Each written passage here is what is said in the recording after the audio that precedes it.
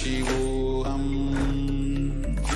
Om Nithyananda Paramashivoham. Om Nithyananda Paramashivoham. Om Nithyananda Paramashivoham. Om Nithyananda Paramashivoham. Om Nithyananda Paramashivoham. Om Nithyananda Paramashivoham. Om Nithyananda Paramashivoham. Om Nithyananda Paramashivoham. Om Nithyananda Paramashivoham. Om Nithyananda Paramashivoham. Om Nithyananda Paramashivoham. Om Nithyananda Paramashivoham. Om Nithyananda Paramashivoham. Om Nithyananda Paramashivoham. Om Nithyananda Paramashivoham. Om Nithyananda Paramashivoham. Nithyanandam Paramasukadam Kevalam Jnanamurtim Dvandvatitam Gagana Shadrusham Tattvamasyaadilakshyam Ekam Nityam Vimalamachalam Sarvadi Sakshibhutam Bhavatitam Trigunarahitam Sadgurum Tam Namami. Nithyanandam, everyone. Welcoming you all for the Devi Parashakti Bhava Samadhi Darshan and Akashic reading program. So today we might expect the live darshan of the Supreme Pontiff of Hinduism, His Divine Holiness Jagadguru Mahasannidhanam. So before we get ready, we'll prepare ourselves and understand more about what are Akashic readings, who is Devi Parashakti, and let us witness the demonstration of the extraordinary powers of third eye. So without further delay, we'll understand what is Bhava Samadhi Darshan. So what is Samadhi? So being in one with the source, with the right attitude. So when you are in one with the source, you connect with the source as the cosmic mother in this Bhava. And when you're one with the source through this attitude, that is the Bhava Samadhi Darshan. So when you choose this attitude, you become one with the source, the Samadhi, which is the Bhava Samadhi. So knowing this aspect is ultimate, the Adi, and being in oneness with that is the Bhava Samadhi. Yes. So the divine cosmic beings are literally real, and they manifest from Kailasa, the enlightened time-space zone, through the deities and incarnations. So these divine cosmic beings, they literally manifest through the Archavatara, deities in the temples, and through the Bhava Samadhi Darshans in Nija Avatara, incarnations. So Bhava Samadhi, it literally awakens your Kundalini energy, which is the latent potential energy in every human being. So awakening of the Kundalini Shakti, it results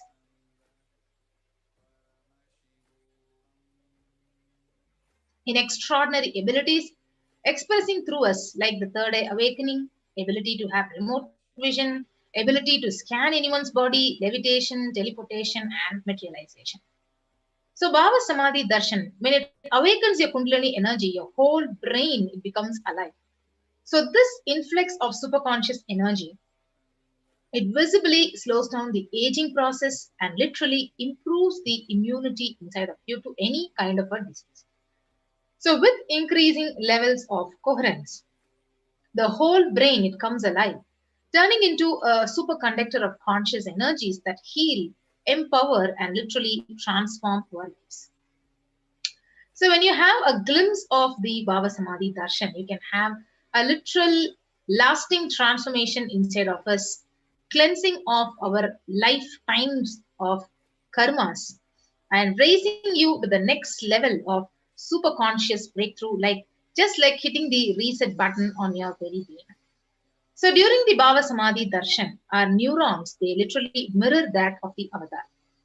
So mirror neurons activate and process all the observed movements or information of the avatar just by seeing.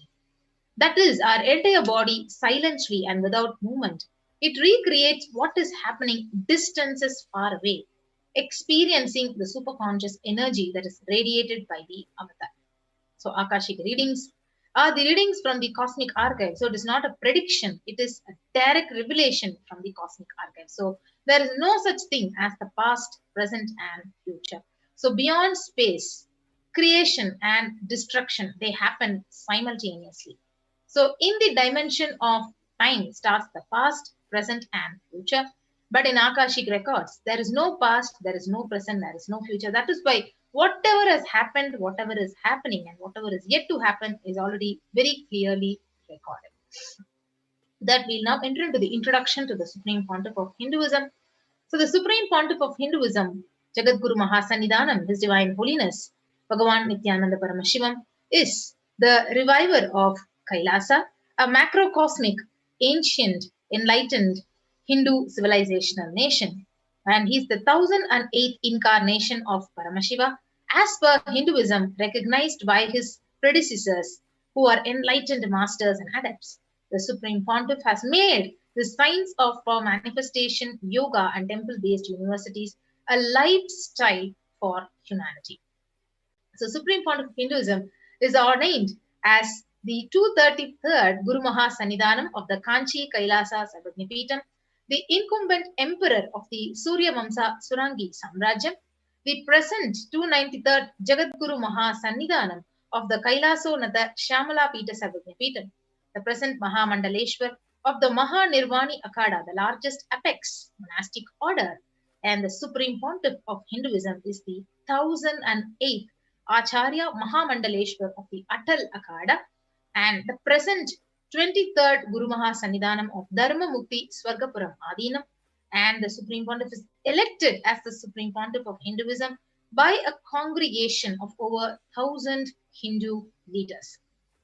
So if you see, he is revered as the teacher of Hinduism, the most prolific, most viewed, read and watched, and he has authored 300 books and 10,000 articles in 3 languages, English, Tamil, and Sanskrit, translated into 50 languages with over 1,000 titles, over 20 million copies of books and articles sold, read, and downloaded, and he has delivered more than 10,000 hours of discourses, enriched and enriched over 1 billion lives digitally, respected as a commentator of all the sacred scriptures like the Upanishads, the Bhagavad Gita, the Shiva Sutras, the Brahma Sutras, Yoga Sutras, Ashtavakra Gita, and the Jain Sutras.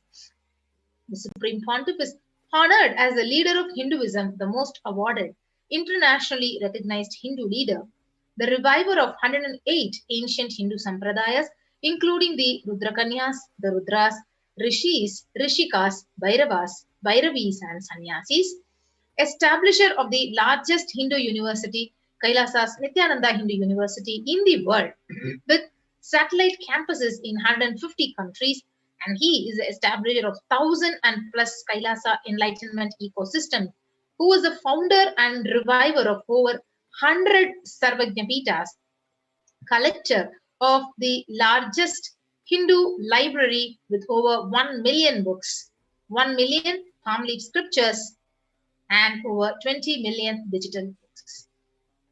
Yes. So now we will be witnessing the demonstration of the extraordinary powers of third eye with our Balasans joining with us and the Nithyananda yogis directly initiated by His Divine Holiness Bhagavan Nithyananda Paramashiva. Yes, so we'll be right back along with our Balasans after a short break.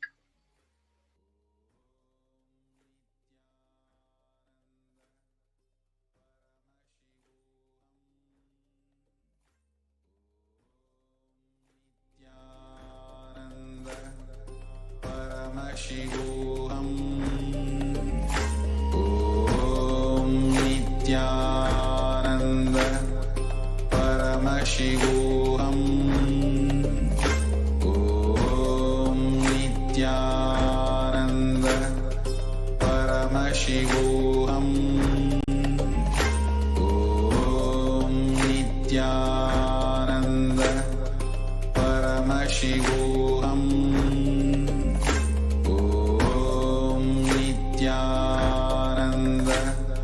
Paramashivoham. Om Nithyananda Paramashivoham. Om Nithyananda Paramashivoham. Om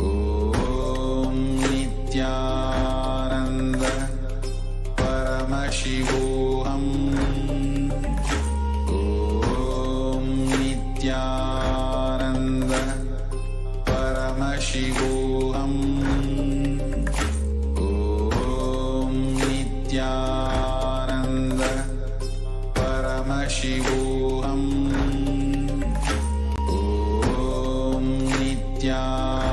Nithyananda Paramashivoham. Om Nithyananda Paramashivoham. Om Nithyananda Paramashivoham. Om Nithyananda Paramashivoham. Om Nithyananda Paramashivoham. Om Nithyananda Paramashivoham. Om Nithyananda Paramashivoham. So we'll now move on to the next segment of the program.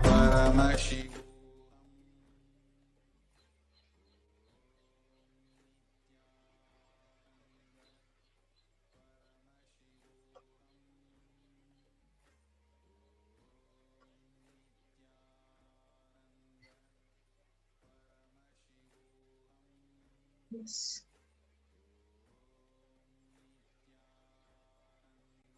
So now the Balasans and the Nithyananda yogis, the initiated disciples of the Supreme Pontiff of Hinduism, will be demonstrating the powers of third eye and sharing with us all the experiences and results of the extraordinary manifestation of the divine powers awakened in us through initiation. So in today's Bhava Samadhi Darshan, all of us will be receiving the initiation into third eye awakening and various other powers with the blessings and grace of the Supreme Pontiff of Hinduism. And we will be manifesting the following powers. The third eye power of seeing with your eyes blindfolded. So what is the third eye? It is a cosmic browsing center just located in all of us between the eyebrows. So once when initiated by an incarnation, we can effortlessly express these powers and literally see through the third eye without even the help of our two eyes. And the next power we'll be demonstrating is the power of body scanning. So let us now understand what are Shaktis.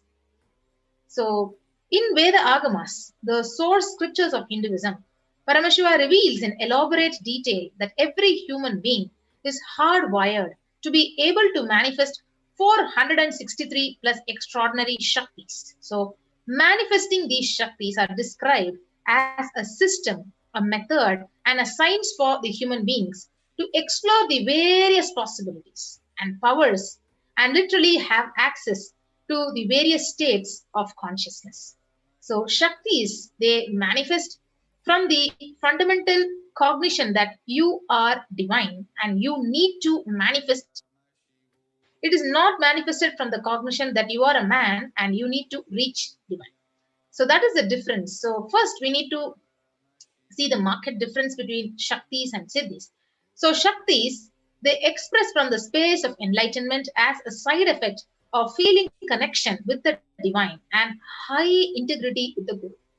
Siddhis are the powers that manifest from tapas or penance for enlightenment. So Shaktis are the source of enlightenment, whereas Siddhis are manifested when you are literally on the path to enlightenment. So Shaktis of Paramashiva, they manifest through ordinary human beings in an extraordinary way after you receive the initiation from the avatar, whereas Siddhis are not permanent and they divert you from enlightenment. So Shaktis are permanent, Siddhis are not permanent. So who is the primordial divinity in Hinduism, the ultimate reality and cause, which is self-effulgent, all-pervading, unchanging beyond time, space, form, and causality. So as the fundamental base of Avyakta, the unmanifest, and Vyakta, the manifest existence, he performs the Panchakritya or the 5 cosmic acts of Shrishti, the creation, Sthiti, the sovereign rulership and maintenance, Samhara, the rejuvenation, Throbhava, pulling out of delusion, and Anugraha, the liberating grace for all the living entities. So if you see, the Supreme Pontiff of Hinduism, His Divine Holiness Jagadguru Mahasannidhanam, as the 1008th living incarnation and the representative of Paramashiva and reviver of Kailasa, the ancient, enlightened Hindu civilizational nation, the great cosmic borderless Hindu nation. So ever since the beginning of this civilization, the Sanatana Hindu Dharma has been the cradle of enlightened beings and highly advanced sciences. So it was where the signs of enlightenment and powers were lived, taught literally as a lifestyle. So for the first time in the modern day, the Supreme Pontiff of Hinduism is reviving these yogic sciences and transmitting it to the world at a record-breaking, never accomplished before. So this knowledge and science of the manifesting these Shaktis are passed down from generation to the next generation through initiation by the enlightened Gurus. So Supreme Pontiff, being recognized as an incarnation at a very, very young age and being trained and taught these sciences by all the Gurus, which are now seeing in the picture. So literally to revive the initiations and knowledge repositories for billions of people to manifest this science of manifestation. So it is like in various disciplines, Supreme Pontiff was trained in Vedanta, in Tantra, in Sri Vidya, in Yoga, yogic powers, Mantra Shastra, the Siddha Vidya, science of Aushadha, Advaita, Paramashiva Jnana, Paramashiva Vijnana. So in these various disciplines, he had received the initiation directly from the Guru Parampara. So how do we awaken these divine Shaktis within us? Yes, if you see, every ultimate truth, every cognition, jnana, which is mapped into your consciousness, the prajna, it manifests as a possibility and power of every being, prajnana. Diksha is the direct transfer of spiritual energy by an enlightened being through look, word, or touch. The traditional सर्वासामपि दीक्षां मुक्तिः फलमखण्डितम् अविरोधात् भवन्त्येव प्रासङ्गस्तु भुक्तयः. The main benefit of all initiations is moksha, enlightenment. As a side effect, health, wealth, leadership and well-being happen. And in Rudrayamala Tantra, Shiva says, Devi diksha vihinasya na siddhihi na cha sadgatihi tasmat sarva prayatnena guruna dikshito bhavet. The one who is not initiated does not attain liberation nor a better future. So by all efforts, one should get initiated by Guru. What is the science of initiation? Neuroscience has proved that the process of initiation floods the brain with energy. This is the superconscious energy of Kundalini, our own highest inner potential energy. As the Kundalini flows from the thalamus to the cortex, it sets up a powerful energy loop within the brain, which awakens the latent non-mechanical parts which we have never used before. With increasing levels of coherence, the whole brain comes alive, turning into a superconductor of conscious energies that heal, empower, transform our lives, bliss and fulfillment.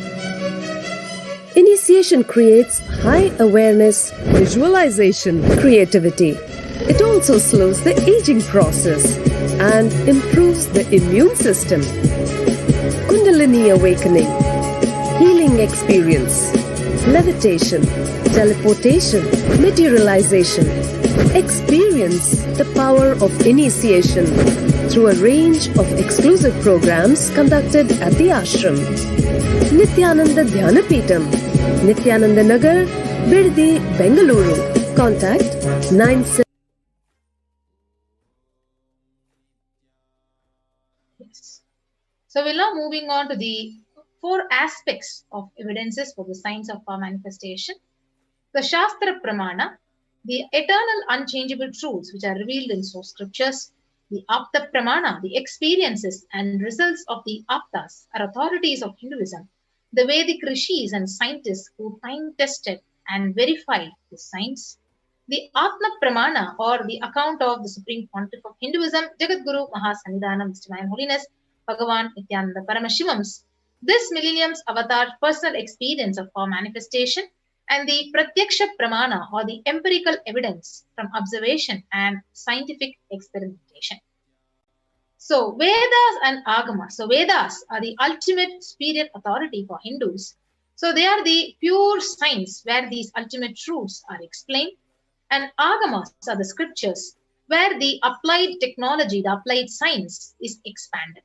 So Vedas and Agamas, the Veda Agamas are given the status of Shruti as they are directly revealed by Paramashiva. So they are the ultimate, the eternal, the unchangeable truths. So any reference cited from these scriptures are called as the Shastra Pramana. So let us now witness the unique and exciting demonstration of the power of third eye by the adolescents. So before that, we will know the various references from the scriptures. So first is the Shastra Pramana from the Vijnana Bhairava Tantra. Kapalantar manonyasa tishtan milita lochanaha kramena manasodhardhyat lakshayet lakshyamuttamam. So the translation says, by fixing the mind on the inner space within the crown center and sitting stably without any movement, having the eyes closed in succession, by that stability of the mind and inner space, one directly sees the ultimate goal, Lakshya, by having the vision beyond the sight that reveals any object or place, attaining the space of oneness with the source, Paramashiva. Yes. So joining with us is Ma Birija, the Nithyananda Balasan.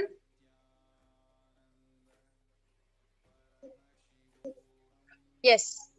So the Apta Pramana, for the power of third eye, comes from the Srimad Bhagavad Gita, chapter 11, verse 8, where Bhagavan Shri Krishna says to Arjuna, Natu mam shakyase drashtum anenaiva sa chakshusha divyam dadami te chakshuhu pashyame yogamaishwaram. The translation goes, but you cannot see my cosmic form with these physical eyes of yours. Therefore I grant you the divine third eye. Behold my cosmic opulence. In the Hindu Purana, the Srimad Bhagavad Gita, where Bhagavan Shri Krishna initiates Arjuna in the power of third eye to behold Shri Krishna's Vishwarupa Darshan, which is the vision of his own cosmic form. The 11th chapter of the Srimad Bhagavad Gita, which contains description of Bhagavan Shri Krishna's cosmic form, is completely narrated by Arjuna as he sees Bhagavan Shri Krishna through the third eye.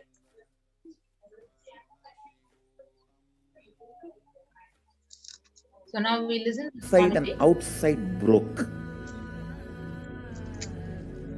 The first experience is that I was able to see everything around me, above me, the whole 360 degree, 10 direction, below me, everything. I realized not only I was able to see, I was able to feel, experience. I felt that the skin of the stone on rock on which I was sitting and the skin of this body both carry me equally. In both I exist equally. The setting sun, rising moon, the whole Arunachala hill, all the plants, bush, shrubs, trees, everything.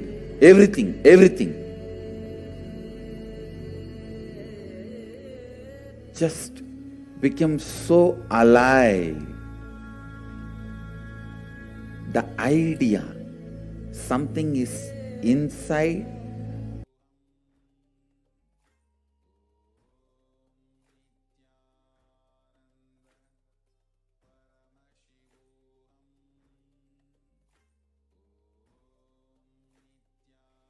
Yes. So now we'll witness the experiences, the Sakshi Pramana directly from the Balasans of the Nithyananda Yogis of the Nithyananda Order. So let us witness the Sakshi Pramana, the demonstration of the power of Spirit. Yes. So we have Manitya Virajananda and Manitya Yoga Pranananda who is joining with us.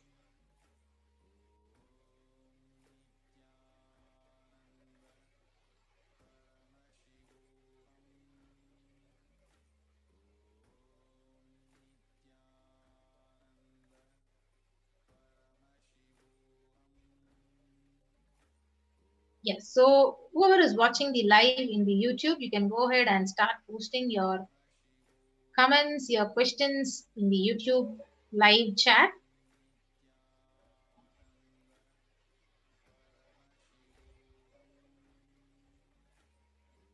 Yes.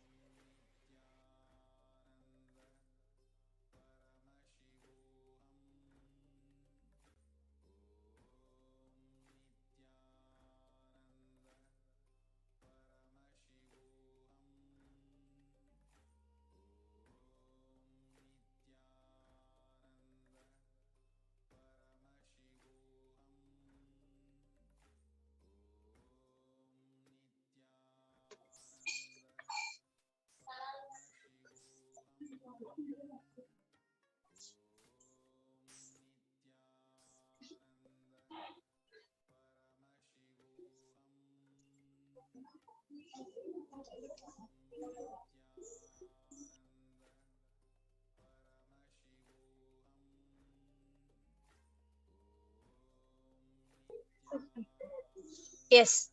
So along with me over here, I have Manitya Brahma Yogananda, and she's going to assist in throughout the power of the third eye reading. So along with me over here, I have the medically tested eye band. So you can see in the front, there's a black color sheet, and if you see at the back,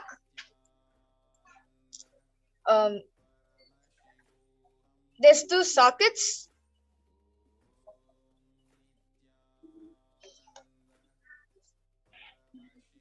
There's two sockets and there's two holes. So basically, once you add eye band on, the eyes goes there and gets locked up.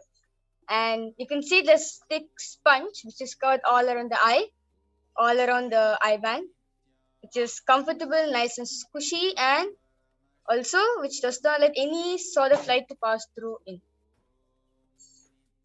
So this is same eye band, but Ma Brahma Yoga will be putting it on me for the power of third eye reading.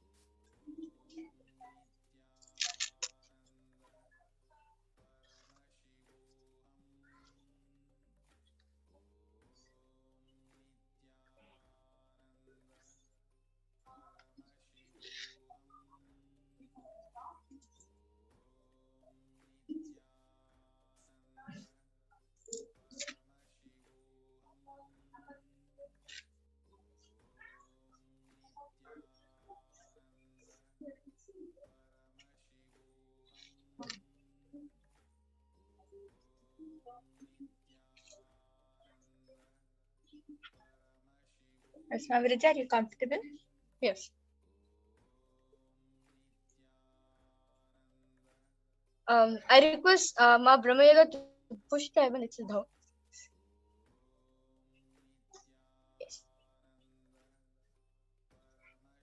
So, all the viewers who are watching currently right now, are watching with us currently right now, I request all of you to post any emojis that you like, or number patterns, or letters, sentences, words, anything that you like for me to read from the third eye.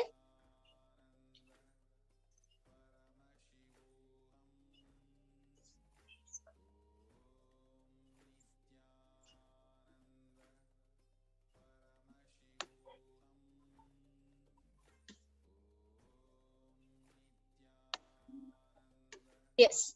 So the latest comment which is posted in Kailasa's SPH Nithyananda YouTube channel is by Arul Rangasamy has posted, "Hi Ma, please scan my mother. When will she be able to return home?" Sure, yeah. Right after the power of Torah, we'll be doing the power of body scanning, and at the time, surely the Balsans of Nityan Gurukul and Nityan Yogis will scan and tell you when will the mother will return home to you, yeah. Yes. Nirang and JS posted something like that emoji, and Kanagar Ramasamy is posted, "Dear Swami, when will my stocks increase? Having some loss in stock market." Hirendranath is posted, "Please bless my grandma Prabhavati that she leaves non-vegetarian eating and starts eating only sattvic food." Cheng Ki 1 is posted, "Ma, I chose to manifest SJP right now. I choose to manifest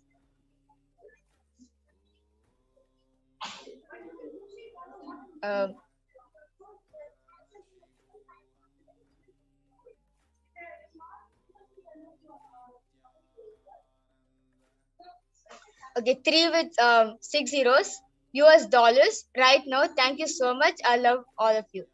And Alu Rangasamy has posted, "Quantum entanglement." Murali V has posted, "Swami." Okay. Jairaj SP has posted, "Swami Nithyananda." Niran NG has posted, "How to come there? I can't live in my country. Please tell me." Namaskar emoji.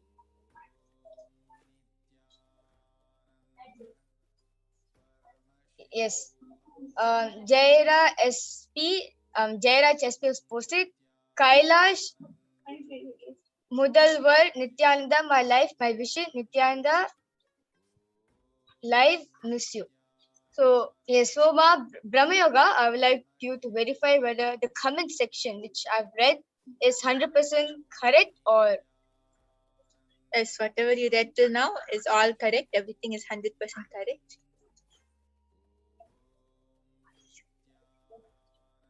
yes. So Vasanti Muthanarayan has posted, "Ma, please a body scanning for me." Sure, Ma, we'll do a body scanning for you. Arul Aswan is posted, okay, what to say, downward looking smiley emoji, a heart and a namaskar emoji.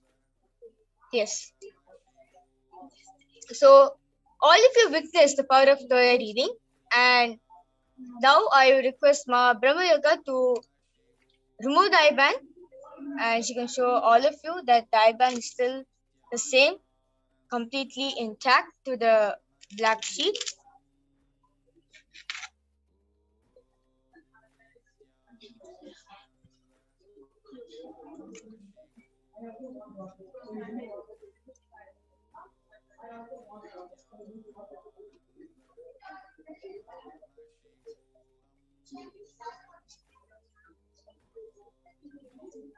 Yes. So now we'll be moving on to the next power, the power of body scanning, after a short break.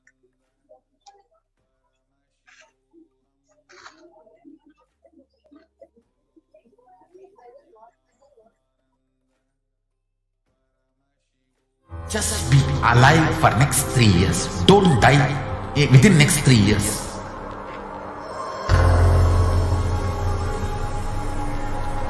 Just don't die within next 3 years. Be alive, somehow be alive. I'm working sincerely. I will reach you somehow. Somehow I will reach you. It's my commitment to humanity.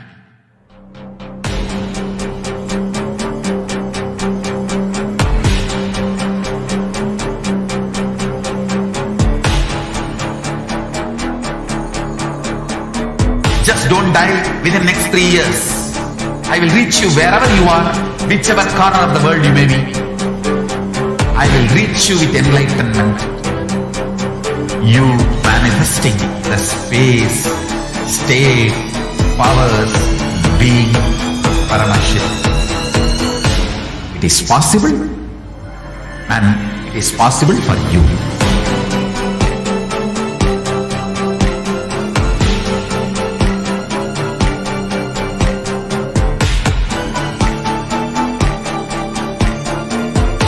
Shiva will reach you with enlightenment science. I know he is going to do the job. Just be alive for next 3 years. Nothing else.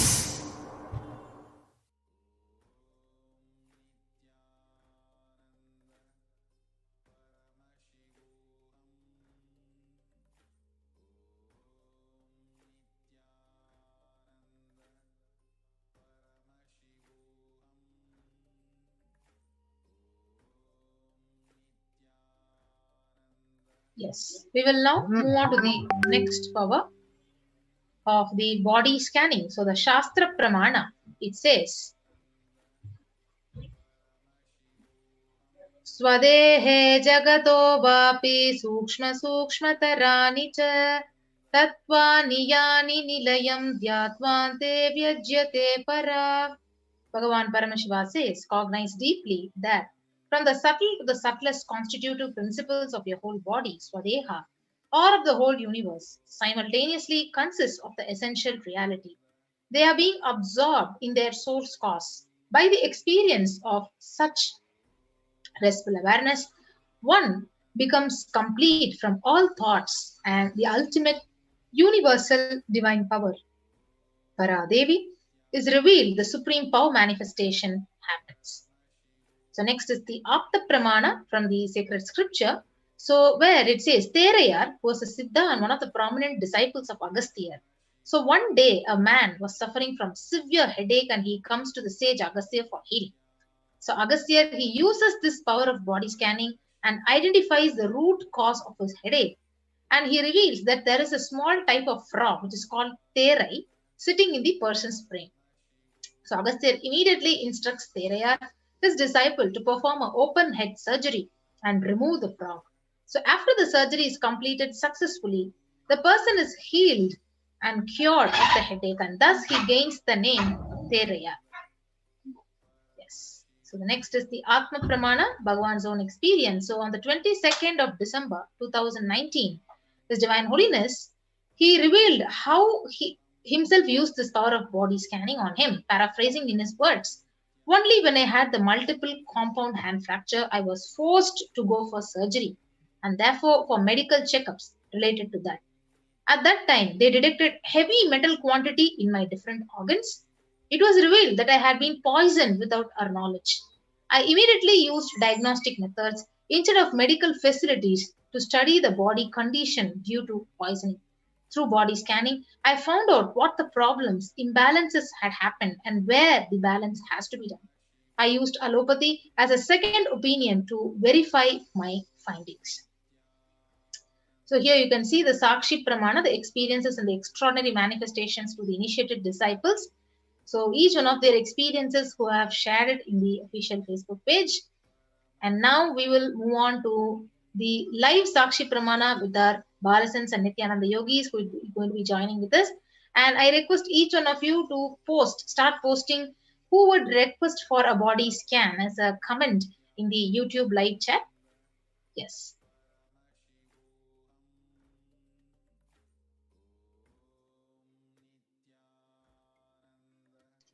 Yes, now we have our Balasans joining with us.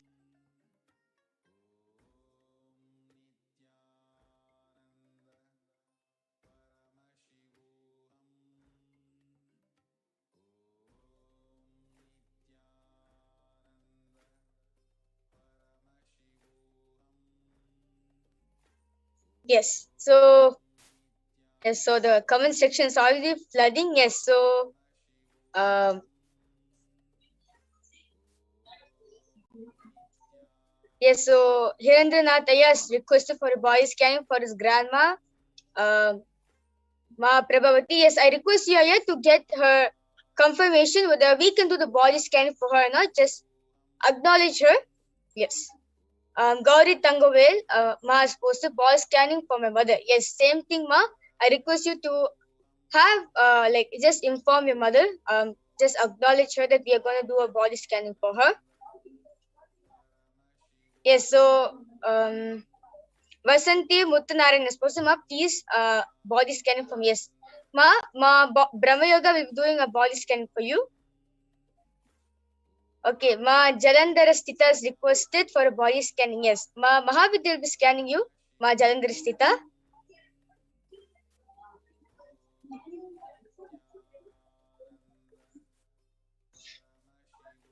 Kannagu Ramasamy is posted body scanning for me.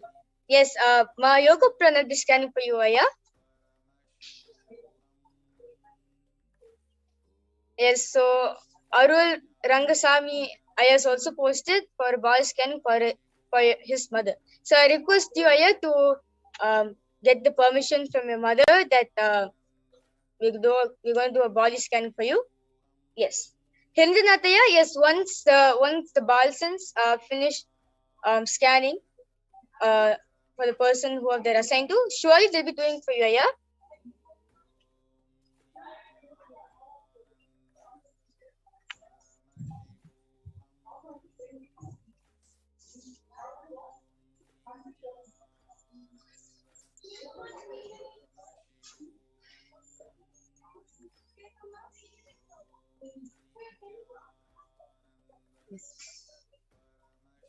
Can I go ahead?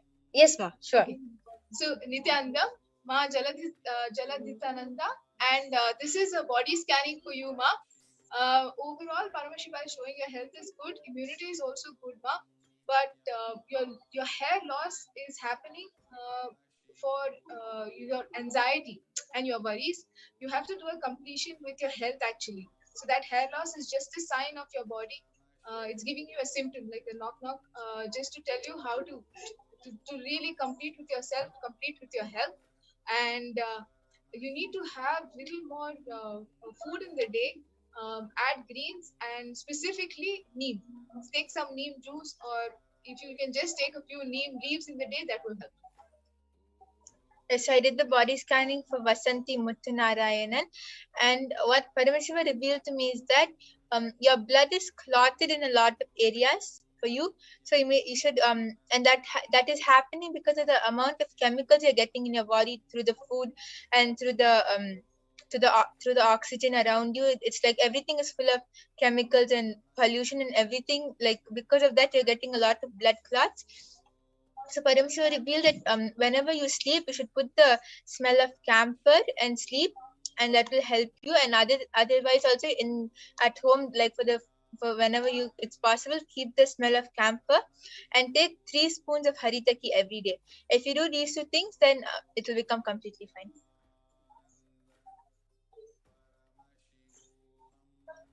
Yes, wonderful. So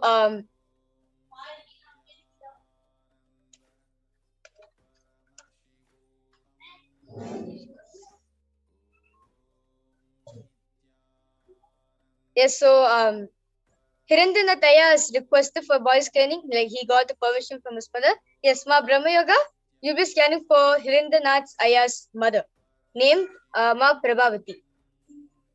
And also Gauri Tangavel, Ma also got permission from her mom.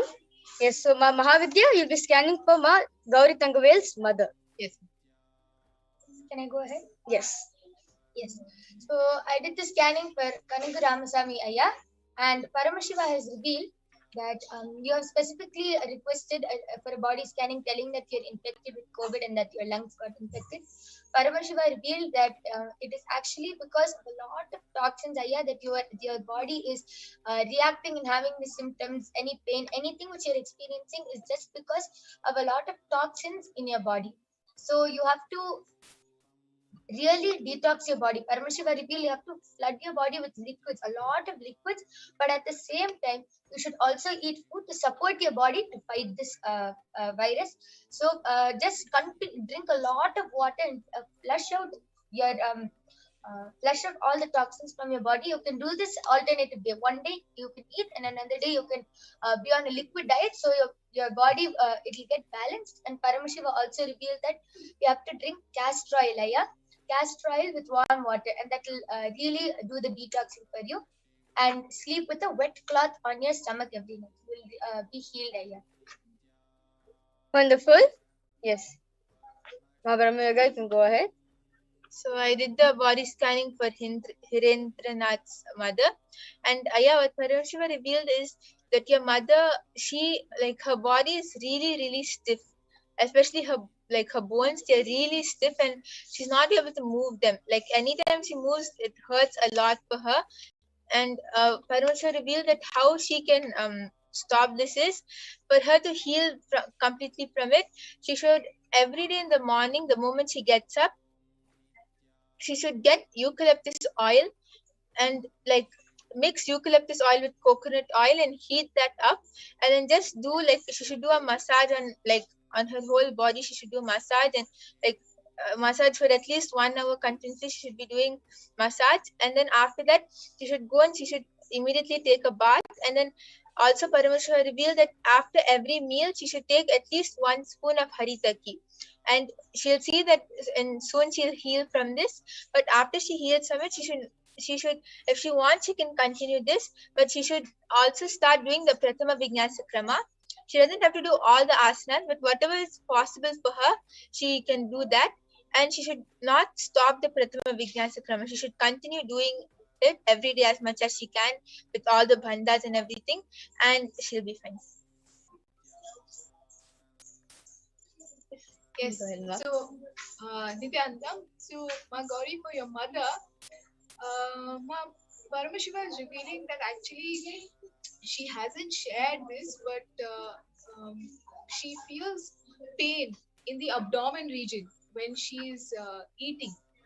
So please first tell her that it's nothing to be worried about. She's fine. Paramashiva is showing some of her thought currents that she has been thinking she's really under. She's okay. What she really needs to do is she needs to improve her digestion system. So the abdomen region is the stomach and the rest of the organs that are there. Please make sure that she's taking haritaki and at least 1 spoon a day. And that will really calm her down. Give her a couple of days and she'll be fine.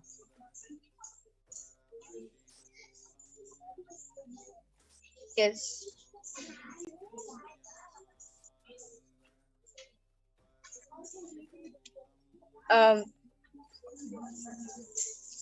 Yes, so Ma Jalandhar Sthita has come back.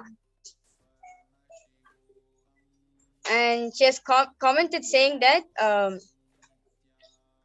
yes, thank you, Ma. Yes, I have been using extra neem, adding it to each meal. I will try and eat more too. Thank you, Ma. I appreciate your input and the light you shine. Yes, wonderful, Ma Jalandhar Sthita, for coming back. And yes, I can see a lot of people who are requesting for body scanning. Yes, Vinodini Ramalingam is posting Nithyanandam. I need a body scanning. We'll be grateful if I get one. Yes, sure, Aya. My yoga prana will be doing the body scan for you.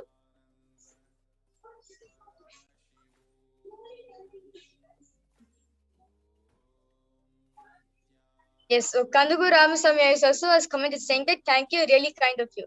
Wonderful, Aya. Thank you for getting back to us. Yes, Vasanti Muttu Narayan Amma has also commented saying thank you, Ma, and Nithyananda. Yes. Yes. So I did the body scanning for Ma Vinodini Ramalingam, and Paramashiva has very clearly revealed that your lungs are really infected, means that you've been inhaling a lot of polluted air for past few weeks, and that is really affecting your lungs. You don't feel anything, just sometimes you feel the suffocation, but you don't feel it's something big. But your lungs are actually getting affected because of that, and it's slowly it's not functioning properly. That's why you feel really weak. When you feel suffocated, you feel like you can't.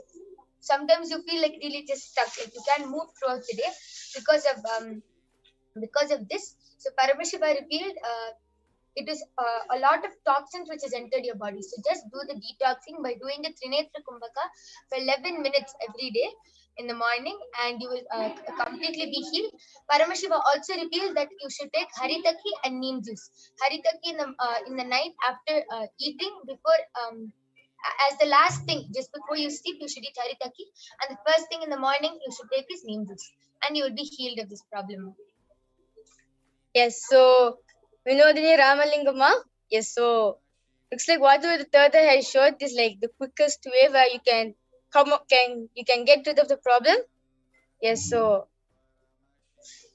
Hirandranath again has come back asking, please scan me Hirandranath. Yes, Ma Mahavidya will be scanned for you, yeah. And Rahul Aswani is also posted, please scan me for a body scanning, please. Yes, so Ma Brahmayaga will be doing the body scan for you, Rahul, yeah. And Geeta Ravi has also posted, do a body scanning for my father who's affected by COPD, please heal Ma. Yes. Ma Yoga Pran will be scanning for you, Ma, for your father. Ma Geeta Ravi, I request you to just get the confirmation that you have asked your father before doing the body scanning, and as it is our integrity to make sure that the person has agreed to do the body scanning before we do the body scanning. So just please get back to us and share whether you got your father's permission, and then I'll be doing the body scanning.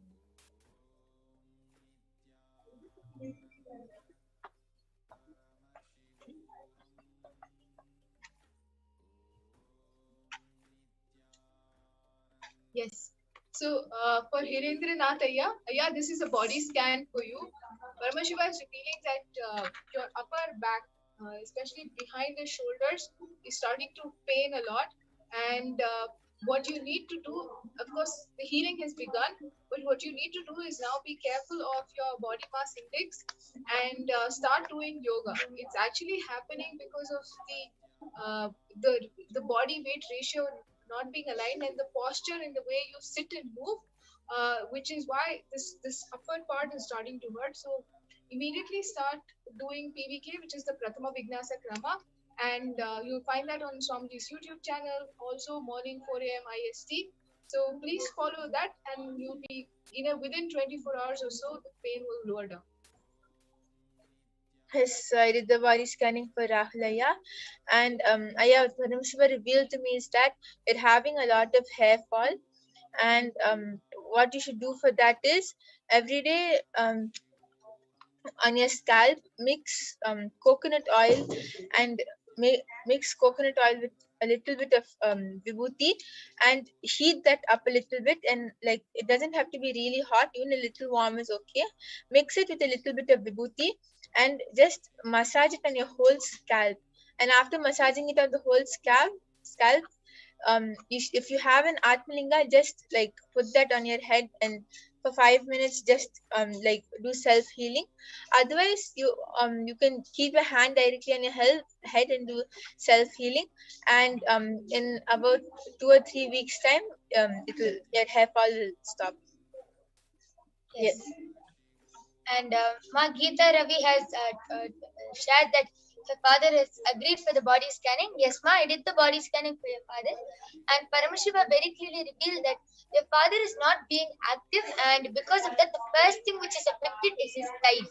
So his thighs are really stiff, and now he finds it very hard to move. So if he sits if he's sitting for some time and he stands up, he finds it really hard, really painful, because his muscles are starting to become very inactive, and that is affecting his full body also. And that is also and because of him he's starting to become very lethargic, and because of that, there's like a layer of pitta formed in his stomach, which is also his stomach is becoming bigger day by day with more fat. It's not good at all for Aya. So he has to do a lot of detoxing. Detoxing means he can continue eating food, but he has to do intense yoga and drink neem juice, castor oil, and take haritaki every day. So Paramashiva revealed he can continue eating normal food, but he has to do intense yoga along with castor oil, haritaki, and neem juice. So this is what Paramashiva has revealed.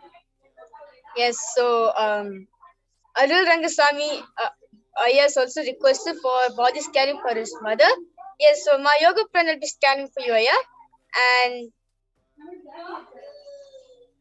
Dwight Payan has also requested, please do a body scanning for me, Ma. Yes. Ma Brahmaya will be doing for you, Aya. And Mahesh Aya, yes, Ma Mahavidya will be doing body scanning for you. So, meanwhile, as the Nithyananda Yogi scans and reveals, Arul Aswani Aya have asked a question. Thank you, Ma. That's correct. Thank you for scanning, Ma. But I don't have an Atmalinga, Ma. How to get an Atmalinga, Ma?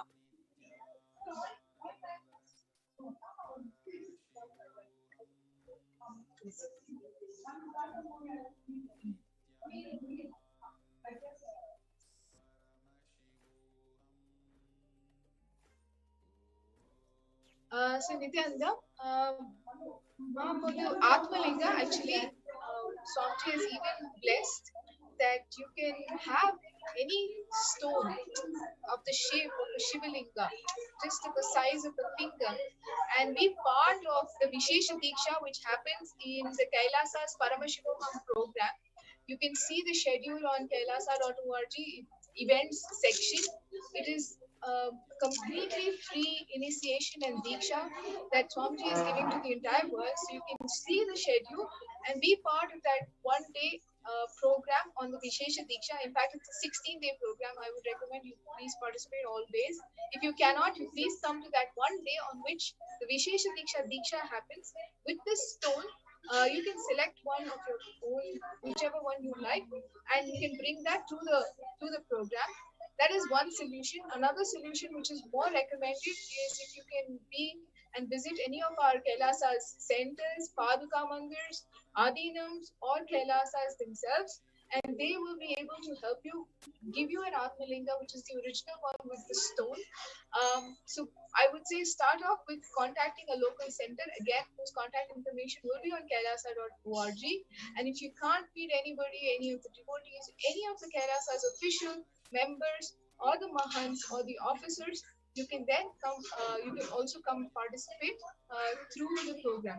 Regardless of whether you go to a center or you pick up a stone, for the initiation, for the Atmalinga to become your own, for your Atmalinga to become your own, you have to come be part of Kailasa's Paramashivoham one-day event of Vishesha Diksha. Yes.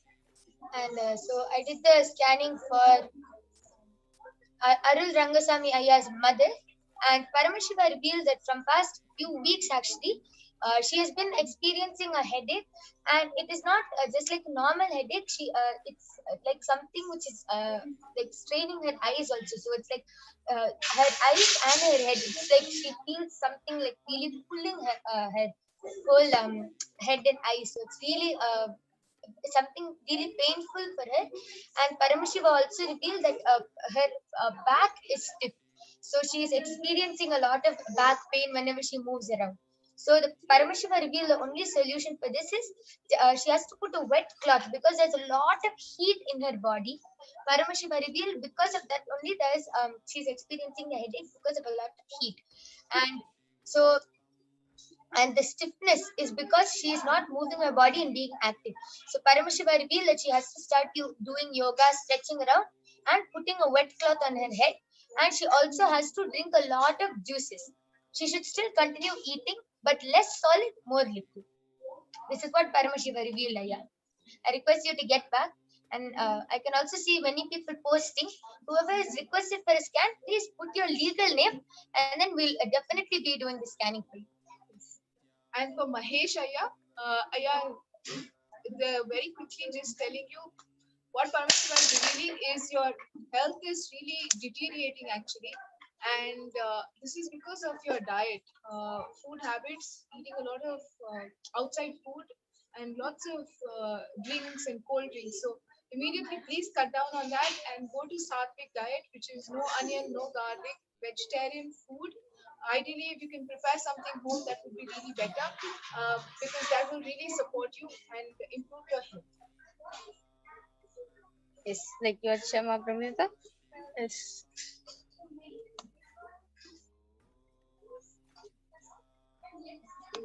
So I did the scanning for Dvaipayan Aya, and Aya, what Parameshwar revealed to me is that every night, like around the time you go to sleep, you will suddenly get like this really bad headache, and you don't know like how is it happening, what is it, why is such a bad headache coming, and nor is any other doctor able to find out why. So Parameshwar revealed that why you are getting this really bad headache in the night is because you have a lot of incomplete situations which happen throughout the day. A lot of incompletions from the day is like it's not getting completed from you. You're just like trying to forget it, but you're not completing with it. So because of that, it's affecting you, and every night before you go to sleep, you're getting a bad headache. And not only is it causing you to get a bad headache in the night, but even in the morning, it's really hard for you to get up because of that. So Parameshwar revealed it every day before you sleep, or not only before you sleep, whenever anything happens throughout the day, then and there just complete with it with that person. But if that is not possible, just drop it then and there and complete with it within yourself. And if it doesn't happen throughout the day, then in the night time just do mirror completion. Sit with yourself with the mirror and just do completion with.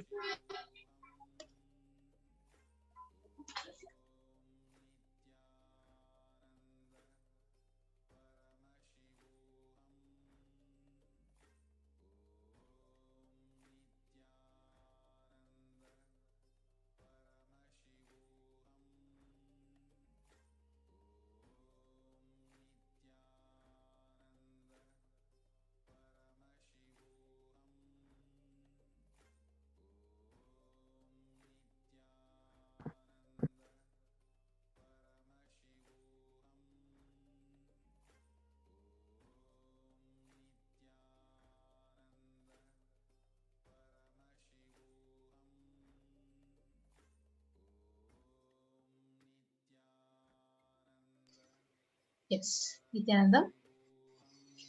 So sorry for the technical glitch.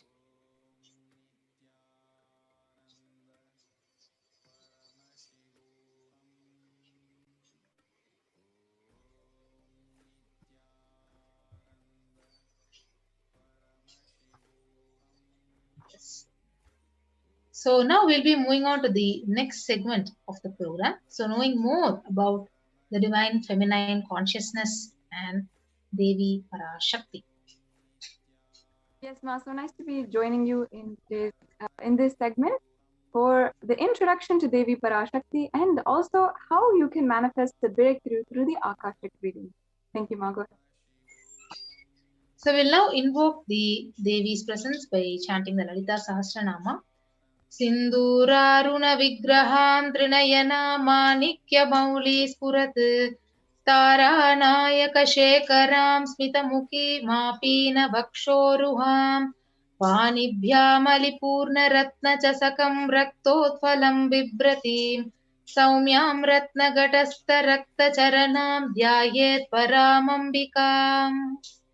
Now I'll be chanting the translation of this beautiful shloka. The Divine Mother is to be meditated upon as shining in vermilion, red body with triple eyes sporting a crown of rubies, studded with the crescent moon, a face of all smiles, a splendid bust, one hand holding the jewel cup, brimming with mead, and the other holding a twirling red lotus.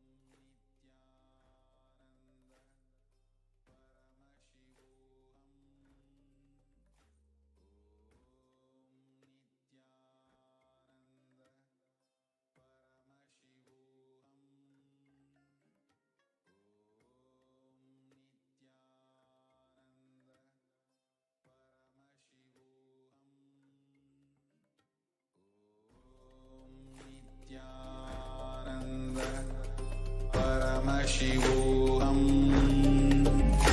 Om Nithyananda Paramashivoham. Om Nithyananda Paramashivoham. Om Nithyananda Paramashivoham. Om Nithyananda Paramashivoham.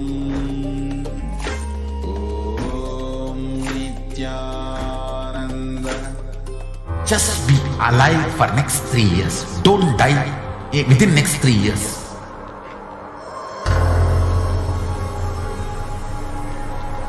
Just don't die within next 3 years. Be alive. Somehow be alive. I'm working sincerely. I will reach you somehow. Somehow I will reach you. It's my commitment to humanity.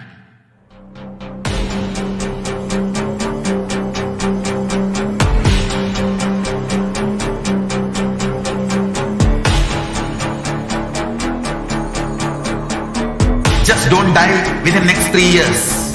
I will reach you wherever you are, whichever corner of the world you may be. I will reach you with enlightenment. You manifesting the space, state, powers, being, Parashakti. It is possible, and it is possible for you.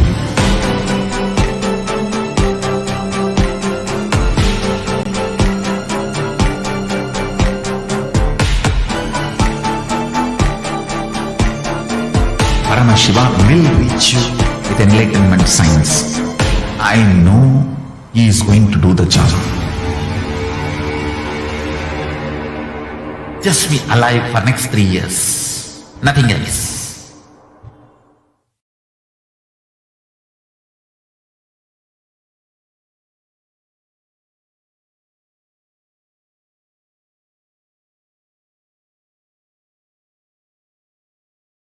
There are some great spiritual sciences unique to Hinduism.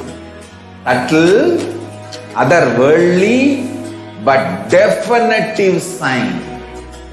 Manifesting the cosmic beings in Archavatara, deities in Nijavatara, living incarnations is possible. Understand? Kriya Pada of Vedas and Agamas elaborately explain the whole science of making the cosmic beings manifest in Archavatara, deities and Nijavatara, living incarnation, both. During the Bhava Samadhi Darshan, literally those cosmic beings manifest through this body. Just like how they manifest in Archavatara, deity, they manifest in Nijavatara, Pratyakshavatara, and give you all the boons you ask, bless you.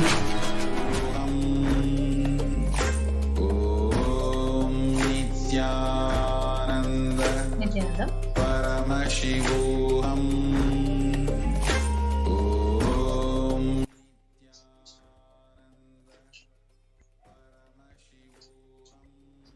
So we'll move on to the next Dhyana Sloka.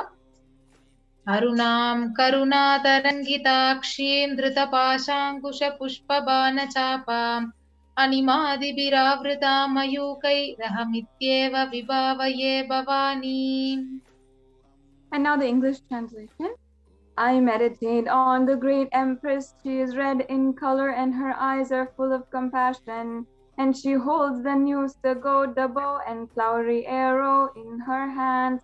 She is surrounded on all sides by powers such as Anima for race, and she is the self within me. Yes. So Devi, the ultimate pure feminine consciousness. Parashakti, the cosmic mother, and it is her cosmic womb from which billions and billions of universes comes out and goes in. So the source where the Big Bang and the black holes go on, and Parashakti is the source Shakti, the source energy, the source power from which all of us came, in which all of us are even now, and in which all of us are going to literally merge. Out of her extreme love and compassion, Parashakti herself is manifesting through the embodied form of as the Nijavatar, the Supreme Pontiff of Hinduism, gracing us, answering all of our questions, attending to our prayers, giving us boons, healing us, fulfilling our past, present, and future, and delivering profound spiritual truth, and ultimately giving us the experience of Paramashivoham itself. Yes. So, in the words of Parashakti herself during the Akashic reading revelation on the 12th of May 2021, Parashakti herself says, "Rising as Omkara, expressing as Vedas and Agamas, blossomed as Hrimkara, filled as Parashodasi, living in 40 triangles, the Kailasa Swamini, who is in Kailasa Shripura Chintamani, Parashodasi, sitting as a part of Paramashiva, Parameshwari, who rules the world, Paramashakti, Manonmani, Meenakshi, as Nithyananda, I took the Nija Avatara here. To give good boon to everyone, to bestow all the goodness. Hiranya Garbha Swarupini, Brahmanda Yoni, Shami, Chandramauli, Rabala, Aparna, Uma Parvati, Savitri, Navayavana, Samraja Lakshmi, Parameshwari, Parashodasi, Meenakshi, taking the form of Nithyananda, I came here as Nija Avatara. With great compassion, I am blessing, people to do good to all of you. I took the form of Nithyananda and came down as Nija Avatara." And Parashakti continues describing the raising in Omkara, blossoming as Shiva, Shiva manifesting as the source of existence, powers of existence, and expression of existence. From the oneness of Om, blossoming into two as Prakriti and Purusha, blossoming as three Shaktis, Icha, Kriya, Jnana, and growing as the four Vedas, expanding as 5 Panchabhutas, beyond the 6 chakras, filling as the Gotras of 7 Rishis, expanding as 8 directions, existing as the 9 Grahas, blossoming as the 10 Indriyas, being as 11 Rudras, creating all the worlds, bringing life to tell and make truth blossom, and to do good, Parashodasi, Meenakshi, in the form of Nithyananda, I came to bless every one of you. So let us now understand how to receive Devi Parashakti. So when she is giving the darshan, literally you are seeing Paramashiva and Parashakti at the moment. And she is right there in your screen. And so always let us receive her traditionally. So the traditional way of receiving Parashakti is the tambulam, having the traditional tambulam ready. So the tambulam is a plate full of having 2 betel leaf, 1 banana and 1 betel nut, and 1 coin, which is called as the traditional dakshina. So keep all these things and arrange it in a plate and keep it right in front of the camera when the darshan is going to start. So in Hindu tradition, this traditional dakshina, it can be even of any lowest value. For example, in Indian money, it can be even 1 paise. In US dollar, it can be even 1 cent. So let us understand what is the significance of this traditional dakshina. Yes. So when you offer that to Devi after darshan is over, and then you can do the namaskar and then eat the banana leaf, betel leaf and betel nut and take it as prasadam immediately. Collect those coins, all the coins, anything that you offer to Devi Parashakti, and you can send it to the Nithyanandeshwara Los Angeles temple or the Kailasa in Los Angeles in the US. And this betel leaf, the betel nut, of course, it might look really small for all of you, but in just a few days, you will realize how much it adds to the sacred sentiments being created. You will understand that really Devi Parashakti is there, and you will not take the Devi Darshan for granted. The Supreme Pontiff of Hinduism has been reviving rituals, the science of rituals from Sanatana Hindu Dharma, because this beautiful science mapped out by the ancient scientists and rishis of Sanatana Hindu Dharma have broken the monotonous, unconscious mentality that each and every one of us are carrying. And they remind us to raise our ourselves to the powerful cognition. It will break all of our unconscious behavior. Yes, so this is how you need to be setting up the tambulam when you're getting ready to receive Devi for darshan. So you can actually take a plate and set up 2 betel leaves, 1 banana and betel nut, and have 1 traditional coin, and arrange it in a plate and keep it right in front of the camera, and have arati ready so that when the darshan is starting, you can show the arati to Devi Parashakti and melt in devotion while you're receiving Parashakti to receive her and the Akashic reading revelations. So with that, we'll be moving on to the next segment of this program, understanding more about Akashic records. What are Akashic records? Yes. So Akashic records are created in space, and whatever has happened in time is there as a fire. Nothing can be destroyed.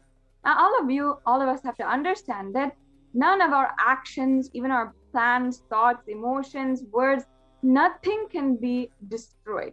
Akashic records are the cosmic archives of everything that has happened, everything that is happening right now, and everything that will happen. Yes. So Akashic records are the verbal, the visual, the 5-dimensional document. So whatever is happening is continuously getting recorded. So all the information that you collected from all of your words is in your DNA. So you can access some of them just to understand and not to waste your time doing the same actions again and again in your life. And the Akashic reading is not a prediction. It is a reading from the cosmic archive. There's no such thing as past, present, and future, and beyond space and creation, where destruction happens simultaneously.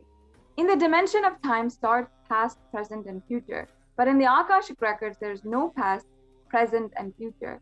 And that is why everything happening is yet to happen, is all clearly already recorded. Yes. So in Swamiji's own words, nobody has a right to comment on these readings. Nobody has a right to read these readings. Nobody has a right to interpret and comment on these readings. So they are complete unto themselves. So for anybody to live in tune with the cosmos, the Jivan Mukti, living enlightenment, it does not need any special practice other than listening to these great truths, readings again and again. So when you listen, naturally your negative logic is penetrated, broken, and these great truths, they settle in your inner space and they make you live enlightenment. As the avatar of Paramashiva, he has graced the humanity with the blessings and darshan in the form of Devi Parashakti. He is revealing the answers to questions to yearning seekers as solutions, breakthroughs, and liberating humanity from pain and suffering. Any answer given by Devi Parashakti is not just an answer, but a karmic breakthrough for the receiver. So we'll now move on to the Shastra Pramana, the scriptural reference for the Akashic readings. So it is from the Vijnana Bhairava Tantra, Dharana 61 and Sutra 84. Akasham Vimalam Pashyan Kritva Drishtim Nirantaram Shabdhatma Tat Kshanat Devi Bhairavam Vapurapnuyat. Yes, and the English translation, Bhagavan Paramashiva says, looking at the spotless infinite etheric space, Akasha, beyond the sky and clouds, one should fix one's gaze from the third eye without blinking continuously and make the body and inner space steady and motionless. In that very moment, O Devi, one attains the nature and powers of infinite space, Bhairava. Now we'll move on to the Apta Pramana, the reference from the Hindu Purana Mahabharata. So the Hindu Purana, it narrates the story of the great sage Maitreya, who reveals the Akashic records of Vidura. So the story of his birth. So sage Maitreya, he accesses the Akashic records of Vidura and he tells him that he was not an ordinary man, but an incarnation of the Yamaraja, the Lord of Death. So he was to play the part of a Sudra for at least 100 years because he was cursed by a sage, Manduka Muni. Yes. The Supreme Pontiff of Hinduism has beautifully described and explained to each and every one of us these cosmic truths of the Akashic reading and the benefits of the Akashic reading if you are present or you are participating in the Akashic reading. So when you are, all of your actions, everything is collected in your DNA. And just to understand all of the patterns you have and not to waste time doing the actions again and again, the Supreme Pontiff of Hinduism has gifted these Akashic readings to humanity. Accessing the DNA code, reading the Akashic records will be useful for you to be liberated from your default future, bringing an end to binding cognitions, known and unknown suffering, leading you to experience enlightenment and Paramashivoham. Yes. So the most important thing is the initiated Balasans who you saw a few minutes back. So they were reading out they were doing the power demonstration session, but they can only view the Akashic records. So, however, only an incarnation, an avatar can alter, can edit, can upgrade and change the Akashic records as how we want. So during the Darshan and Diksha, the Supreme Pontiff of Hinduism, he literally blesses and upgrades the Akashic records as per our own prayers. So that is the beauty of this whole Akashic reading session. Now, in summary, what will you be able to experience during the Akashic reading today? This is the most accurate and unbiased answer to any question about your life, your destiny, your purpose, or any everyday part of your life even. You can be spiritually healed of physical and emotional problems with just a look or a word. You can understand the reasons behind your life happenings, receive blessings to fulfill your right desires, and get the clarity to redesign your future. So with that, we'll be understanding and knowing how to ask our questions when an Akashic reading session is happening, where how to post our questions in the social media platforms, various official accounts to ask our questions to Parashakti. Yes. So we can start off on YouTube. So many hundreds of you log in on YouTube to all the live programs. If you want, you can make sure that you should become a member of Kailasa's SPH Nithyananda YouTube channel. Once you become a member, you can ask your questions in the super chat on the live YouTube video. So on this live YouTube video, if you are a member, once you have joined as a member, you can ask on the super chat and ask your questions to Devi Parashakti. Yes. So you can also connect with Parashakti and post your questions. If you're not in the YouTube, you can go to the Facebook official page, Kailasa's SPH JGM Nithyananda Paramashivan page. So once you become a follower, you can go down to the live stream and in the comment section, you can post your questions and whatever requests. So it may be a health related question or your career, your business, your whatever you want to ask related to the purpose of your life, your future. You can ask your questions as in the comment section under the live stream in the official Facebook page. Yes, and if you are a frequent user of Twitter, then you can also make sure that you are following the official handle of the Supreme Pontiff of Hinduism, which is at Sri Nithyananda in Twitter, and make sure that you're following and subscribing to all the notifications. And today, if you'd like to ask your questions, if you'd like to request the boons and blessings of Devi Parashakti, you can go to the live feed on Twitter and use the hashtag #AskTheAvatar for your question. So you can tag at Sri Nithyananda, reply to the live feed, and use the hashtag #AskTheAvatar for your questions, your boons, your blessings, anything that you want to request Devi Parashakti. Yes, so you can also go to the official Instagram account, Sri Nithyananda, and follow Sri Nithyananda on the Instagram. And once you do that, you can ask your questions in the comment section when the live reading is happening under the live stream in the Instagram official account. Yes, and perhaps you're not on any of these platforms, but you do have a WhatsApp number and you'd like to still ask your questions and request Devi for her blessings. You can go to kailasa.org in the left-hand corner of your browser on the main page of the main official website, kailasa.org. You can ask your questions to Devi Parashakti. Ask the questions, you receive blessings on through WhatsApp. So you can go there, and as you can see, there's a widget for WhatsApp. You can go there and go through the process and send your prayers to Devi Parashakti. Yes, so these are the various ways how we can connect with Parashakti today when the live darshan is starting. So with that, we'll be moving on to the next segment of this program after a short break.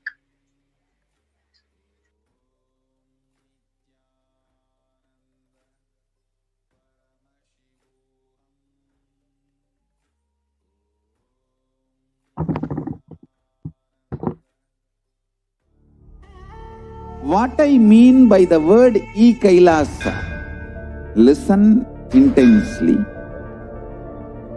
Enlightenment ecosystem, literally enlightenment itself, in your own home, wherever you are. If you cannot come to Kailasa, it's okay. Kailasa can come to you. Kailasa coming to you is e-Kailasa.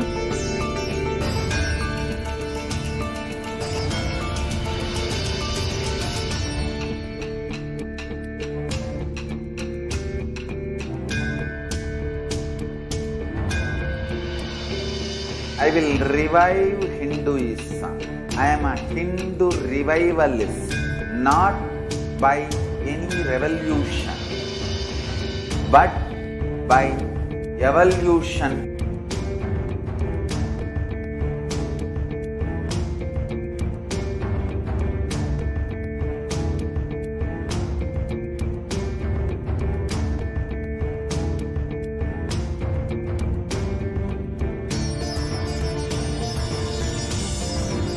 And setting model community.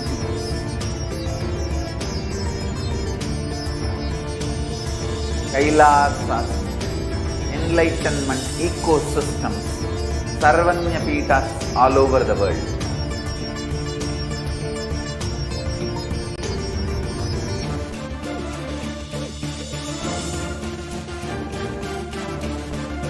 All powerful cognition, knowledge, only when you live, power manifestation and possibilities manifestation happens.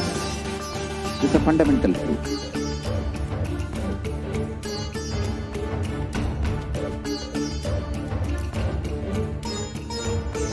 Hinduism cannot live exclusively as one sampradaya. No. All sampradayas of Hinduism is an ecosystem.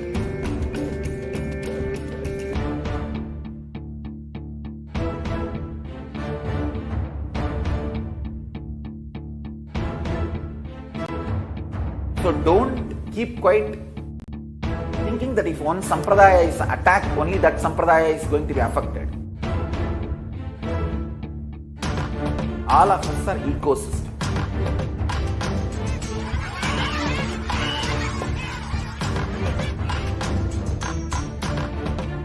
I invite all of you to get involved and enjoy Hinduism by the principle of Dharmo Rakshati Rakshitaha. When you protect Dharma, Dharma protects you. We will make the whole planet flourish spiritually. The spiritual prosperity will happen to the whole planet. We all have to coexist together.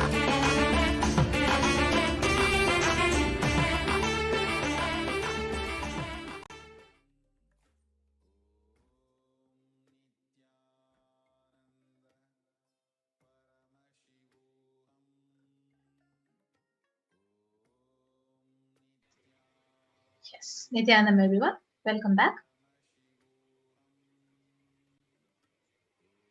So now we'll be moving on to the next segment of this program about the Supreme Pontiff's revelation on this huge cosmic deluge, the Pralaya, what the humanity is still going through, and Parashakti's revelations of what is the solution to this. So the humanity is still undergoing the after effects of the cosmic deluge, the Pralaya. So thousands of deaths due to the global pandemic and emerging fungal pandemic, along with the record numbers of natural disasters, have taken a huge toll on humanity's collective psyche, leading to increase in poverty, malnutrition, depression, and mental health issues.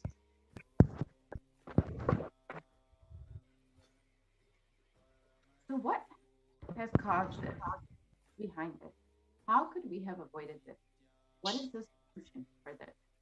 In this segment, let us go through a scientific and statistical understanding of Devi Parashakti's revelation on the cause of the Pralaya, the disease. Yes. So if we know the current status of the world right now, so almost more than 3.8 million total number of deaths, with 175.9 million confirmed cases of COVID-19 pandemic killing the humanity, and worst affected countries are the United States, India, and Brazil. And the number of COVID cases within India itself has crossed over 29 million, and the number of COVID deaths has crossed over 374 million. The number of people falling into poverty is over 75 million since the year 2020. Yes. So India is literally suffering from this suicide and depression rate. So it's the 6th most depressed country according to the World Health Organization, and 6.5% of the population literally suffering from some form of mental illness. So, and also the suicide rate of 10.9 for every 1 lakh people. So suicide is one of the biggest causes of deaths in the age group between 15 to 24. And the average suicide rate in India is 10.9 for every 1 lakh people, which is really sad. As you can see, there have been an increase in natural disasters all over India. Cyclones, and even the third wave is approaching very soon in India. Yes, so here you can see the dead bodies which have been floating in the river Ganga and which are not able to be burned. So literally this is the situation of India right now, and how could we have prevented this? So let us now watch the small video clip of Parashakti's revelation on the 31st of May.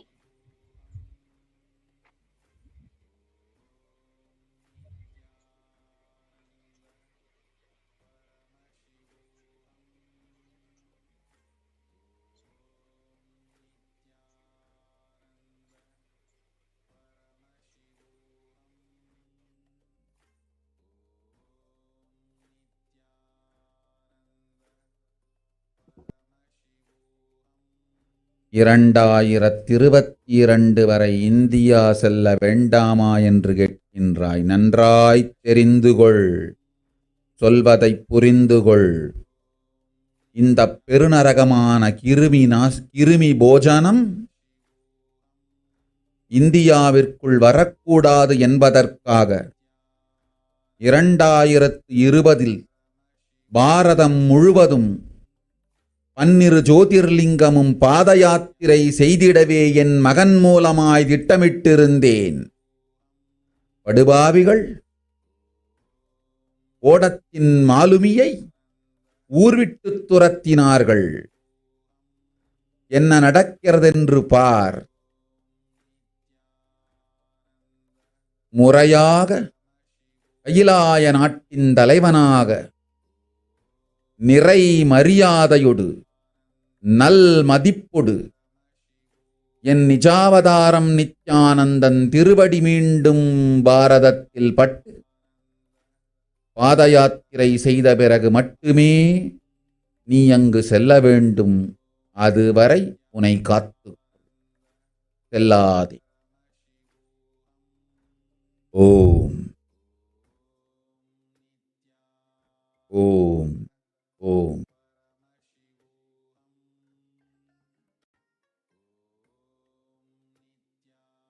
Yes. So let us now understand the English translation of what Parashakti has revealed, the revelation.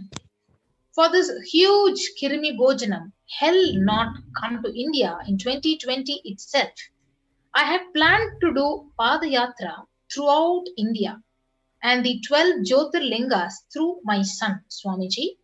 They chased the captain of the ship out of the country and see what is going to happen.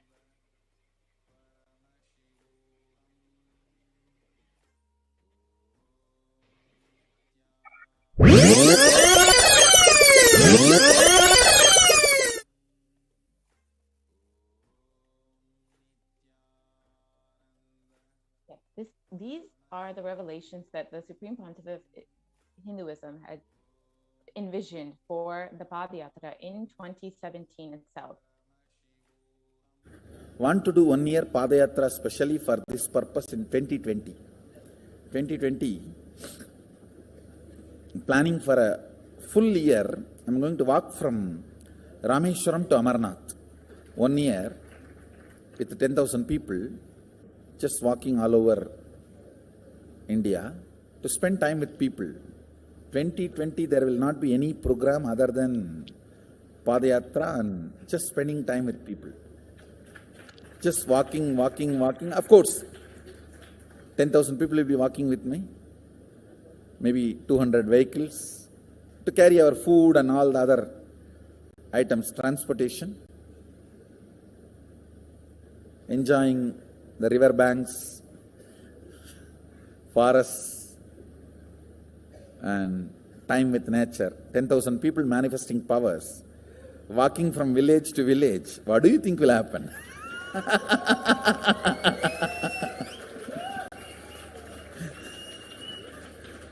The scene of Buddhism spreading will be repeated now. How the Buddhism spread? 10,000 monks walking from village to village. What will happen? That's only monks. Here, power manifesting 10,000 people. The whole village will be manifesting powers. Just want to enjoy India and let India enjoy me. So planning for next year Kumbh Mela. Next year Kumbh Mela 2019. Next year January Kumbh Mela. Before that, all the Balalayam, everything. Balalayam is going to be like the same structure outside with one stone tower, gold coated. It will be something like a 40 to 50 feet tall stone tower and 5 Rajagopurams, which will be something like 120 feet. This will be the Balalayam.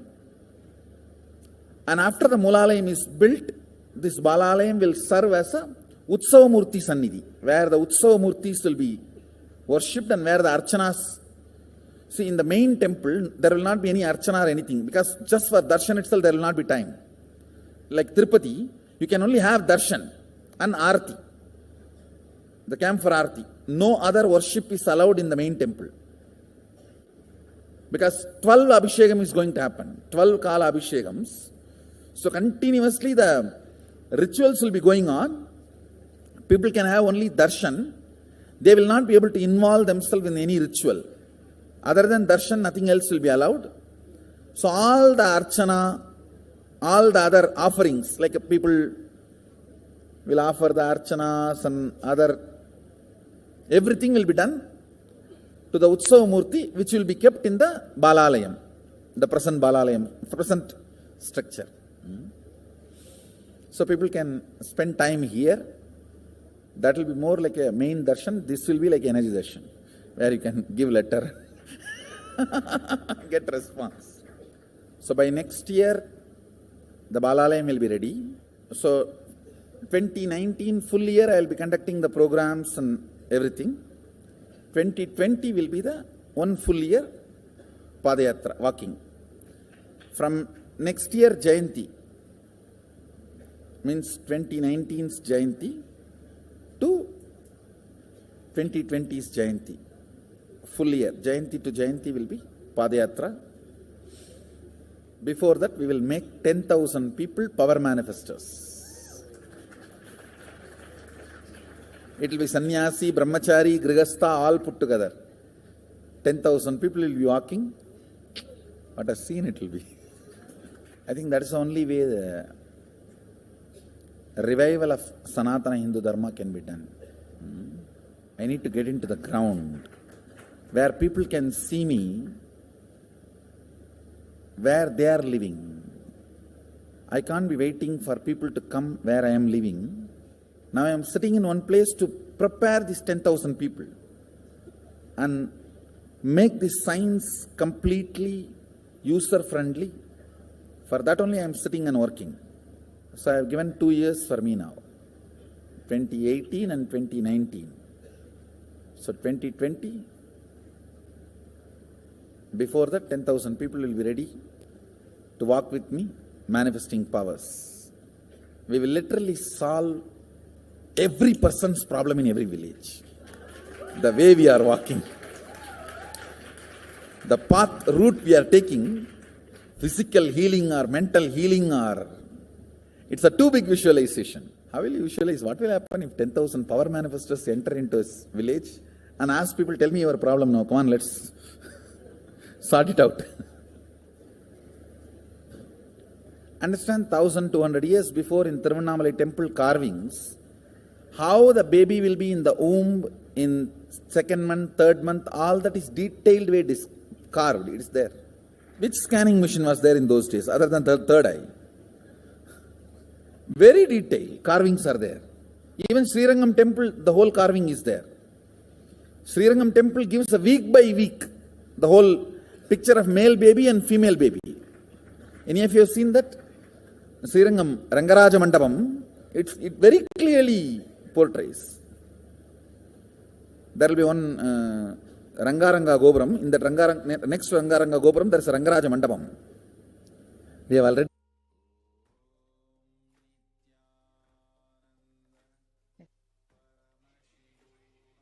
The Supreme Concept of Hinduism, from the age of 10, has been enriching people and preparing them for this Padayatra to save them from this pralaya.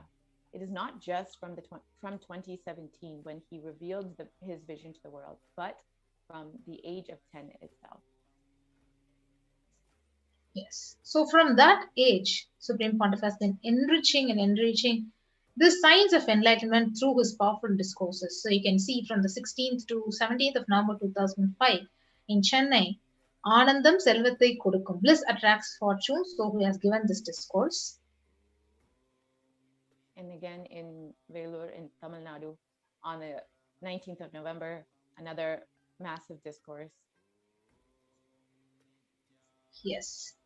Prabhanjam Shakti Arpudangal. So again in 2005 in a place in Rasipuram in Tamil Nadu, he has given a discourse on what is the need for the Guru. And again, the 21st of November 2005 in Namakkal, Tamil Nadu, another discourse with thousands of people in attendance. Yes, so you can see the masses who are literally attending the darshan and the live discourses with the Supreme Pontiff of Hinduism in the November 2005 in Salem, Tamil Nadu, when he was conducting the Nithyananda Satsang program.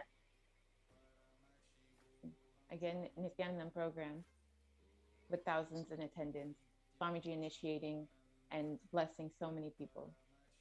And on the 25th of December in Tiruvannamalai, where Swamiji's birthday celebration, you can see literally thousands and thousands of people like around the Supreme Pontiff of Hinduism waiting to receive his darshan, and the 29th Jayanti celebration on 2006 in Adi Kailasa Sarvagna Peetham. And the 4th of January 2006, again, Jayanti celebrations addressing a school in Tiruvannamalai. And again, this is one of the Nithyananda Satsang programs which Swamiji is conducting in the Tamil Nadu, and the Guru Purnima celebrations. And Bhakti's Purna program again. Yes, so this is a testimony to where the Supreme Fount of Hinduism literally has spent his time, life, and energy in reaching out to people in various ways, reaching out to children in the form of little Anandas, in the form of Saptayaham, the rituals, the fire rituals were conducted across the various ashrams and campuses and adinams across Tamil Nadu. You can see the Supreme Fount of himself is offering the Purnahuti to the Homa offering and the live darshan, which he is giving to lakhs and lakhs of people. So right from 2004 and till now, he's been continuously reaching out, enriching and enriching the world. Now see the Saptayaham performance of traditional art forms, which was conducted in Salem, and on the 2006 in Adi Kailasa Sarvajna Peetham, again the Supreme Pontiff is conducting the Nithyananda Satsang program. Literally lakhs of people waiting day and night to listen to his discourses and receive his darshan. But however, if you see, the anti-Hindu elements have really made it impossible to do the re-energizing process by driving him out of India. Now we will watch Devi Parashakti's revelations on what is the solution for this great Pralaya. 2022 வரை India செல்ல வேண்டாமா என்று தெரிந்துகொள், சொல்வதை புரிந்துகொள். இந்த பெருநரகமான கிருமி போஜனம்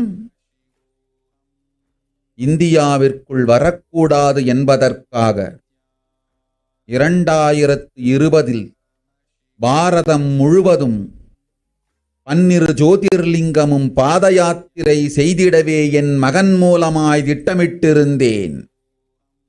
படுபாவிகள் ஓடத்தின் மாலுமியை ஊர்விட்டு துரத்தினார்கள். என்ன நடக்கிறதென்று பார்.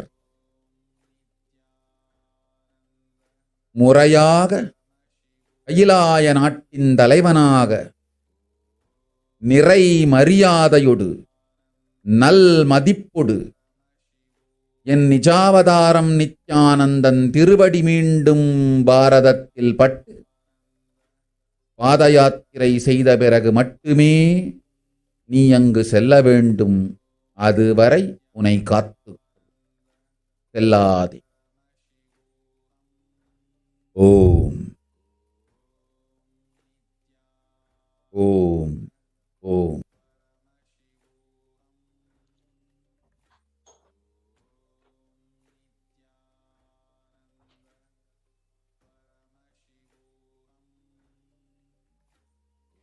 Yes, as we look around us, we see what the Vedic civilization has forewarned us.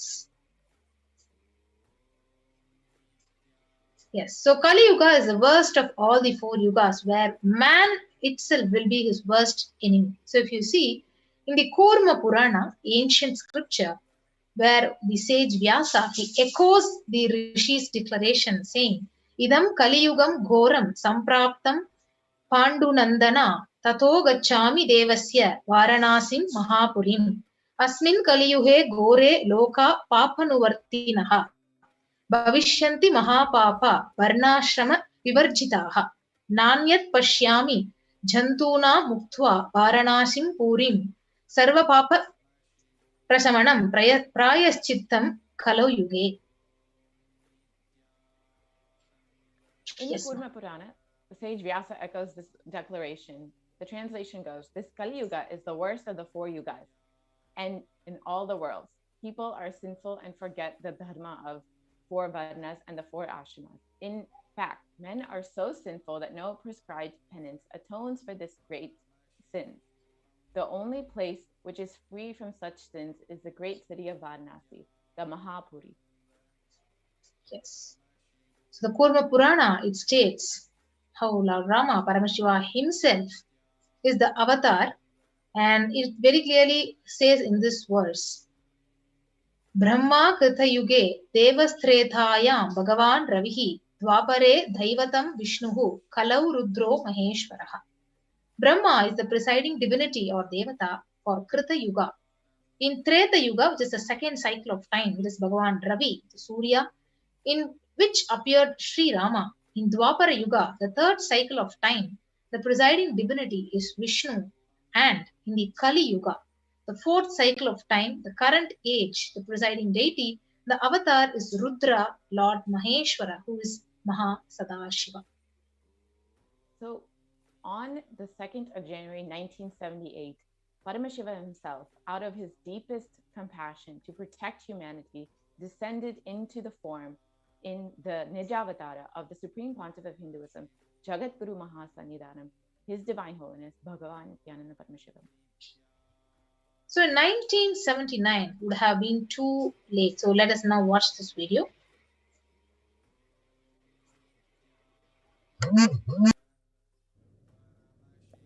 And I tell you, O Hindus, don't be afraid. I am back with the same signs. We are going to be rich.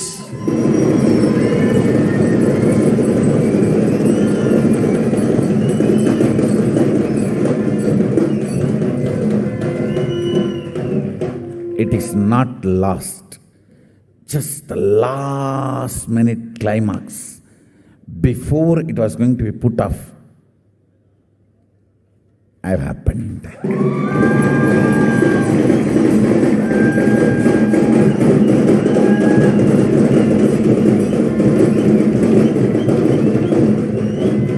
(1979) would have been late.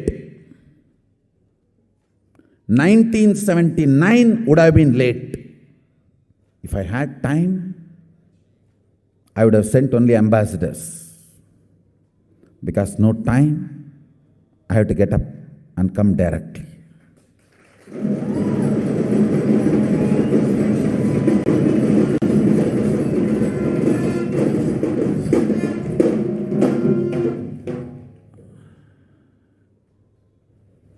O Hindus, feel blessed. Science is not dead. It is available. I have everything needed to bring that science back to life and establish its legitimacy.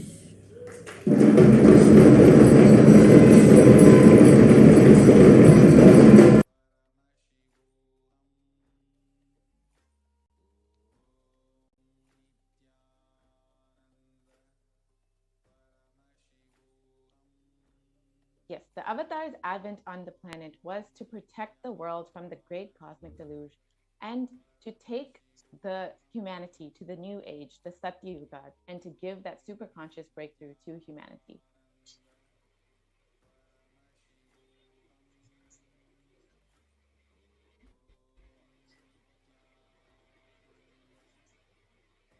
So now we listen to Parashakti's readings on Satya Om Om உலக மக்களே கேளுங்கள். கலி முற்றி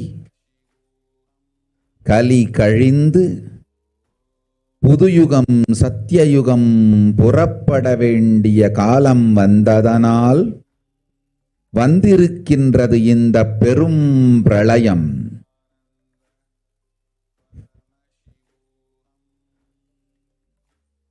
கவலை வேண்டாம்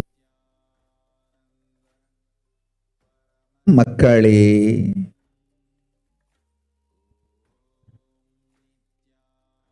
நித்யானந்தன் வடிவம் தாங்கி நாமே இங்கு வந்திருக்கின்றோம். நித்யயுகம் செய்வோம். நித்யயுகம் சத்யயுகமாய் மலரும் இங்கு. ஆனந்தமாக இருங்கள்.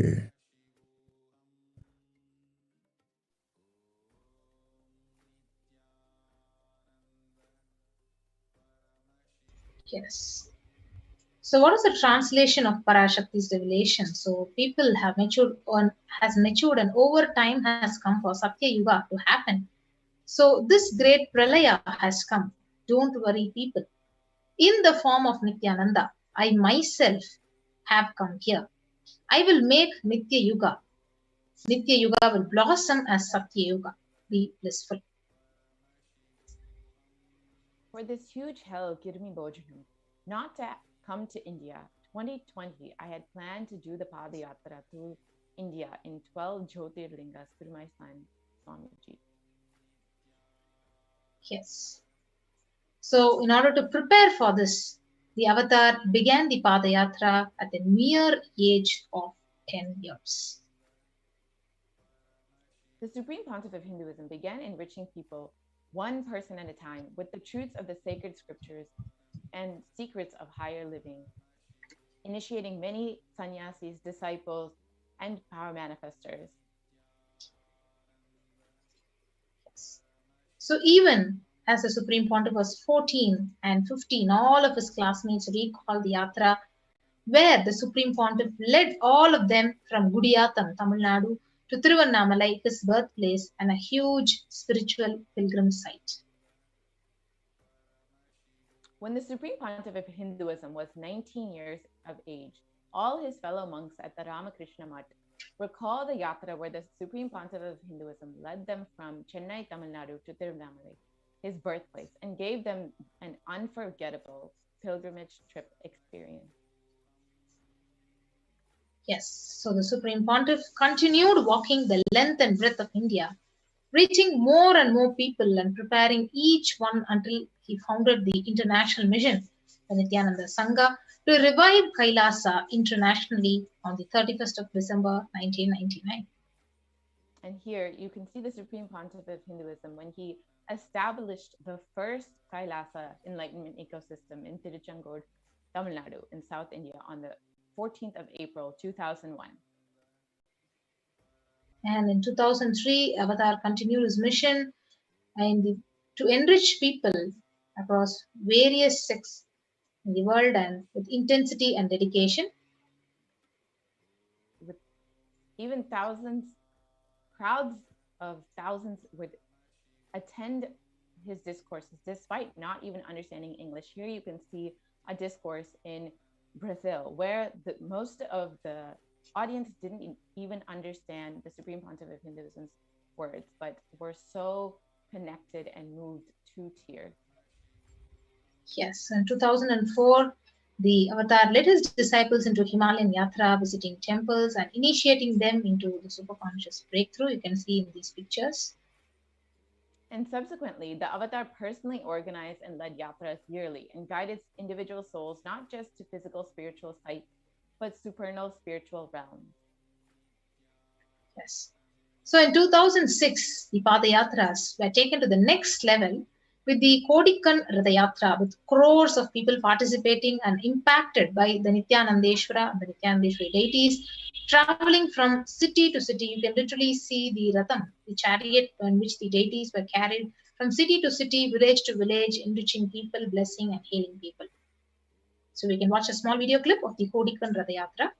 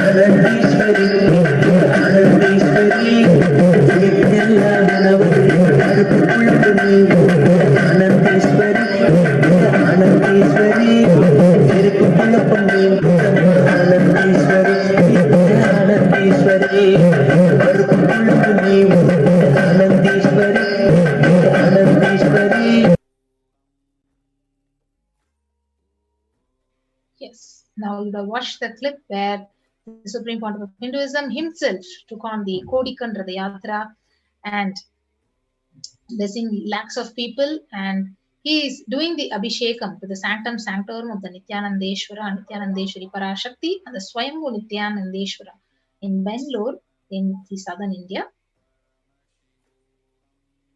The deities were energized as Achavataras to radiate the energy of Paramashiva and Parashakti to create the Adi Kailasa Sarvanya Pita as a ship to save humanity from the great Pralaya.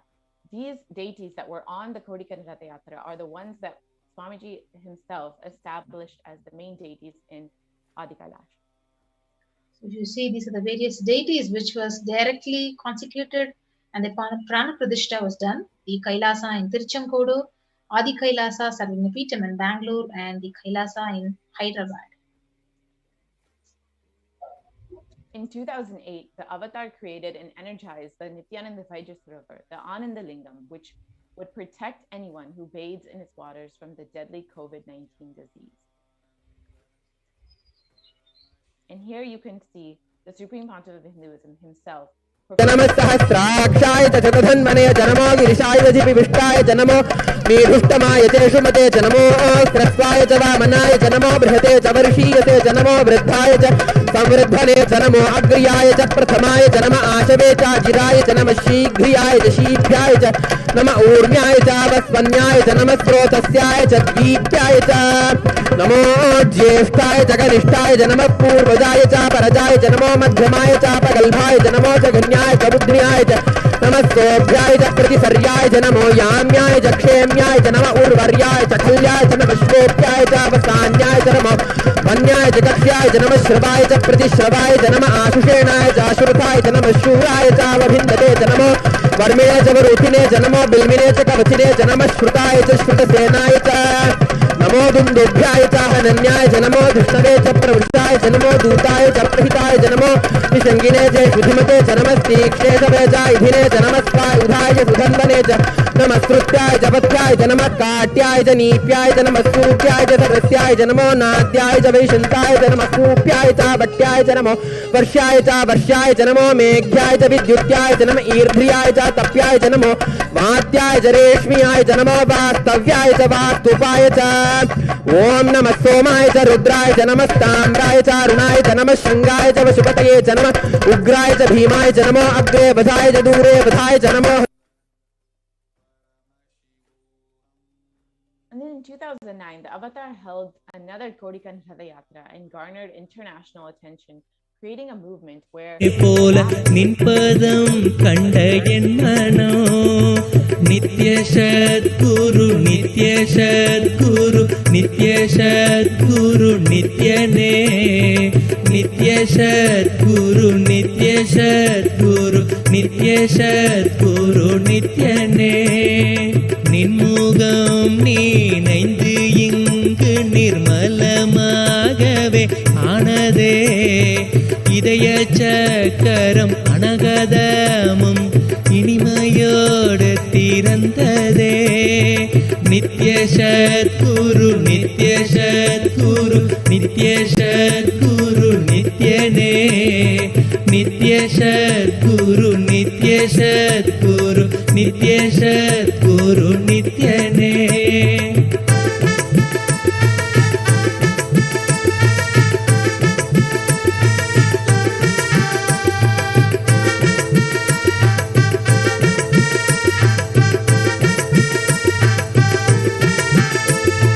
மற்றவர் கண்டு மறைகள் எல்லாம் கழன்று விசுத்தி அதுவும் அசுத்தியாய் பொறாமையோடிங்கு ஏக்கத்தோடப்பா புண்ணியம் எல்லாம் போனதே எரிந்தவயிரும் ஏக்கமும் சேர்த்து விசுத்தி அசுத்தியானதே விசுத்தியை தீர்க்க விமலனின் பதம் விரைந்து இங்கு வரவேணுமே நித்ய சத்குரு நித்ய சத்குரு நித்ய சத்குரு நித்யனே நித்ய சத்குரு நித்ய சத்குரு நித்ய Sadhguru நித்யனே.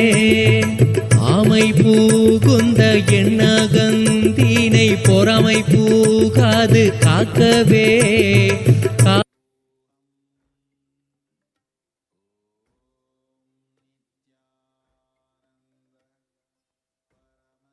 wherever the avatar's feet have graced the planet Earth, the seeds have been sown of super consciousness.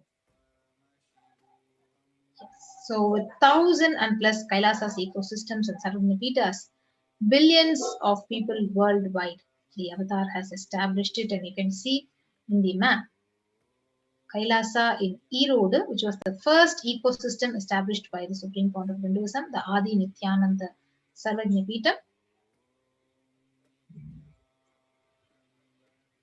So you can see the Adi Kailasa Satsang in Bangalore, India, the Kailasa in Tiruvannamalai,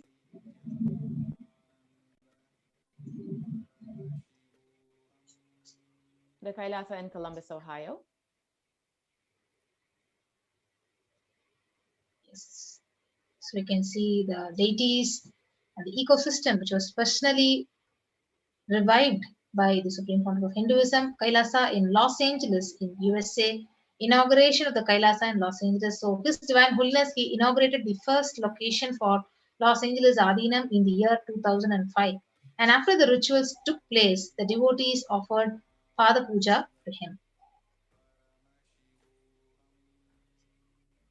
Here are more photos of the deities in Los Angeles.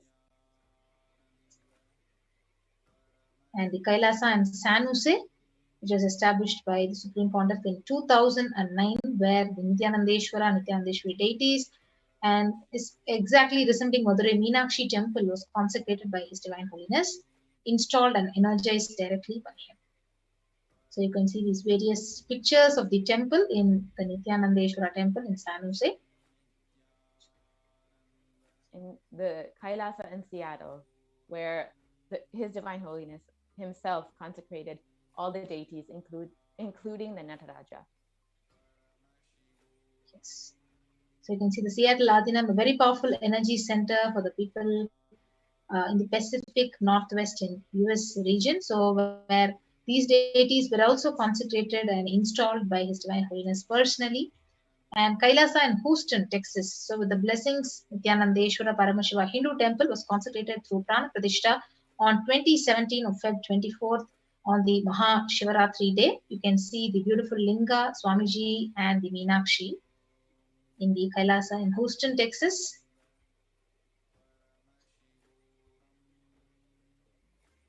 Yes, and so then the Kailasa in Charlotte, USA, Charlotte, North Carolina, where the Supreme Pontiff of Hinduism blessed, as well as in New York. Yes, you can see Kailasa in Washington, D.C., the deities in Kailasa in Toronto, Canada. These deities were personally carved, personally installed by the Supreme Pontiff himself. And Kailasa in Oklahoma, Kailasa in Phoenix, in St. Louis,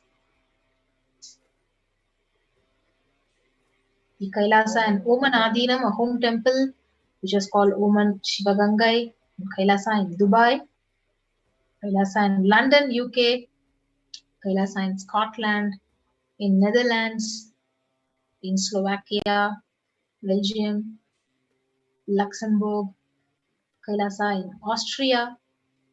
You can see Kailasa in Germany, in Italy, in France, in Switzerland, in Mauritius, in South Africa, in Salem, on the 12th of November, where Supreme Pontiff himself established this ecosystem.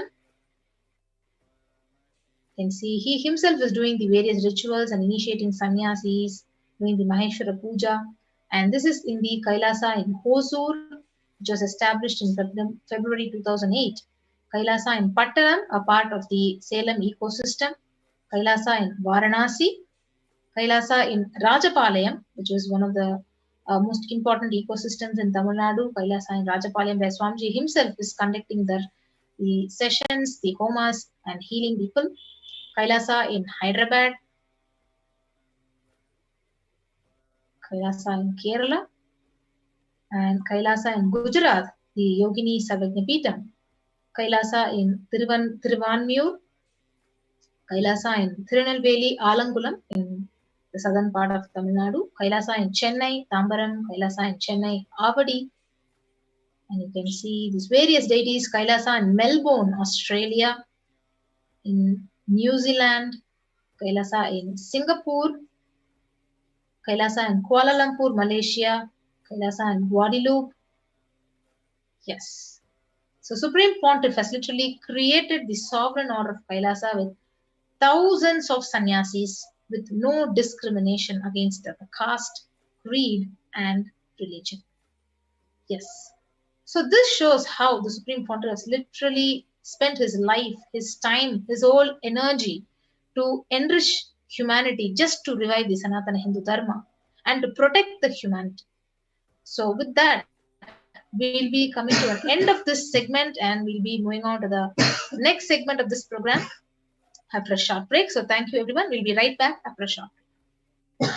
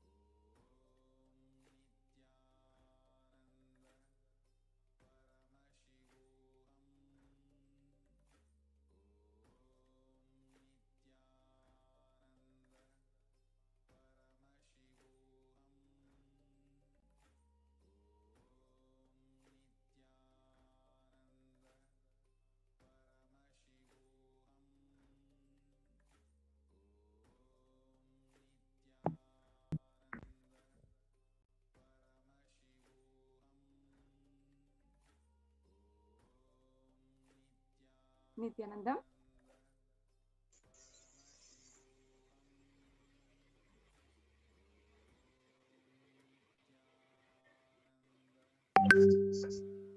Nithyananda, everyone, welcome back.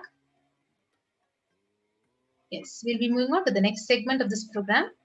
How can we offer our deep love and gratitude to Parashakti when she's right there giving us the darshan and revealing the truths and Akashic readings for us? Yes. So, first of all, let's understand the significance of an offering, doing this seva for Devi Parashakti today. Offering is a gift of divine, gift of pure love, devotion, oneness, and it consists of two parts. One is giving, and the second is accepting. Only when the divine accepts what one offers, the offering becomes complete. Offering is not made out of fear nor out of greed. When Avatar lands, the offerings are purely a part of the grand love played out for only the purpose of enlightenment. Yes. So with that, we'll understand what is the significance of gold, and before that, we will invoke Parashakti. Induni baveda karavakni nayanam syat pankaja varabhaya japaksha sarayuktam angahima bhushana vichitra vasanam syat tunga makutojvala manonmani swarupam.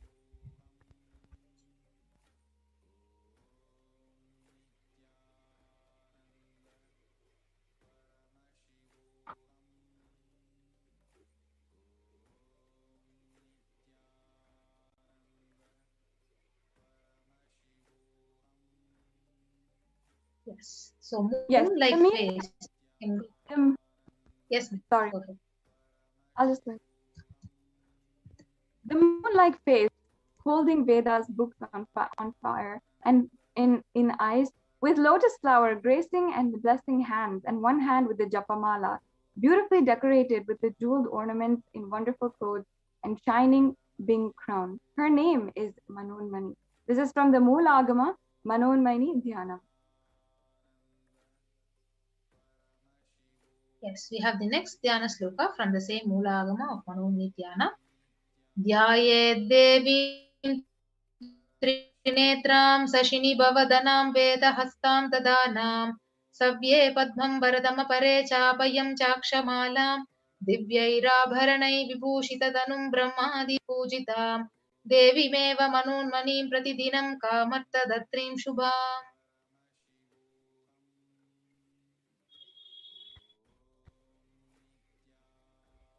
And the translation. I meditate on Devi with 3 eyes glowing like a moon and hold the Veda lotus and gracing with the gracing blessing hands. She is wearing beautiful ornaments. She is worshipped by Brahma and many gods and showers auspicious boons for all actions every day.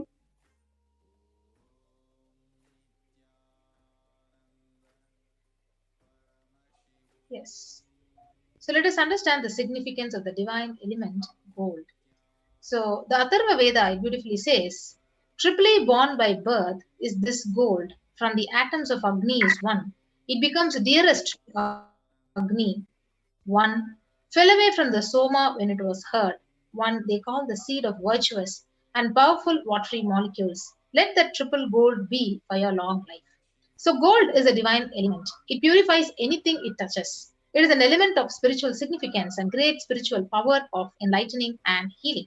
The vibration of gold has the power to infuse sattva energy and positive thought currents in anyone who wears and anyone who sees or operates in its vicinity.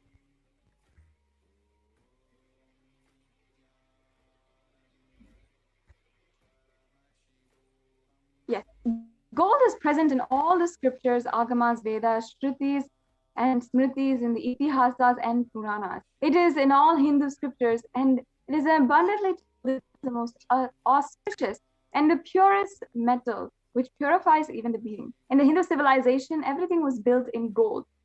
Ritual feasts were offered in gold bricks, and one was to be saved from life-threatening illnesses. Gold was to be offered as a ritual fee. Gold was in abundance used for weighing equivalent amounts of commodities, including cows. Kingdoms were built with huge doors of gold, and the streets would have huge columns and huge archways made of gold. Horses, cows were dressed in gold.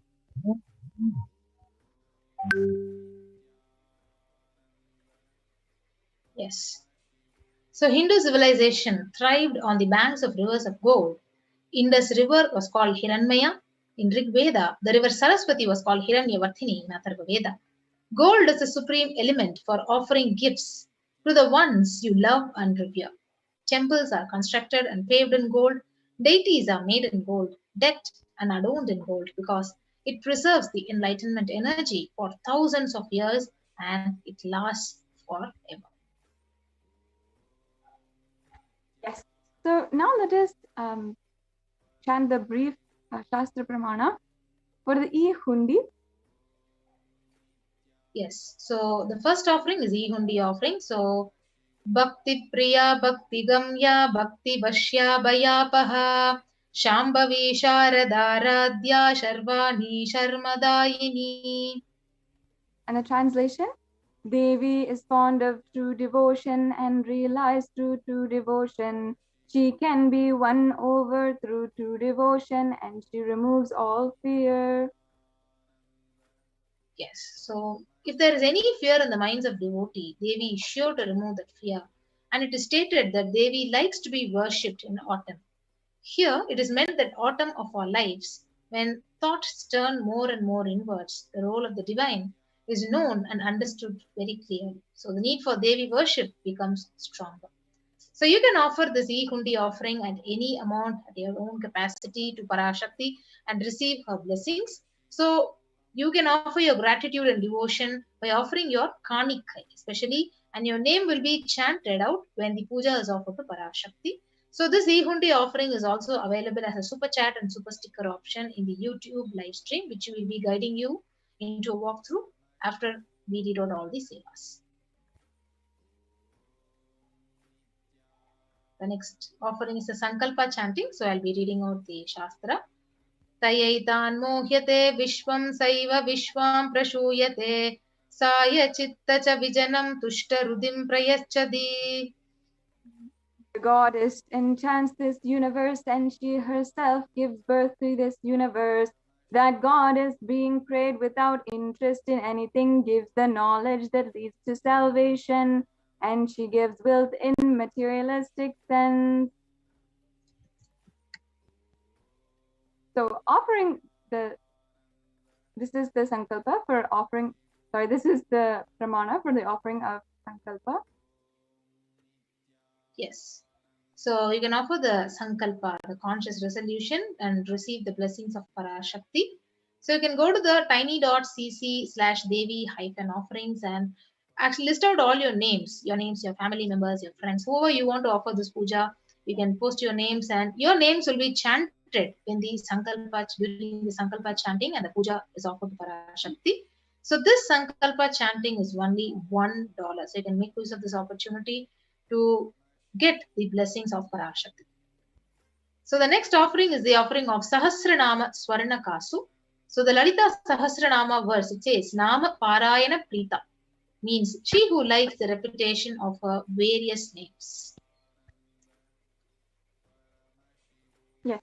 And this offering of 1008 names of Devi Parashakti, it's a very special and unique Archana offered to Mahameru of Devi Parashakti. You can offer a gold coin inscribed with each of the 108 names and receive the blessings to have the Ananta Kalyana Gunas.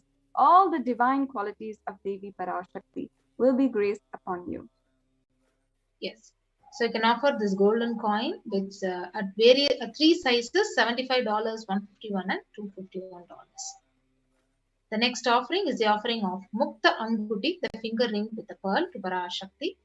So the Meenakshi Pancharatnam, it beautifully says, Muktahara lasat kirita ruchiram purnendu vaktra prabham shinjannu pura kinkini manidaram padma prabhabasuram sarvabhishta falapradam girisutam vanirama sevitam Meenakshim pranatosmi santatamaham karunyavaram nidin. And I'll be chanting the translation in English.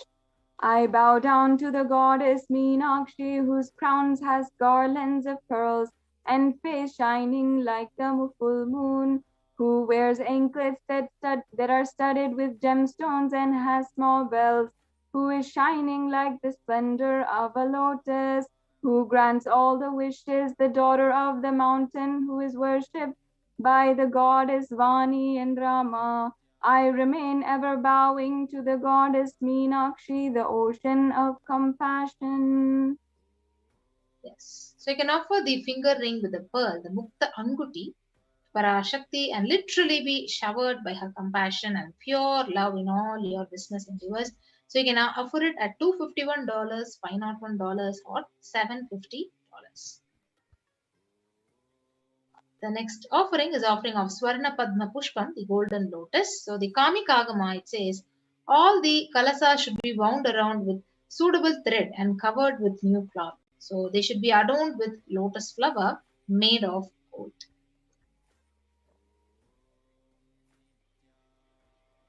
And there are hundreds of scriptural references for using lotus in the worship of Paramashiva. Almost everything in the worship of the ultimate involves a consecration of deities of worship, or meditating on the mudras and asanas used during worship involve the lotus flower, the lotus leaf, the lotus pericarp, and the lotus petals. The lotus is a very divine flower.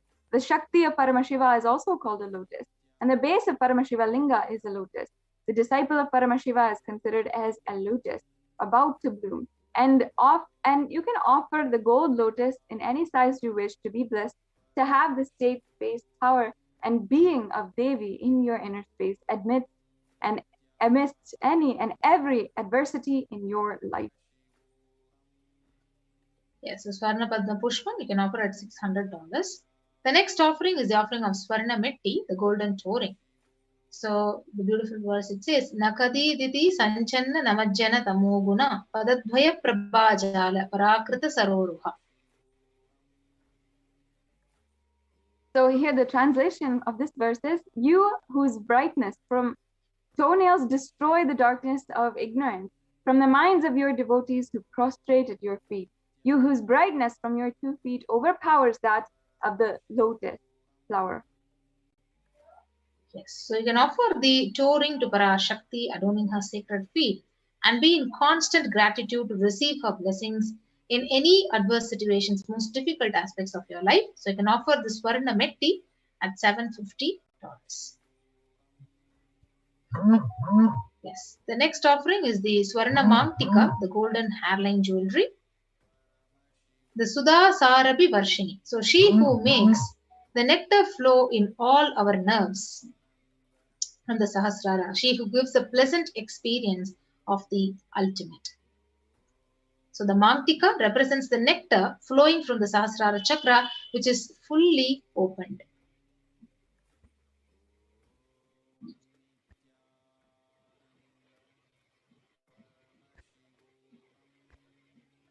So you can offer the Swarna Mangtika, the golden hairline jewelry, to Devi Parashakti and receive the blessings for achieving the blissful state of overflowing gratitude and space of complete completion. So you can offer the Swarna Mangtika at $750.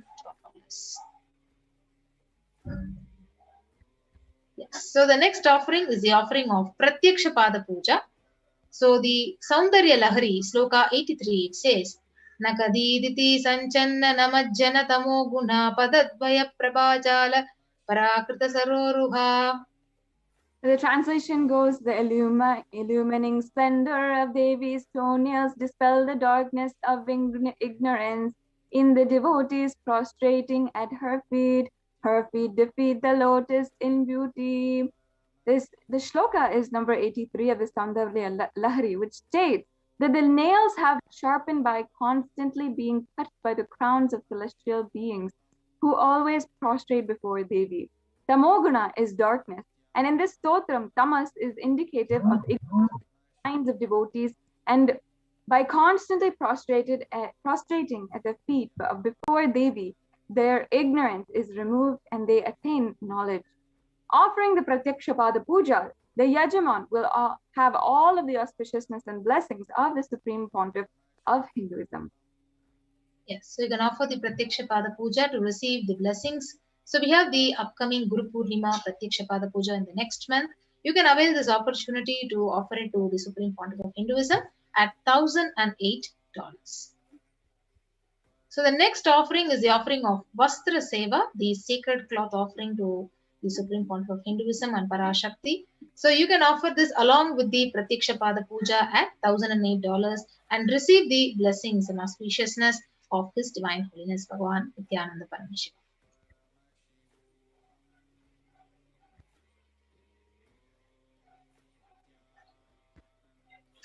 Yes. Yes, ma'am. So this is a summary of offerings that you can offer today, and make sure that you have the auspicious blessings of Devi Parashakti. Yes, so this is the compilation of all the offerings which you can offer to Parashakti, the E-Hundi, the Sankalpa chanting, the Devi Sahasranama Kasu, the Mukta Anguti, which is the pearl finger ring, the golden lotus flower, the Swarna Metti, Swarna Mangtika, and Pratyakshapada Puja along with the Vastra Seva. So now we move on to the procedure of how to offer all these various sevas to Parashakti when you're going to be having her darshan. So if you're ready to offer any one of these sevas, but you have an intention, but you're interested in offering, but still you need help in manifesting, you can go ahead and click on to this link tiny.cc/bhavasamadhi and fill out all the details and you can seek for your help. And once you're ready to offer these sevas by an online payment, you can go ahead and click on to the link tiny.cc/devi-offerings. So once you're done with making an online payment and offering the seva to Devi Parashakti, you can move to the next link to submit your details for the puja, for your names to be chanted when the puja is offered to Parashakti. The link is tiny.cc/sankalpa 2021. So I'll be quickly taking you through a walkthrough of how to offer your seva through an online payment. So when you click on to tiny.cc/devi-offerings.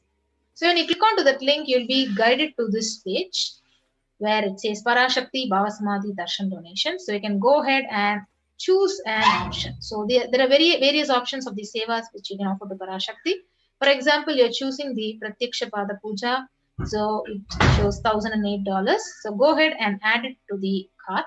So once you click onto the option add to the cart, you'll be guided to the next page, which is now projected. So you'll be guided here and you can go and click on to proceed to checkout.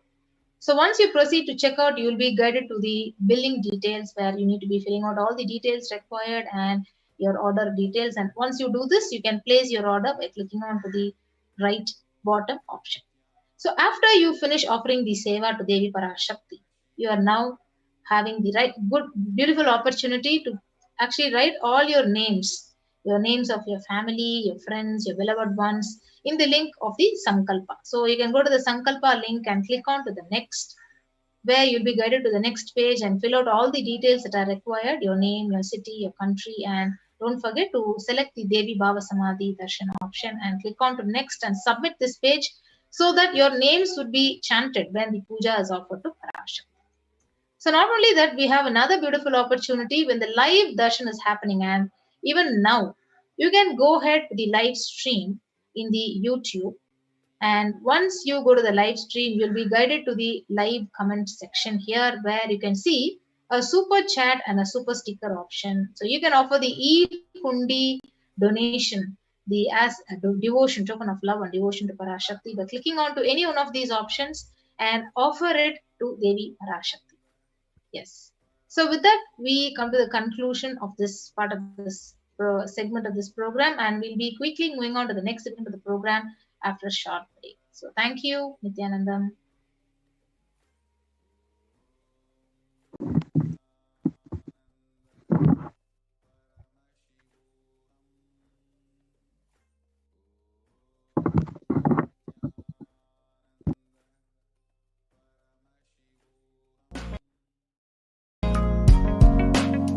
We get you help.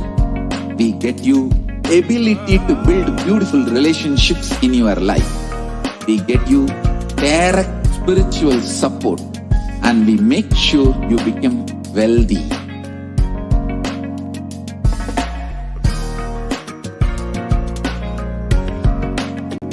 We won't stop giving you just good life.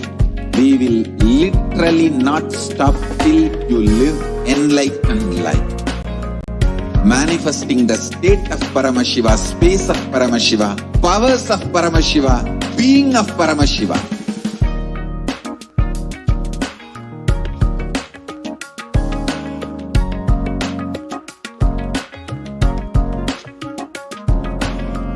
Whole world should become e-Kailashians. I want the whole world to know Hindus have something great to contribute to the world.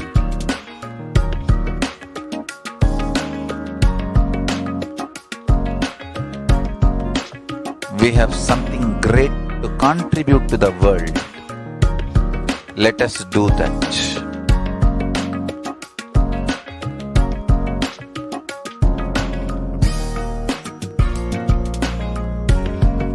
E-Kailasa is proper customized spiritual service helping you to identify your root patterns of suffering. We have perfected the science of helping every individual from every cultural, religious, nationality background.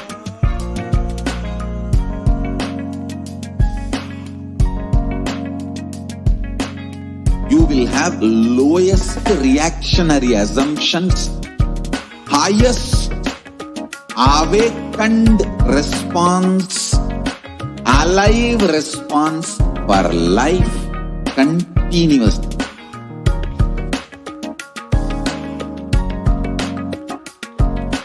E-Kailasa is enlightenment ecosystem, literally enlightenment itself in your own home, wherever you are. Proper customized spiritual service helping you to complete with your life negativity. Withdrawal from life, self-hatred, self-denial, self-doubt, so much of tiredness, laziness. We can support you aligning your diet, your attitude, your aptitude, your understanding about life. We can help you with everything.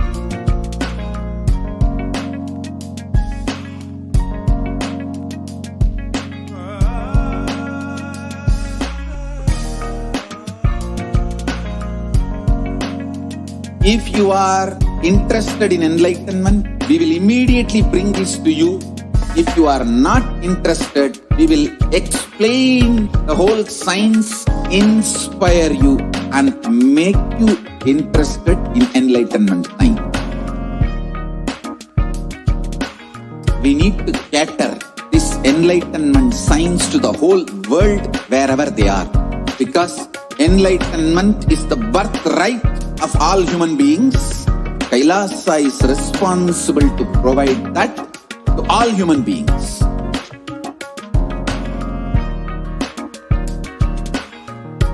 Kailasa is the totality of the knowledge I received from my gurus and practice manifested in my life, perfected by teaching millions of people from all cultures, time zones, backgrounds, genders, nationality, race, from every creed.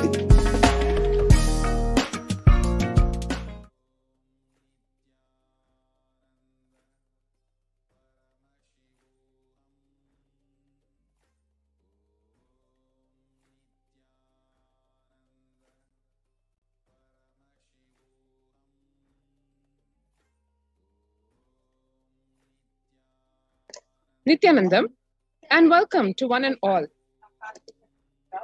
Today, we'll be going over a very unique aspect of the de facto spiritual embassies of Kailasas, COVID care protection centers. One needs to understand what is the situation today in the world in terms of health and people's lives.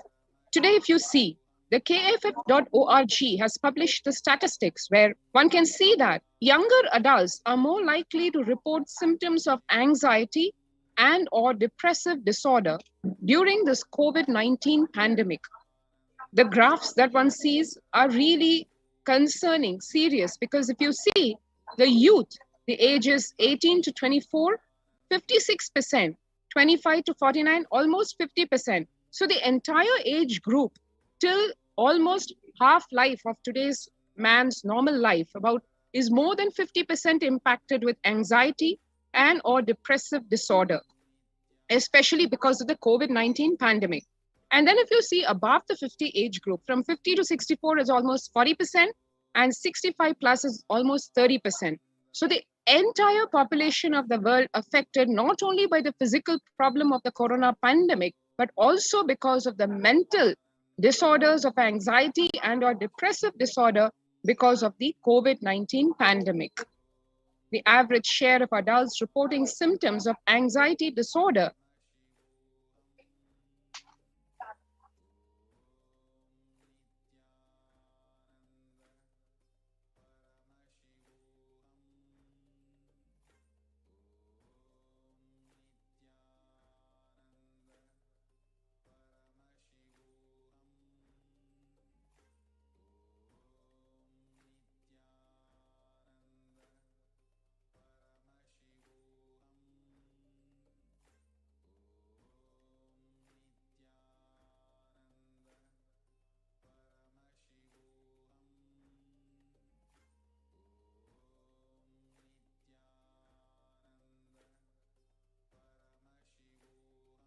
the average share of adults reporting symptoms of anxiety disorder and or depressive disorder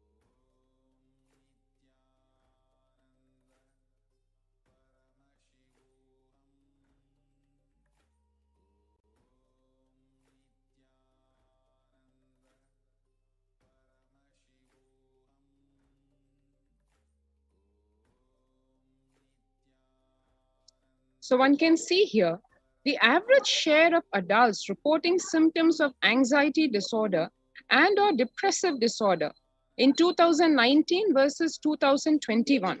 One can see here in 2019, as per the NHIS, it's only 11% of the people, whereas in January 2021, according to the Household Pulse Survey, it is a whopping 41%, which is almost 4 times the number in 2019.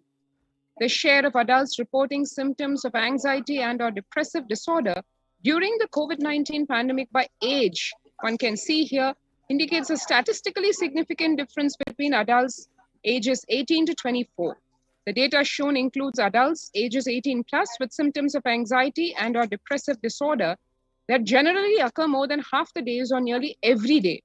The data shown is for December 2020, and the source is the US Census Bureau and the Household Pulse Survey 2020. One can see here, 56% of the ages 18 to 24 adults, 48.9% in 25 to 49, 39% in the age group 50 to 64, and 29.3% in the ages 65 plus. How are you feeling today now? And this survey was conducted for various employees. As per the published reports in the hrexecutive.com, a whopping 34% of the employees felt they felt tired more than half the time at work. 34% felt stressed out. Another 27% felt they were burnt out. 22% felt discouraged. 19% felt distracted. And 17% felt depressed.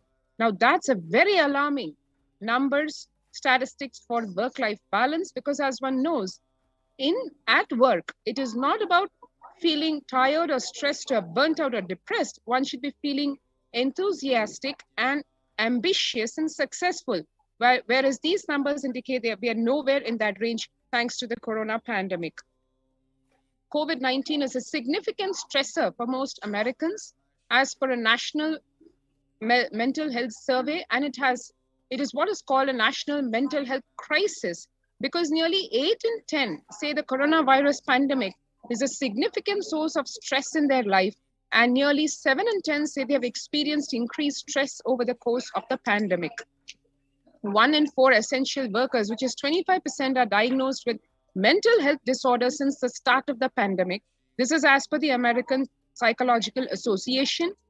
And COVID-19 could literally exacerbate doctors' existing mental health burden, because more than 60,000 of the US healthcare workers have contracted COVID-19. 300 have died. An estimated 300 to 400 physicians die by suicide every year. Of the health workers who treated patients during China's COVID-19 outbreak, 50% showed signs of depression and 45% showed signs of anxiety, according to just preliminary research. Self-reported mental health among pregnant women and new mothers, what it indicates is, before the COVID-19 pandemic, 15% reported depression and 29% anxiety. But during the COVID-19 pandemic, that number has grown to almost 41% of pregnant women facing depression and 72% feeling anxiety disorder. Now, that's not good news for either the mother or for her yet to be born baby. The US cases of depression have tripled during the COVID-19 pandemic. A large study finds a dramatic increase in the number of adults in the United States reporting symptoms of depression during the COVID-19 pandemic. The number of adults experiencing depression in the US has tripled, according to a major study. Researchers estimate that more than 1 in 4 US adults now report experiencing symptoms of depression. Before the pandemic, 8.5% of US adults reported being depressed. That number has risen to 27.8% as the country struggles with COVID-19. One can see here, 76% of the US employees are currently experiencing just plain worker burnout. 57% say worries about COVID-19 have been a contributing factor, and 33% say comparatively worries about political issues have contributed to their burnout. So almost double the number of people are more worried about the COVID-19 pandemic and its impact than even political issues.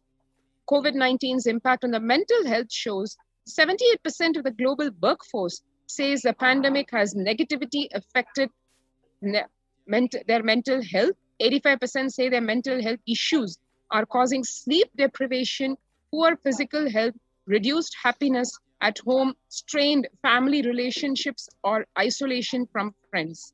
68% of people would prefer to talk to a robo over their manager about stress and anxiety at work.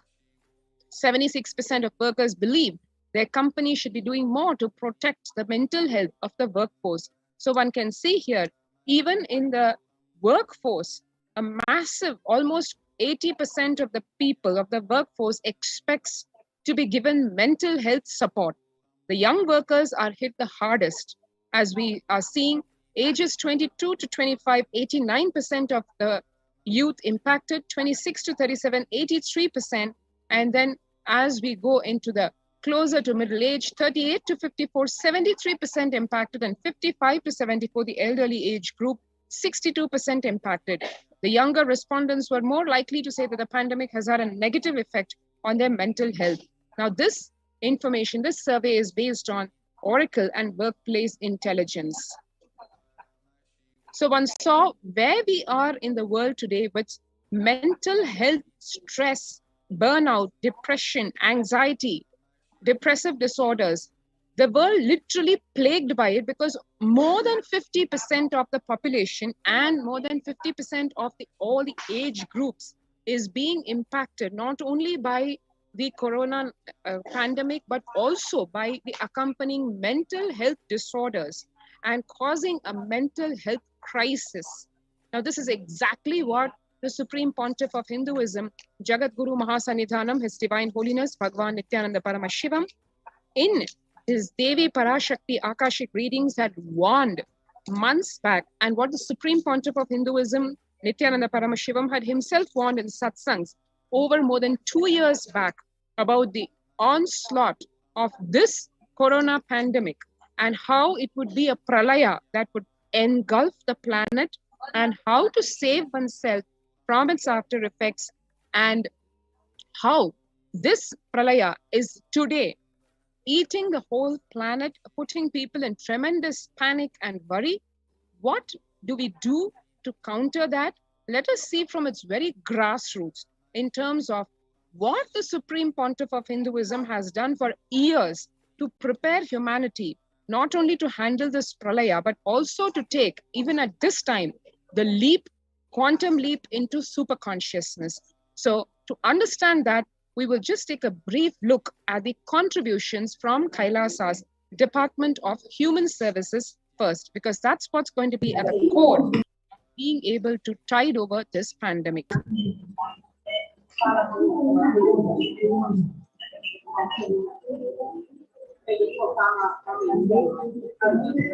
The Kailasa's Department of Religion and Worship, in collaboration with the Department of Human Services and each of the Kailasa's temple ecosystem, consider the right to happiness as the highest right to all the humans.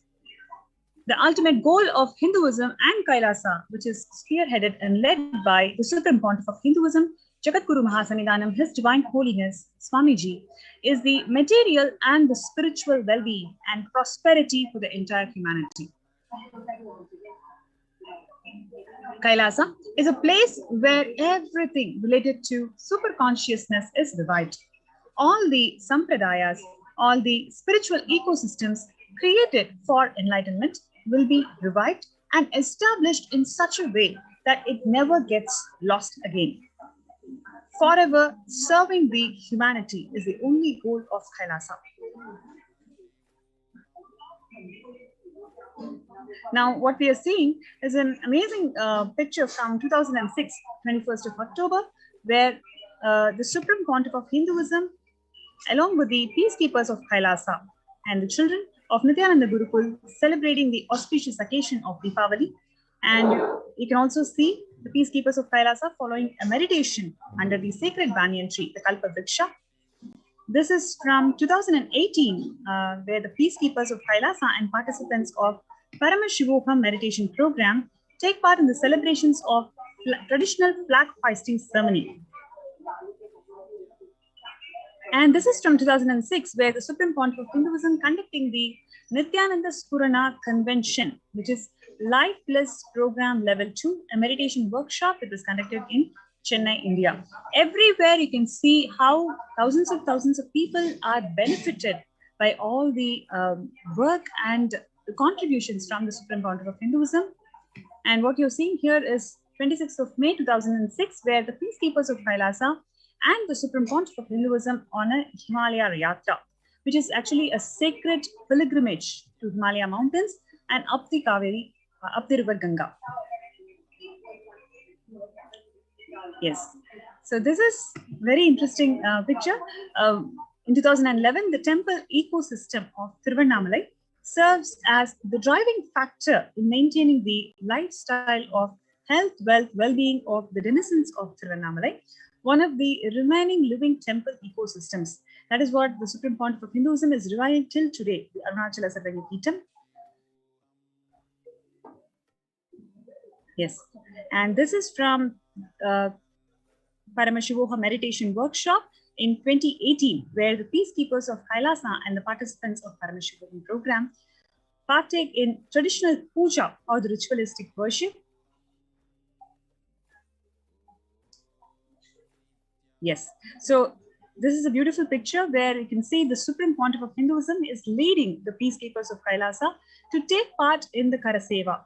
Every activity or every activity of Kailasa, the Supreme Pontiff of Hinduism personally does it and personally inspires the peacekeepers of Kailasa to take it forward and contribute for the humanity. That's what you can see in this picture also, where the Supreme Pontiff of Hinduism himself doing the Karaseva and inspiring the peacekeepers of Kailasa to physically serve towards the cleaning and construction of the Adi Kailasa temple. By sheer hard work, the Kailasa ecosystems are all established and functioning and serving around the world. Almost in all the continents, you can see how beautifully the Kailasa ecosystems are flourishing and contributing to the humanity. Yes, so this is from 1994, the Kailasa in Tiruvannamalai. Arunachala Sarvangapeetham is traditionally passed on to the hands of the Supreme Pontiff of Hinduism from his Guru. And 2017, we have the Supreme Pontiff of Hinduism reviving the Kailasa ecosystem in Tiruvannamalai, where thousands arrive to celebrate the enlightenment ecosystem and traditionally to receive the blessings from the Swamiji. Similarly, Kailasa ecosystems are established all around the world, including Los Angeles in California, where a 25,000 square feet temple complex housing 80 plus deities is established, and it is one of the largest Hindu temple ecosystems of the world. And this is from Kailasa in Columbus, Ohio, where the first temple established by the Supreme Pontiff of Hinduism outside India. The temple physically came to life in just 9 months. The chief presiding deities of the temple are Devi Nithyanandeshwari and Sri Nithyanandeshwara. And this is from Kailasa in Seattle, housing the blissful dancing form of Ganesha and the largest living Nataraja deity outside of India.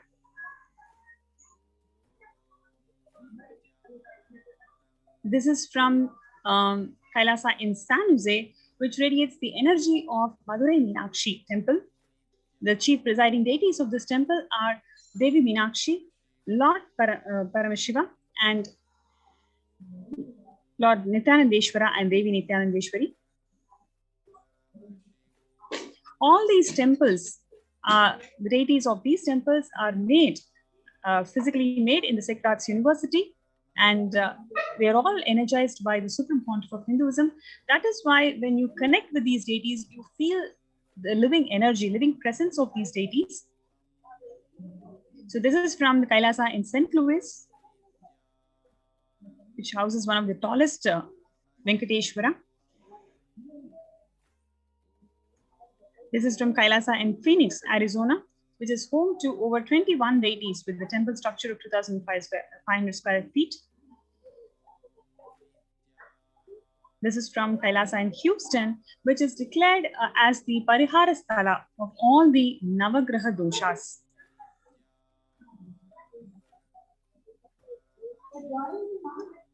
This is the Kailasa in Toronto, Canada, which was inaugurated in July 2011. And it houses all the 63 Nayanmars and 18 Siddhas as the deities.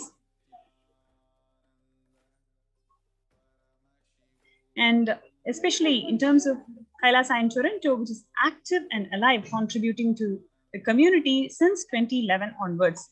And it is blessed to radiate the superconscious energy of Kailasa. And the Kailasa goes on providing various temple services to the community, including Annadan, traditional Hindu ceremonies, etc.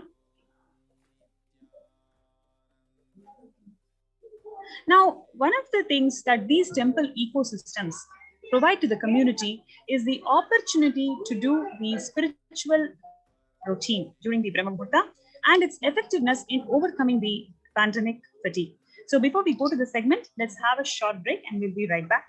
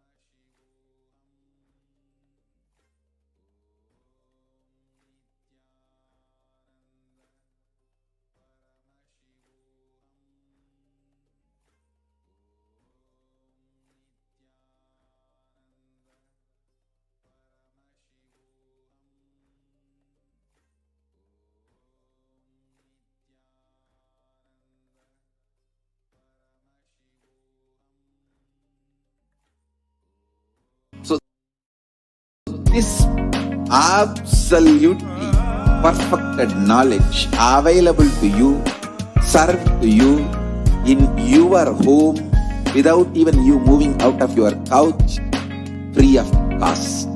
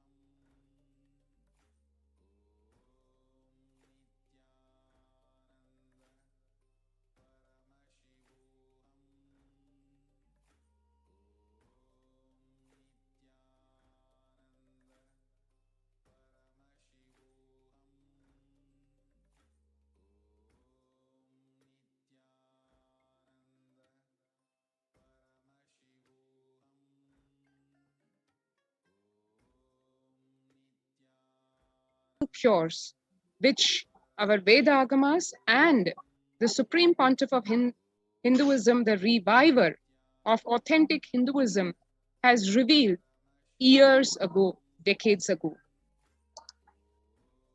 What are the revelations to the world today by Devi Parashakti? First, let us see. I came as Nijavatara. I am blessing you. Listen. People, listen. To do good to all of you, I have taken the form of Nithyananda and came down as Nijavatara.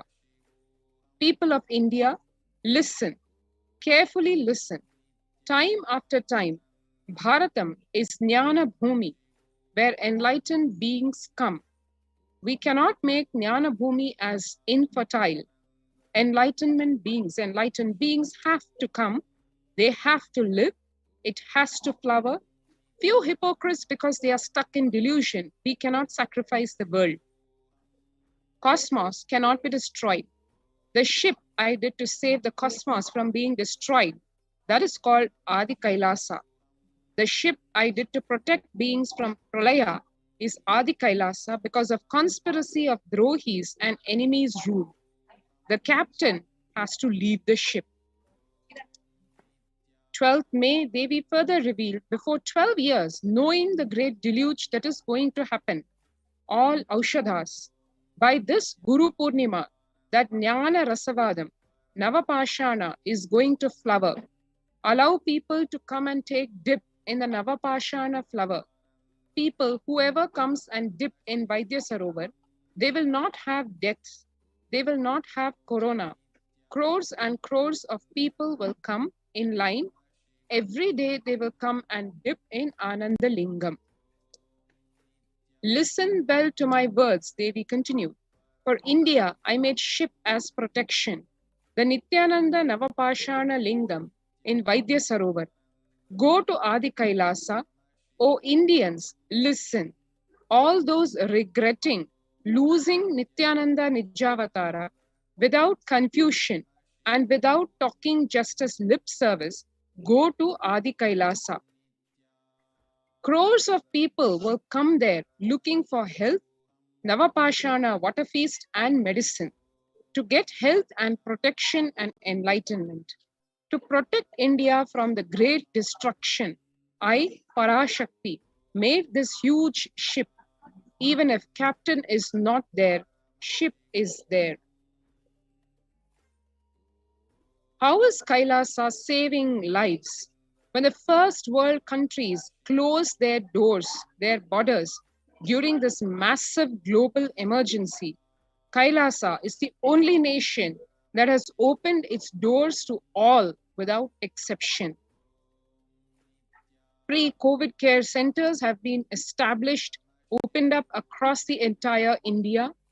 These include Adi Kailasa in Bidadi, Bangalore, Salem Adinam in Tamil Nadu, Tiruvannamalai Adinam in Tamil Nadu, Rajapalayam Adinam in Tamil Nadu, Puduvai Adinam in Puducherry, Pattanam Adinam in Tamil Nadu, Siragapadi Adinam in Tamil Nadu, Sripuram Adinam in Hyderabad, Madurai Adinam in Tamil Nadu, Avattipalayam Adinam in Tamil Nadu, Hosur Adinam in Tamil Nadu, Baroda Adinam in Gujarat.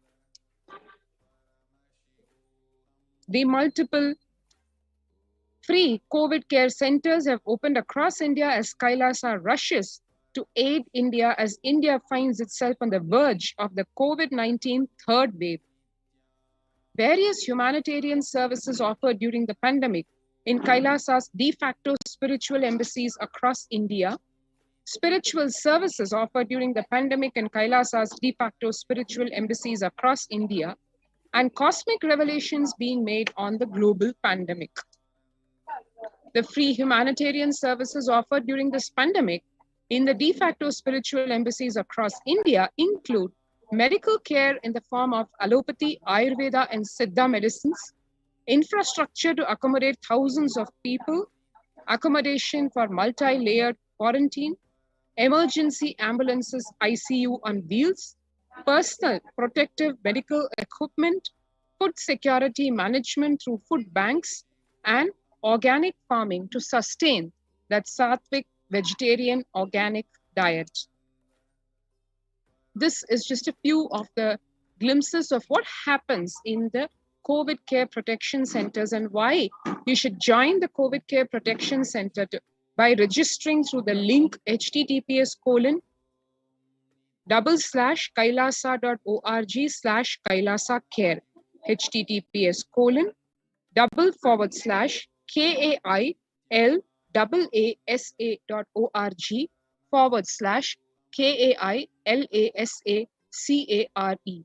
Let's take a few seconds now to register ourselves at this link and join the COVID care protection centers in the various de facto spiritual embassies across Kailasa, be it Adi Kailasa in Bidadi, Bangalore, or Sripuram Adinam in Hyderabad, or any of the de facto spiritual embassies.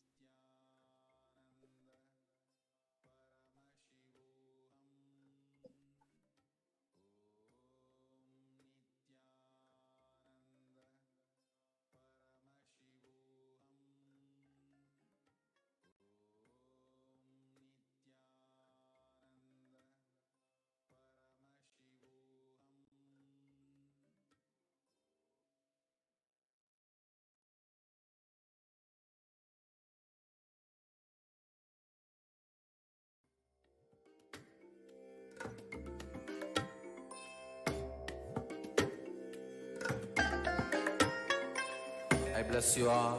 Let you all open all your three eyes and manifest the powers of Mahasadashiva. Om Nithyananda Paramashivoham. Om Nithyananda Paramashivoham. Om Nithyananda Paramashivoham. Om Nithyananda Paramashivoham. And if you have registered yourself, then now let's explore further about the COVID care protection centers in the de facto spiritual embassies of Kailasa. The spiritual routine that is an integral component of the daily lifestyle at the de facto spiritual embassies, including Adi Kailasa, Sripuram, Adinam, etc., how it protects you from the pralaya. Members of the Kailasa's protective, preventive, multi-layered quarantine initiative take part every day in the morning spiritual routine in Adi Kailasa Sarvajna Peetham. The morning spiritual routine consists of Nithyananda Yoga, Panchakriya, Nitya Pratyaksha Paduka Puja, Kashayam, Nitya Satsang. The Kashayam is what is called a herbal remedy to boost one's immunity. It is made using naturally occurring herbs which are grown in the organic farms in Adi Kailasa.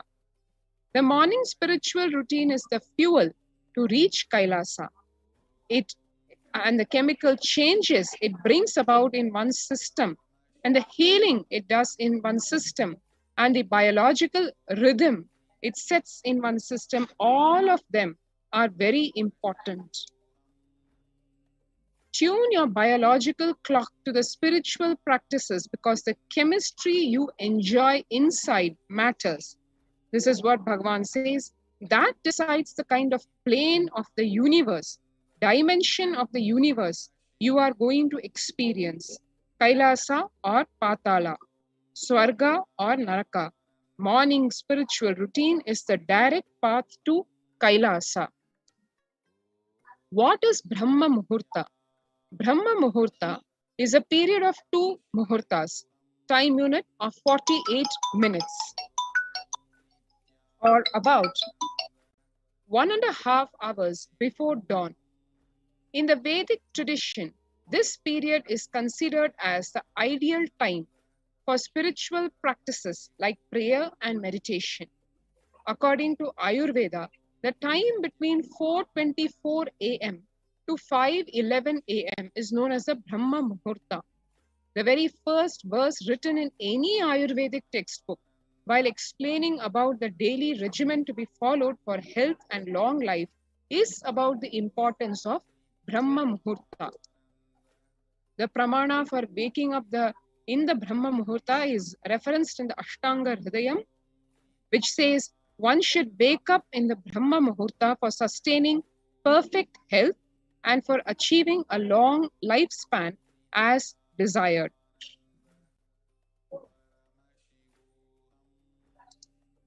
The benefits of waking up in the Brahma Muhurta: at this time, a high level of prana, vital life energy, which is necessary for the body, is adequately present in the atmosphere. The activities of the entire world, and especially of the living beings, are yet to be started. Hence, the pollution is at its minimum. The cheerful atmosphere has a considerable effect on the body and mind. Ayurveda has given a deep thought to the daily routine, which when followed aligns our day perfectly to express our maximum potential and capabilities. This starts with getting up in the morning. The quality of our waking up decides the energy level for the day. A peaceful, fresh start is always better to a dull, lethargic start with a heavy feeling. Tuning our biological clock to the rising and setting of the sun is the best way for reversing the aging process. Waking up during this Brahma Muhurta puts us in perfect synchronization to the natural clock. Now next is the Shat Karma in Hatha Yoga. The first step in traditional Hatha Yoga is Shat Karmas, purification of the body, practiced for hygienic and preventive purposes. Have spiritual end in view. Example, Karna Dhauti, practice for cleansing the ears, enables the practitioner to hear the mystical internal sounds. Neti is said to bestow clairvoyance. Shatkarma in Hatha Yoga includes various practices, and they have their origin in Ayurvedic Panchakarmas, which are for purification and detoxification treatment. They affect and activate almost all the vital systems in the body: digestive, respiratory, circulatory, and nervous systems. The Panchakriya in Nithyananda Yoga, what is this component? What does it contain and why is it important? These are cleansing techniques adapted for the modern lifestyle. They prepare the body to experience the higher states of meditation, ultimately to attain enlightenment. There's better health and quality of life. Modern world with much polluted environment, impure food, ailing bodies, and disturbed minds. This is a solution for all this. The 5 processes in the Panchakriya include eye cleansing, Jalaneti, Sutraneti, Jalabhasti, Haritakki. Netra Shuddhi or eye cleansing, the first process. Eyes are the most used organ of the body. Constantly they are subjected to external stimuli, air pollution, bright lights, and they are overused. The Netra Shuddhi is a very simple technique for eye health. One can do this just 2 times daily, 1 time in the morning and 1 time in the evening. What does it have? You have water being poured in a small container, which can then be upturned over the eye, and the eyeball rotated in the water so that all the toxins or the impurities which are there inside the eye, when the eyeballs rotate, the entire portion gets cleaned, almost like giving it a bath. What are the benefits of eye cleansing? It reduces itching, burning sensations, redness, eye strain. It relaxes the eye muscles, cools and refreshes the eyes, leads to clearer vision, reduces the puffiness around the eyes, helps in the prevention of conditions like cataracts, and has a relaxing effect on an anxious mind. Jalaneti is the nasal passage cleansing with water. It cleans the air before it enters the lungs. Thin layer of mucus and fine hair and nose will trap the impurities. This Jalaneti moves the impurities to the throat and the stomach, where the stomach acid eliminates the bacteria, warms the cold air before it enters the lungs, humidifies the dry air to prevent drying of the lining of the airways.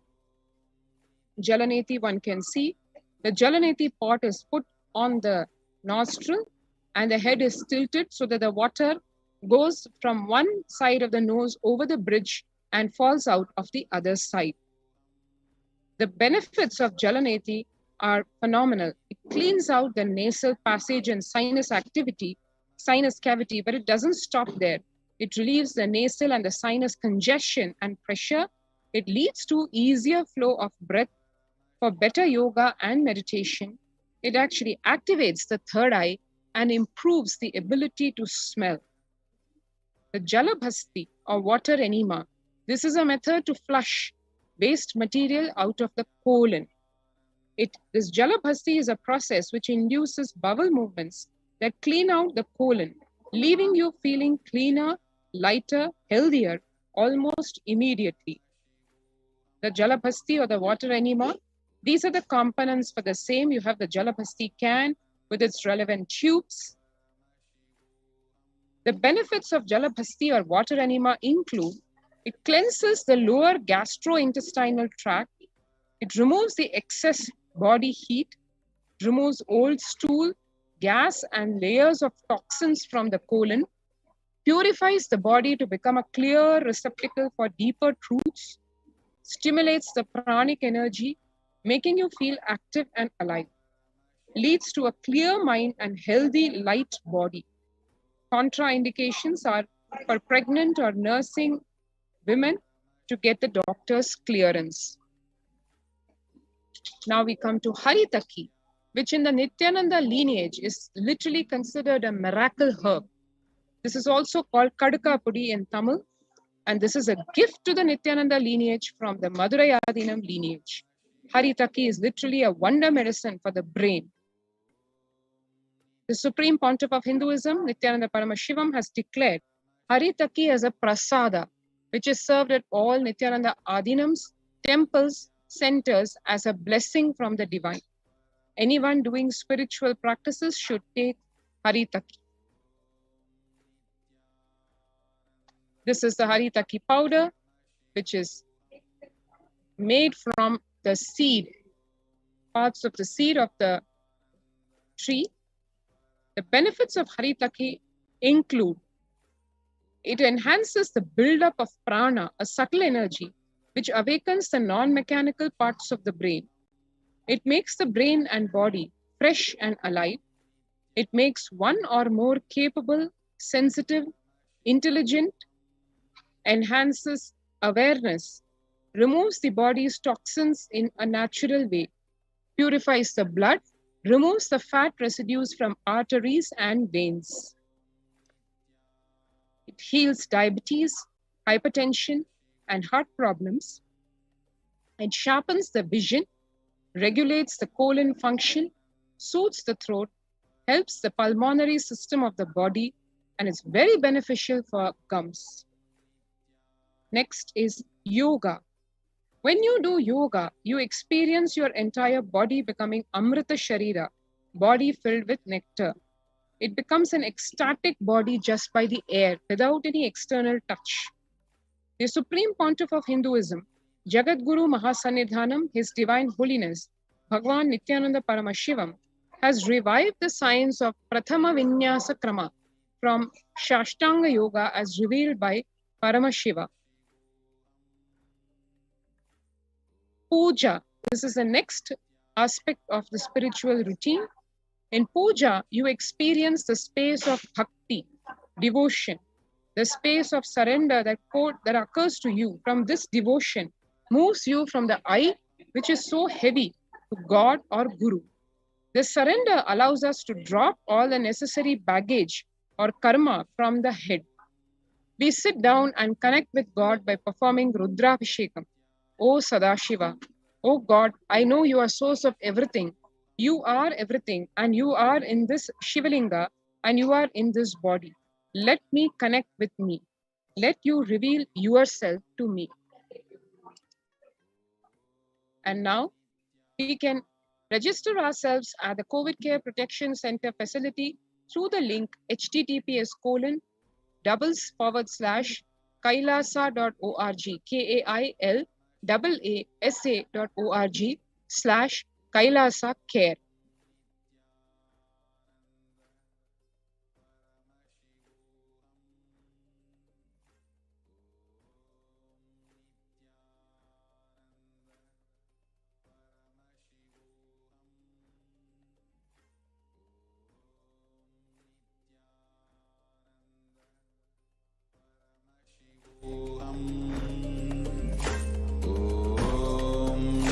Nithyananda Paramashivoham. Om Nithyananda Paramashivoham. Om Nithyananda Paramashivoham.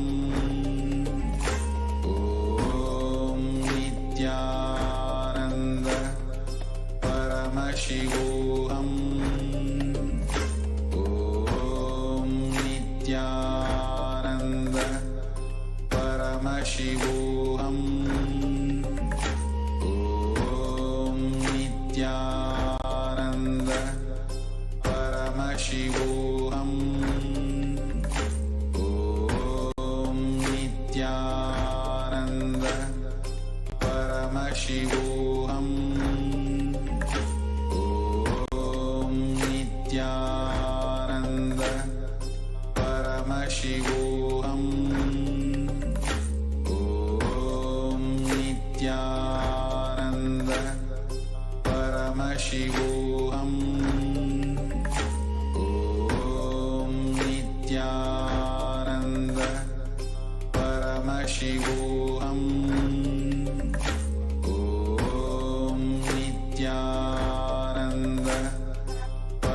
And if you have registered yourself in the COVID care protection centers in the de facto spiritual embassies of Kailasa across India, now we will take a look at some of the glimpses of the spiritual routine being performed in Adi Kailasa Sarvanya Peetham. One can see here the members who have enrolled themselves for the COVID care protection initiative are doing the morning yoga, puja, and these actually take up the first 5 hours of anyone's day and is one of the most fundamental and vital practice for any seeker, anyone on the path to achieve enlightenment, to achieve the ultimate superconscious space of Paramashivoham. More glimpses of the people performing the puja.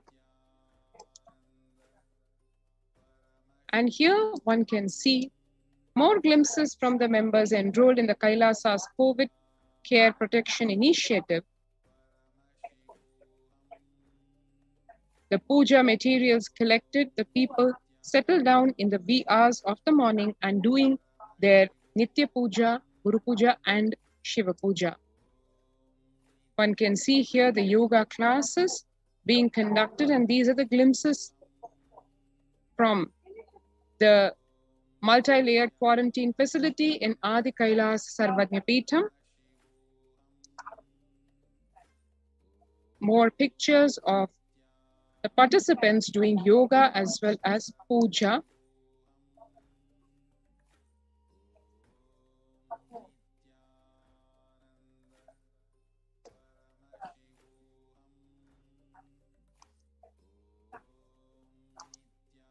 One can see just that one aspect of the puja and the yoga and the panchakriya, just these few so-called simple components, how they can transform one's life completely, because it is not something that is invented as a cure or as a fad for COVID care protection. It is the age-old ancient system of medical health care as is declared in the Veda Agamas, in the various scriptures, which long before, literally millennia ago, have discovered the truths of life, be it of human life or of other lives, including the microorganisms. A holistic approach to health and life, that is what the COVID care protection centers in Adi Kailasa Sarvanya Peetham and in various de facto spiritual embassies across India have to offer.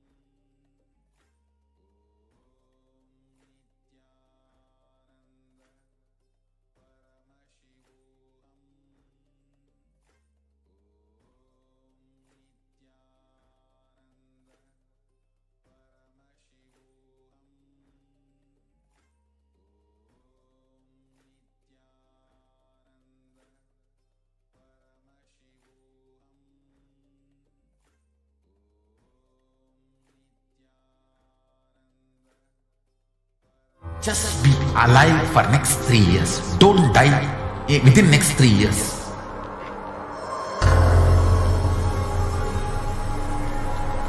Just don't die within next 3 years. Be alive. Somehow be alive. I'm working sincerely. I will reach you somehow. Somehow I will reach you. It's my commitment to humanity.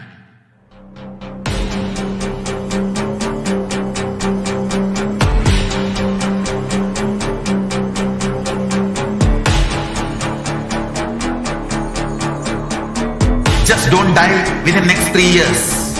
I will reach you wherever you are, whichever corner of the world you may be. reach you with enlightenment. You manifesting the space, state, powers, being Parashakti. It is possible, and it is possible for you.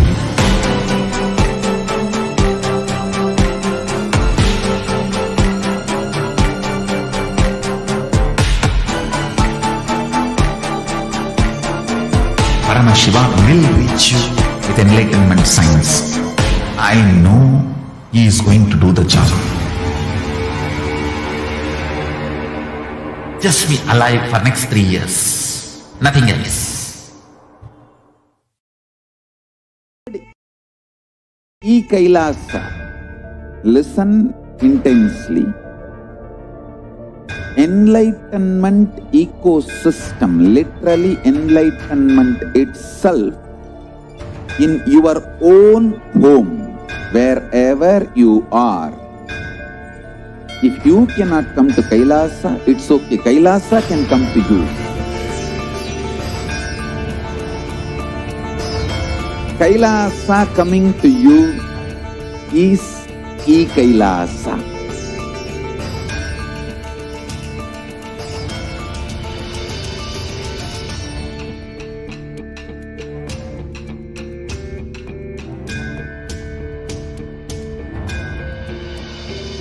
I will revive Hinduism. I am a Hindu revivalist, not by any revolution, but by evolution.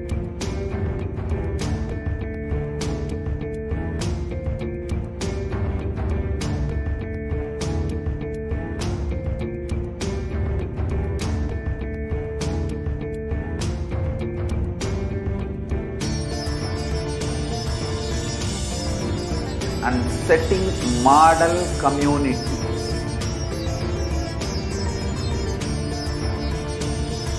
Kailasas, enlightenment ecosystems, Sarvanya Pitas all over the world.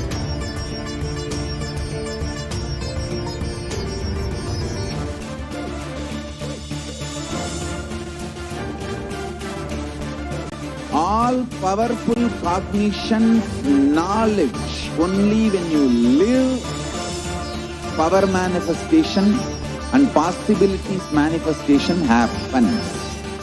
It's a fundamental truth.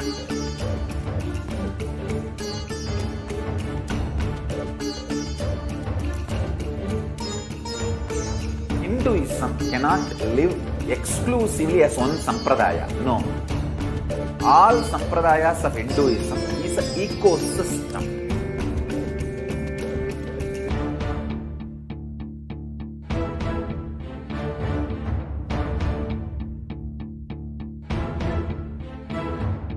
So don't keep quiet.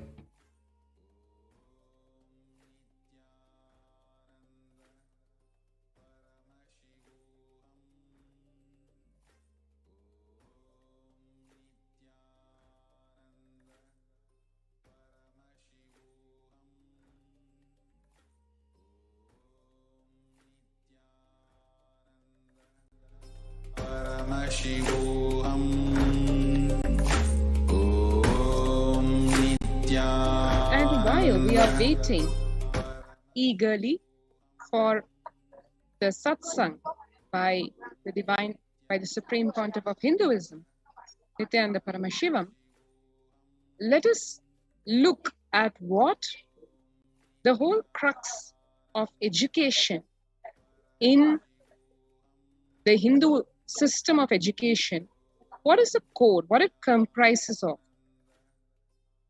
Education is known to be the key factor to enabling upwards socio-economic mobility and the strongest means of removing poverty. The right education is crucial to the well-being, stability, and growth of not only every child, but to humanity as a whole. The Gurukul system is known to be the knowledge transmission system of Hinduism, one of the pillars which kept Sanatana Hindu Dharma alive and standing as the world's most ancient living civilization. Through Kailasa's Department of Education, the Supreme Pontiff of Hinduism, Jagat Guru Mahasannidhanam, His Divine Holiness Bhagwan Nithyananda Paramashivam, the Gurukul system is being revived in its entirety.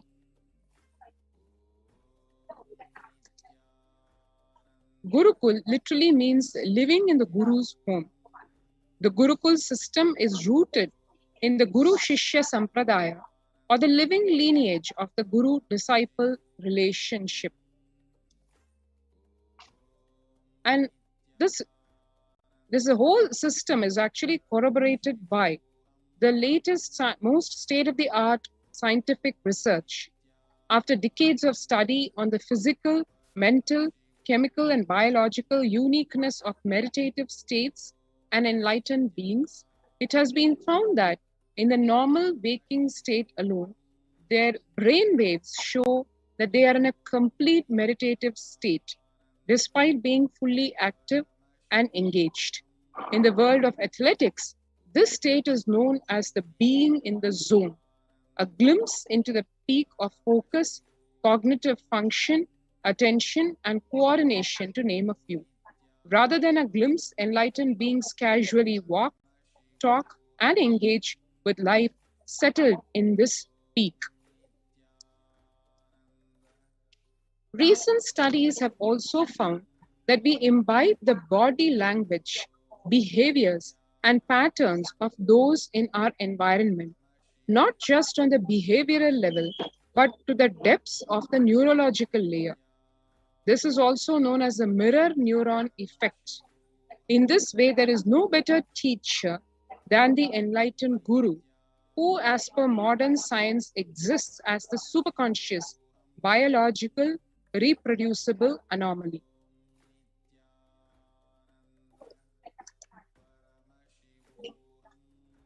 However, through centuries of Mughal invasions, colonialism, and continued persecution against Hinduism and the Hindu tradition, this science of knowledge transmission has been diminishing at an unprecedented rate.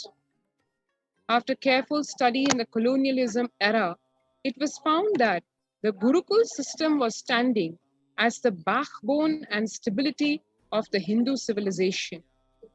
The Macaulay education system was imposed on India after this revelation.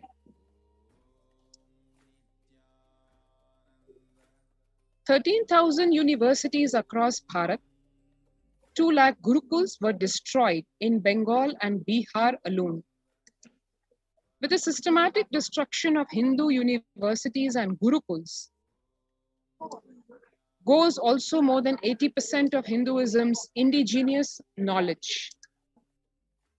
One can see what Thomas Macaulay in 1836, after his very deeply sinister study of the Hindu education system and what his diabolical plans were to destroy the system so that the colonial rule could continue for practically an eternity, which it still is, because even though physically the colonial rule is apparently to have disappeared, to have been replaced by so-called freedom and independence, yet the minds of the people, of the Hindus, has been influenced by this poison, probably once and for all, had it not been for the advent of the Nijavatara, the Supreme Pontiff of Hinduism. Macaulay says, "Our English schools are flourishing wonderfully. The effect of this education on the Hindus is prodigious. No Hindu who has received an English education ever continues to be sincerely attached to his religion. The Hindu religion is so extravagantly absurd that it is impossible to teach a boy astronomy, geography, natural history without completely destroying the hold which that religion has on his mind. It is my firm belief that if our plans of education are followed up, There will not be a single idolater among the respectable classes in Bengal 30 years hence. And this will be effected without any efforts to proselytize, without the smallest interference with religious liberty, merely by the natural operation of knowledge and reflection. I heartily rejoice in this prospect. One can see here the diabolical plans of Thomas Macaulay,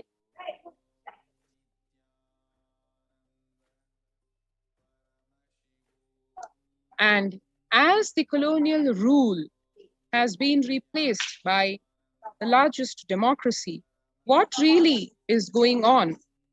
Is Hinduism really in a state of revival? What is the Nijavatara, the Supreme Pontiff of Hinduism, doing for the same? We all have seen over the last 2 decades what he has done to humanity, and in return what humanity has done back to him. The persecution in return for magnanimous, huge contributions to Kailasa is what the Supreme Pontiff of Hinduism has showered on the planet. And what further revelations the Supreme Pontiff of Hinduism is going to be giving us tonight, let us wait and watch as we await the divine presence of the Supreme Pontiff of Hinduism, Jagat Guru Mahasannidhanam, His Divine Holiness Bhagavan Nithyananda Paramashiva.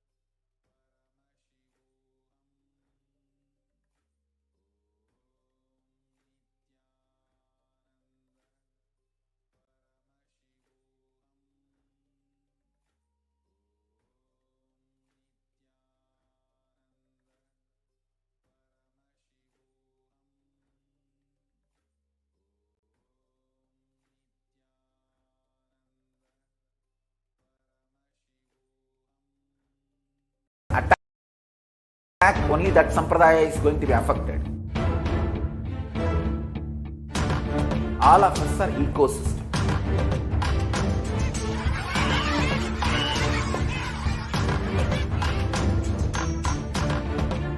I invite all of you to get involved and enjoy Hinduism by the principle of Dharmo Rakshati Rakshitaha. When you protect Dharma, Dharma protects you. We will make the whole planet flourish spiritually. The spiritual prosperity will happen to the whole planet. We all have to coexist together.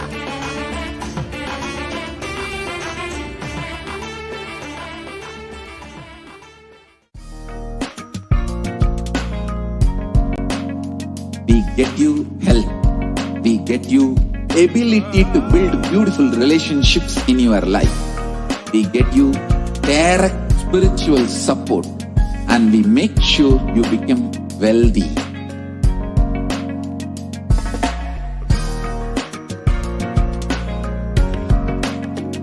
We won't stop giving you just good life. We will literally not stop till you live enlightened life. Manifesting the state of Paramashiva, space of Paramashiva, powers of Paramashiva, being of Paramashiva.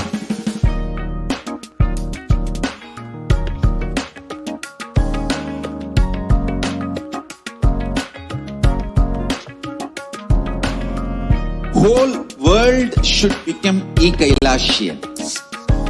I want the whole world to know Hindus have something great to contribute to the world.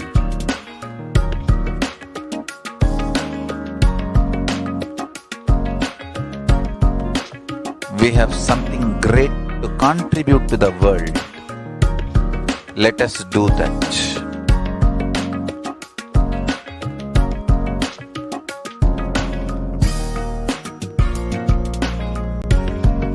E-Kailasa is proper customized spiritual service helping you to identify your root patterns of suffering.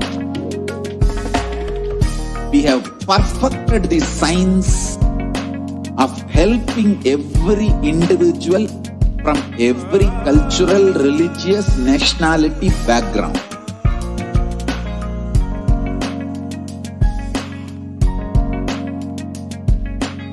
You will have lowest reactionary assumptions, highest awakened response, alive response for life continuously.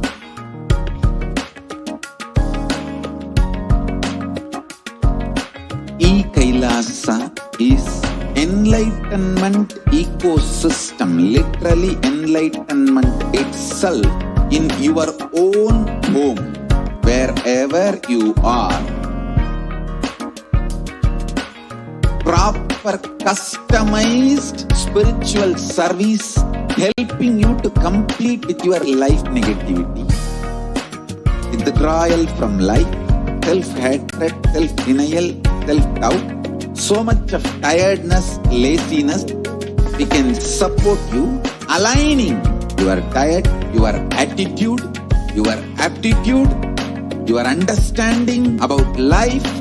We can help you with everything.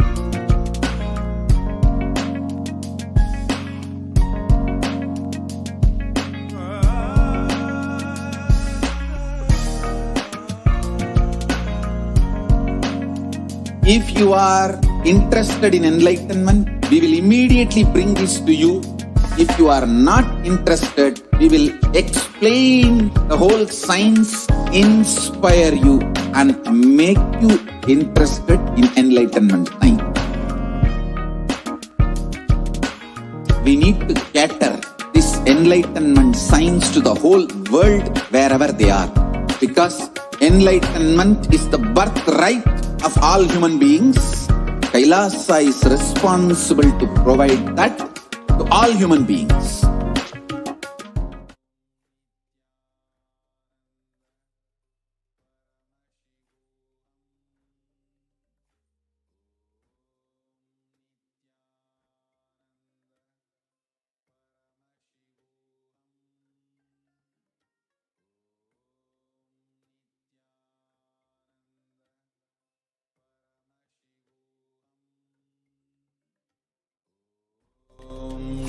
Nithyananda Paramashivoham.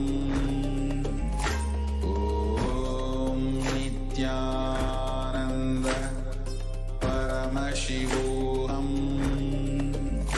Om Nithyananda Paramashivoham. Om Nithyananda Paramashivoham. Om Nithyananda Paramashivoham. Om Nithyananda Paramashivoham. Om Nithyananda Paramashivoham. Nithyananda. The much awaited live Nithyananda Satsang after a very long time we are having. So today we are going to be having the live darshan of the Supreme Pontiff of Hinduism, followed by a live Nithyananda Satsang.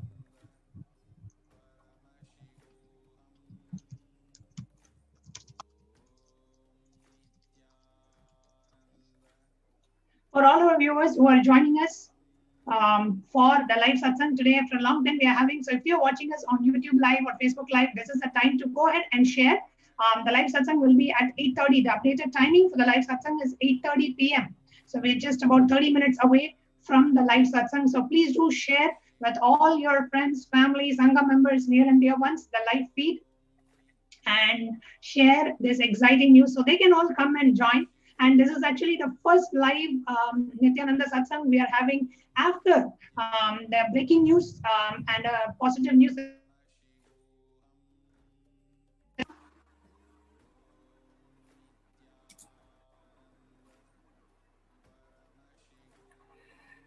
And that news, I'm sure all of us are aware by now, is that the UN, the United Nations, has recognized the persecution of Supreme Pontiff of Hinduism and Kailasa. And we have shared this breaking news on all the official social media platforms of Kailasa. And in the next few minutes that we have leading up to the live satsang, I request every one of you to join hands in sharing this news virally with one and all. So I'm now going to go ahead and share the Facebook, the live SPH JGM Nithyananda Parameshivam Facebook page, where we have shared this breaking news, and also on Twitter. And as we are watching this live feed, and I request all the viewers to kindly please come along with me as we take a few moments to share this news with the world. And I will tell you why it is important to share it with the world. Recently, I was talking to one of the youth devotees from the US, and this person was saying that in their high school for about 2 years, they are taught in the US schools, everyone is taught the Jewish Holocaust. And I have joining me on this show is Ma Nitya Sadashiva Priyananda is also joining us, and she studied in the US. So maybe she can give a little bit more insights into what really they study in the US. As children grow up, every child is taught in the school about the Jewish Holocaust. So Ma Sadashiva Priya, I know you studied in the US. Did you learn about the Jewish Holocaust? Yes. So yes, thank you so much. And I'd like to share with all of the viewers exactly how in the United States, in Western culture, how from a very young age, even from even the age of 13, 14 years old, we start studying, we start reading about the Jewish culture, even in school, even if we're not practicing that religion. Sadashiva Priyama, so sorry to interrupt you. Your voice is very low. It's kind of hard to hear you. Is there any way you can fix your microphone and be right back with us? Yeah, sure, of course. Yes. So while Sadashiva Priya is joining, and those of you who are watching this, and how many of you, as compared to one is the Jewish Holocaust of what happened to 6 million Jews, just around the time of the Second World War, and on the same way, what is happened to Hindus, where 500 million Hindus were, killed and murdered and persecuted over the last 5,000 plus years of Hindu Holocaust. And many, I was a born Hindu. I never knew about the Hindu Holocaust until, I came in direct face-to-face experience of what the anti-Hindu elements are doing to the Supreme Pontiff of Hinduism. And that was my first direct experience of the anti-Hindu elements and their criminal conspiracies, and the neo-Hindutva elements and their conspiracies to eliminate the spiritual component of Hinduism. The anti-Hindu elements want to eliminate Hinduism itself, while the neo-Hindutva gang wants to eliminate the spiritual component of Hinduism and politicize religion. So, yes, we have Ma Sadashiva Priya joining us. Yes, Ma Nithyananda, are you able to hear me now? Yeah, I'm able to hear you. I hope my audio is okay. Yes, it's much better, Ma. Yes, okay. Please go ahead. So you studied in the America, and did you learn about the Jewish Holocaust in your school as a part of the syllabus? Yes, Ma. So exactly as we are growing up, we learned in detail about how the Jewish people, how 6 million people had underwent systematic persecution in extreme and in like excruciating detail. We learned about the gas chambers, how they were literally taken in trains to the concentration camps for the each and every Jew from all over Europe, how they were how the war had been strategically planned, and this entire Holocaust happened where so many Jews were entirely eliminated, and what was happening was a genocide against a religion. And from a young age, I would say from school, what was happening, and even at that time, I was wondering in myself, how come I didn't learn about Hindu Holocaust, what happened to Hindus, in the same way that today I'm learning from a textbook, from official textbook, from so many different novels of victims of the the Jewish Holocaust, and so many different. Actually, study in school. How many years? Actually, I would say the curriculum for 1 year entirely, at least half of that year, 6 months, we were studying the Jewish Holocaust in depth. And not only that, not only that, I can say that much of the novel, the culture of reading the books, how the Jewish Holocaust has been written by the survivors of the Jewish Holocaust. It's a very powerful way of speaking their story to the world, telling the heartfelt trauma and suffering that they've been through, and for good cause, to prevent more and more suffering from happening further, and ultimately to solidify the Jewish identity that they have as a whole culture, and as a part of their healing as a whole culture. How the victims are coming out right now you're a born Hindu, born and brought up in the US. When was the first time you came to know about Hindu Holocaust? Actually, I can say, honest to goodness, the first time that we understood about the Hindu Holocaust was after after Swamiji himself had started speaking about it, how in satsangs he would talk about the sannyasis who were abused and killed. And only after this, I even realized, there was something that happened that sparked me to go and read about it and see in more sources. But if you what age would that be? If you have to tell, what age of yours? I think that was around 16 or 17 years old. 16 or 17 years when you first came to know about Swamiji. And what age were you introduced to Jewish Holocaust in school? At least around 11 or 12 years old. 11 or 12 years of old. So every child who's growing up in the US, I don't know about other countries, every child growing up in the US is brought up giving the knowledge of the Jewish Holocaust. And I grew up in India from a traditional Hindu family, and I had absolutely no clue about the Hindu Holocaust. Jewish Holocaust, 6 million Jews were killed. Hindu Holocaust, 500 million Hindus were killed. It's not that we are doing a comparison of lives here, but we need to understand that the Hindu Holocaust is at least 9 times of what happened to the Jews. And even Hindus are made completely unaware. And I'm sure none of my pre-monastic family members even knew about the Hindu Holocaust, even though they were, staunch Hindus for generations. We are criminally and strategically made to forget about the Hindu Holocaust. And for the very first time in the 5,000 plus years history of the Hindu Holocaust, somebody has taken an effort to bring out the Hindu Holocaust out to the international community. And that thanks to, and our deepest gratitude to the Supreme Pontiff of Hinduism, his tireless efforts, being a victim of the persecution himself, going through, more than 70 assassination attempts and torture in the prison and character assassination and hate speech and lawfare, and you speak about any facet of persecution the Supreme Pontiff of Hinduism has gone through. And today, after literally 20 plus years of relentless persecution on the Supreme Pontiff of Hinduism, today we have had a breakthrough. This is a breakthrough not just for Kailasa. This is a breakthrough for every Hindu out there, and this is a breakthrough for every human being out there, because what Kailasa is doing the revival of the true authentic knowledge of enlightenment, the science of enlightenment being revived by the Supreme Pontiff of Hinduism. So it is the responsibility of each and every one of us watching this, hearing this, living Hinduism and being benefited by Hinduism. It is our responsibility to share this with the world. So all we can do is just take few minutes of our time. I'm sure we are all eagerly waiting for the Nithyananda Satsang to start. And as we are waiting, let us do our responsibility. And that responsibility is to share this news virally with the world.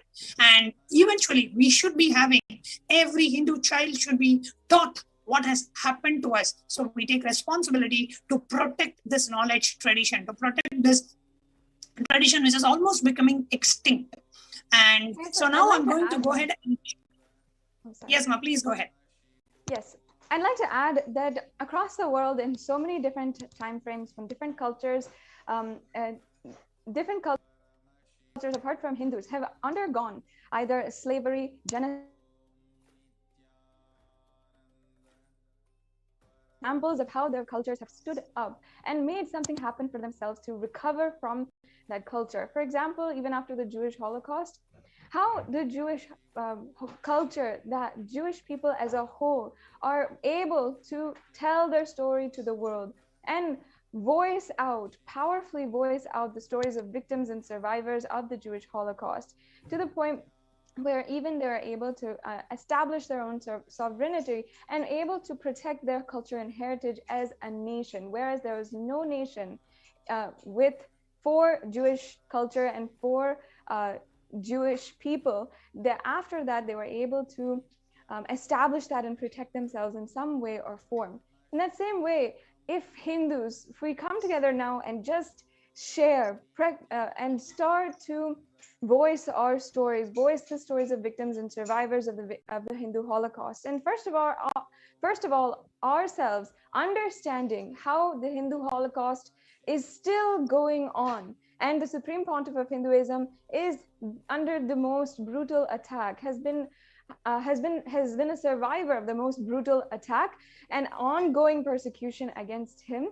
And even after the UN has recognized the persecution against the Supreme Pontiff of Hinduism, it's our responsibility as Hindus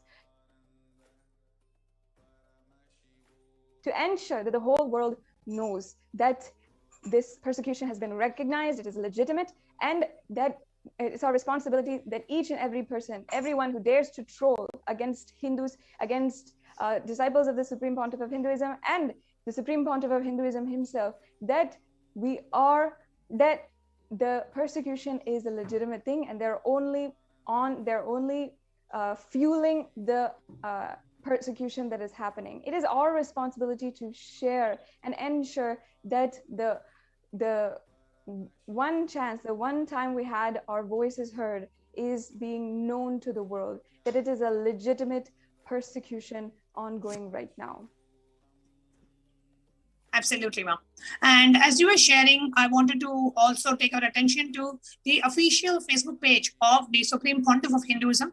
And all of us who are watching us on YouTube Live, Facebook Live, Twitter Live, and all the different social media platforms, I request everyone, if we can take a moment and just go to Facebook, the official handle of the Supreme Pontiff of Hinduism,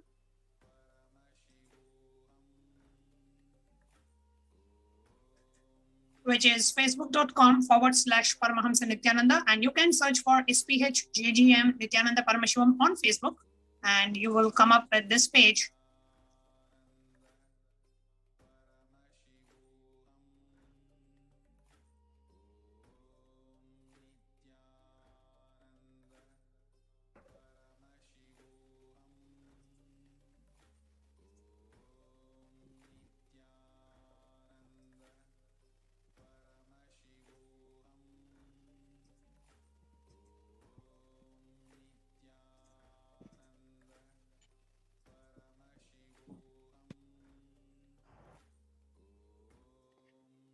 Yes, and I'd like to add that, first of all, to all of the viewers who are joining in right now, if you have not already, make sure that once you have found our page, found the official page of the Supreme Pontiff of Hinduism on Facebook, that you are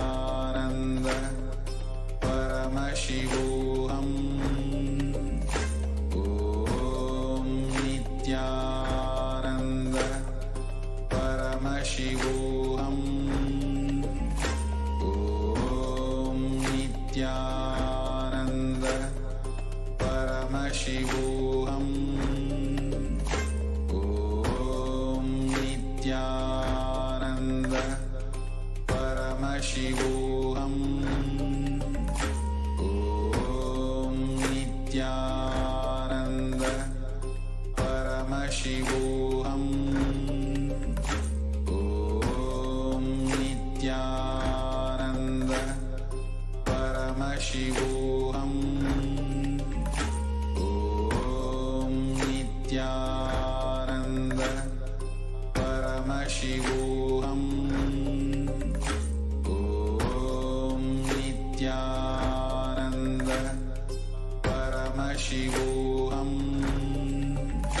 Om Nithyananda Paramashivoham. Om Nithyananda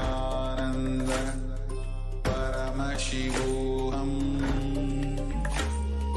Om Nithyananda Paramashivoham. Om Nithyananda Paramashivoham. Om Nithyananda Paramashivoham. Om Nithyananda.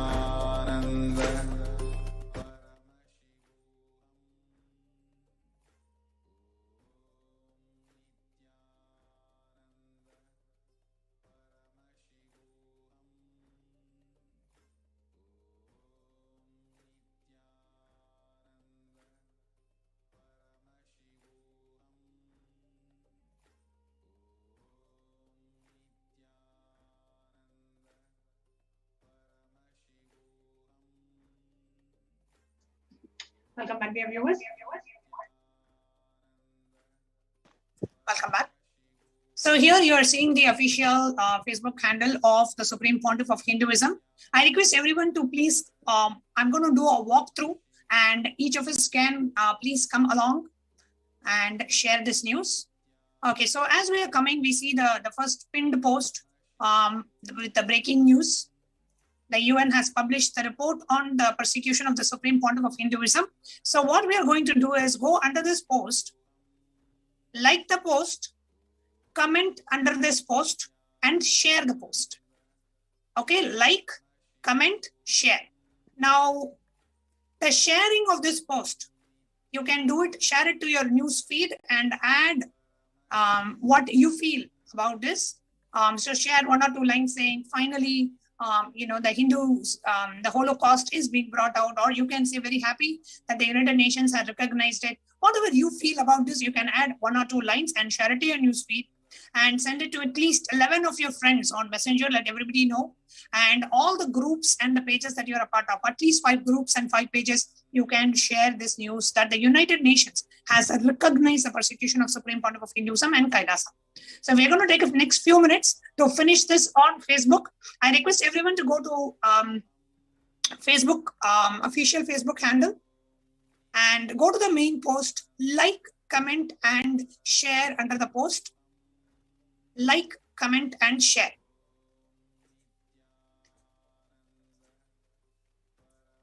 I'm going to read out some of the latest posts that are comments that are coming in through. So like, comment, and share under this post.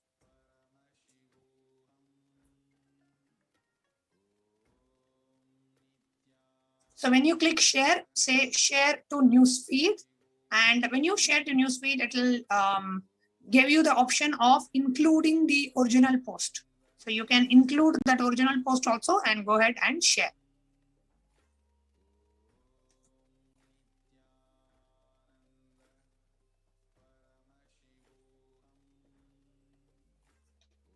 And you can write your own a line or 2, a comment about this, and then go ahead and post it. Share it in the messenger with at least 11 of your friends. Sharing it in the messenger is very easy. You just have to click send, send, send, send, send, and it sends. So you just have to click this. So, and it sends. And then share it on a page. So whatever page that you own. So let's say I have different pages that I'm part of. So I can go ahead and share in the, let's say, Nithyananda Sannyas order page. I can go ahead and share. The United Nations has recognized the persecution of SPH and Kailasa. So you can go ahead and do this and share in a group. Whatever group that you're a part of, you can share it in the group. So let's go ahead and take the next few minutes to go ahead and do the sharing on Facebook. At least share with 11 of your friends, 5 groups, 5 pages, and make one news feed. Like, comment, and share the post.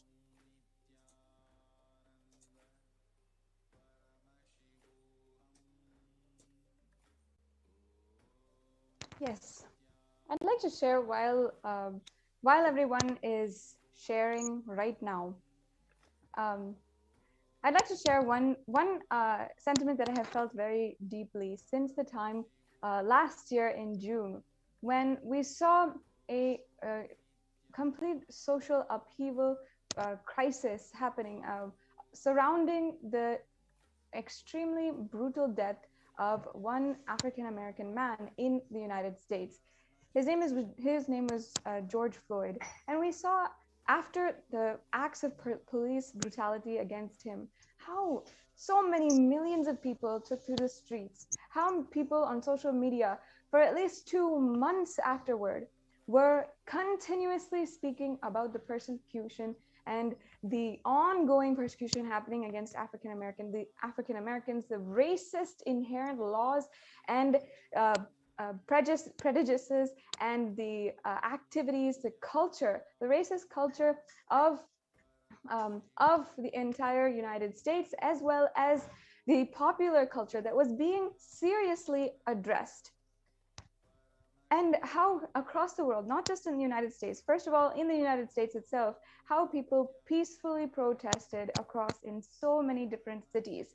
And there was, even during lockdown, even during the time when there was so much of scare due to the COVID pandemic, people still wanted to stand up and they wanted to take responsibility. They wanted to be the cause for change.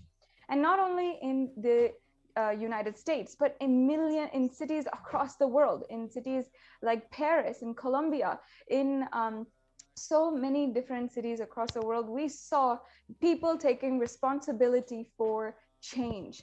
And I'd like to contrast this, on the other hand, to the extremely brutal death, the mob lynching of 2 sadhus in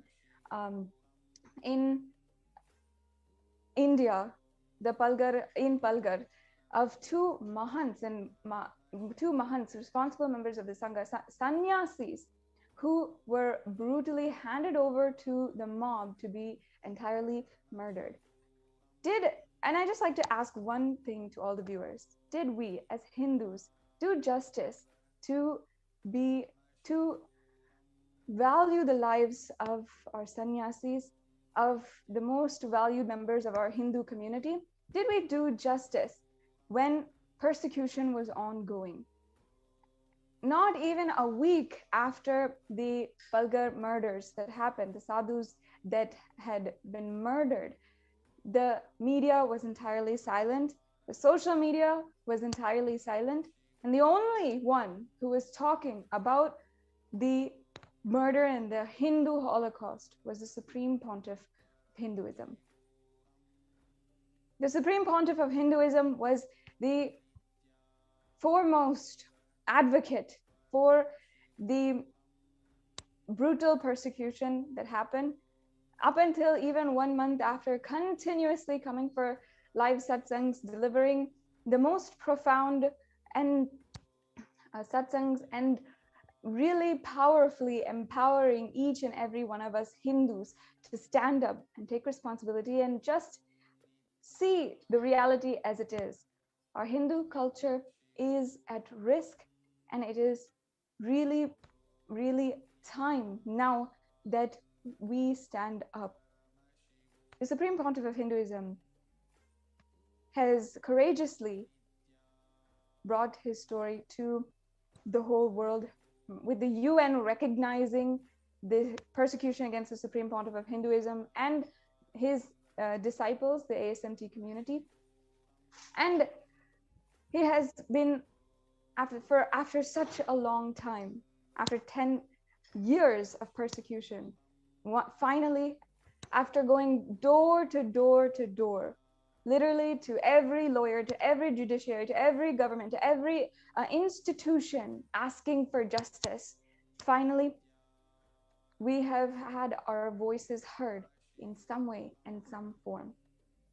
It brings actually so much across the world, all of Kailashians, for all the viewers who are just now joining across the world, all the Kailashians are so immensely filled with gratitude that right now, finally, our voices are heard.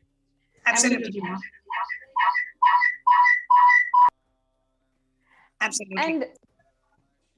And as you are sharing, right, I invite all the viewers. See, it is important that, as what Sadashiv was sharing, it is important that we as Hindus understand and take collective responsibility for what is happening to Hinduism and raise our voices. And we can raise our voices, we can bring it to the attention just by, we're not saying let's go to the street and protest. No, we are going to bring this to the attention of the government and the influencers and the media who needs to share this with the world. And we need to share this information with the world, that whatever that has happened to the Supreme Pontiff of Hinduism is the worst persecution of the worst possible, in the worst possible way, a totally brutal, atrocious persecution that has happened and is still happening to the Supreme Pontiff of Hinduism. And the United Nations has gone through all the persecution details, and they have recognized this persecution, recognized Kailasa as a nation.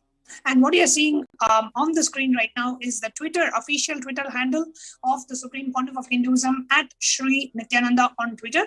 So I request everyone to now please open your Twitter app on the phone or on the laptop and go to Swamiji's, the Supreme Pontiff of Hinduism's official Twitter handle. And you will see at Sri Nithyananda, and it takes you to SPH JGM Kailasa Nithyananda Parameshivam page.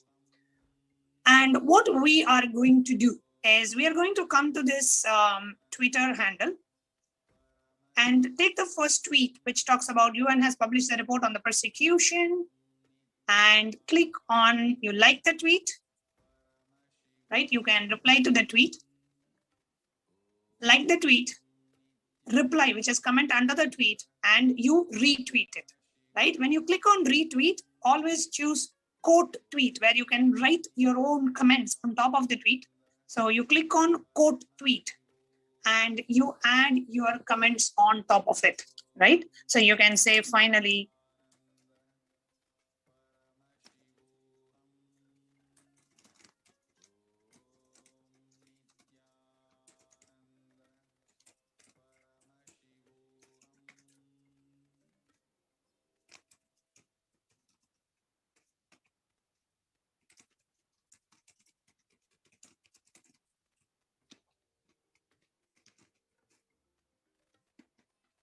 and always include the hashtag. The hashtag that we are using for this purpose is hashtag UN recognizes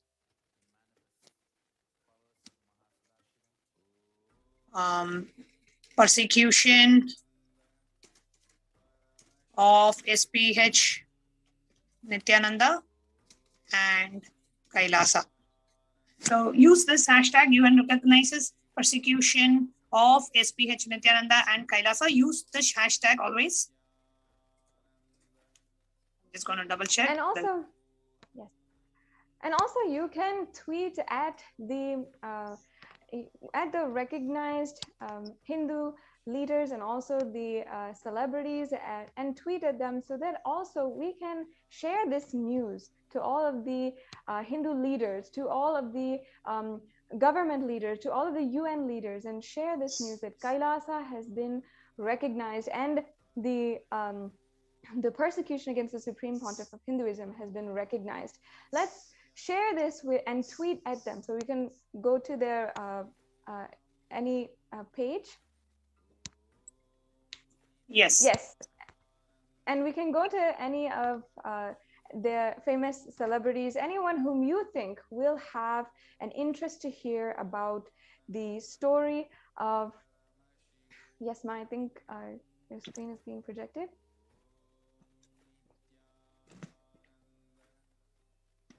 Yes.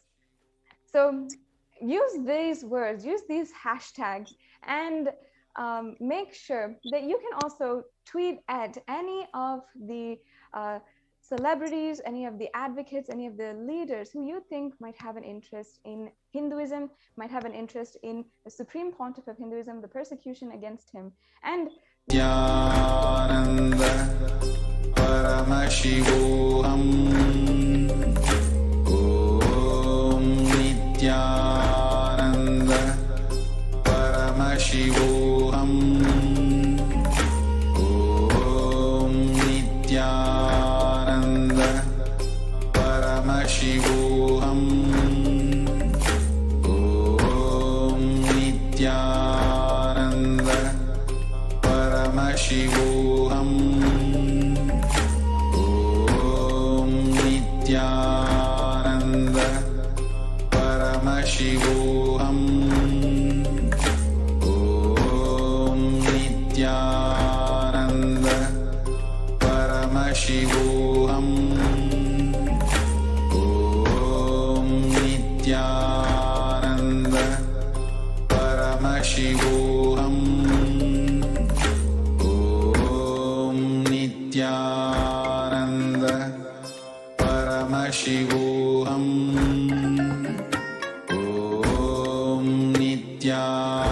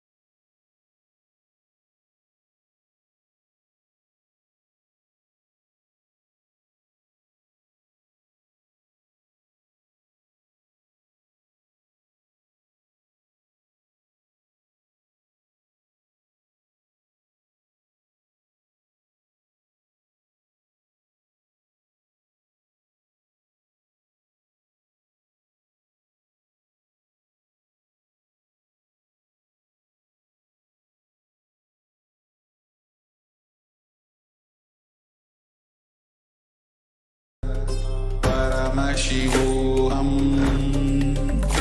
Om Nithyananda Paramashivoham. Om Nithyananda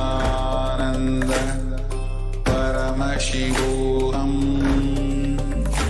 Om Nithyananda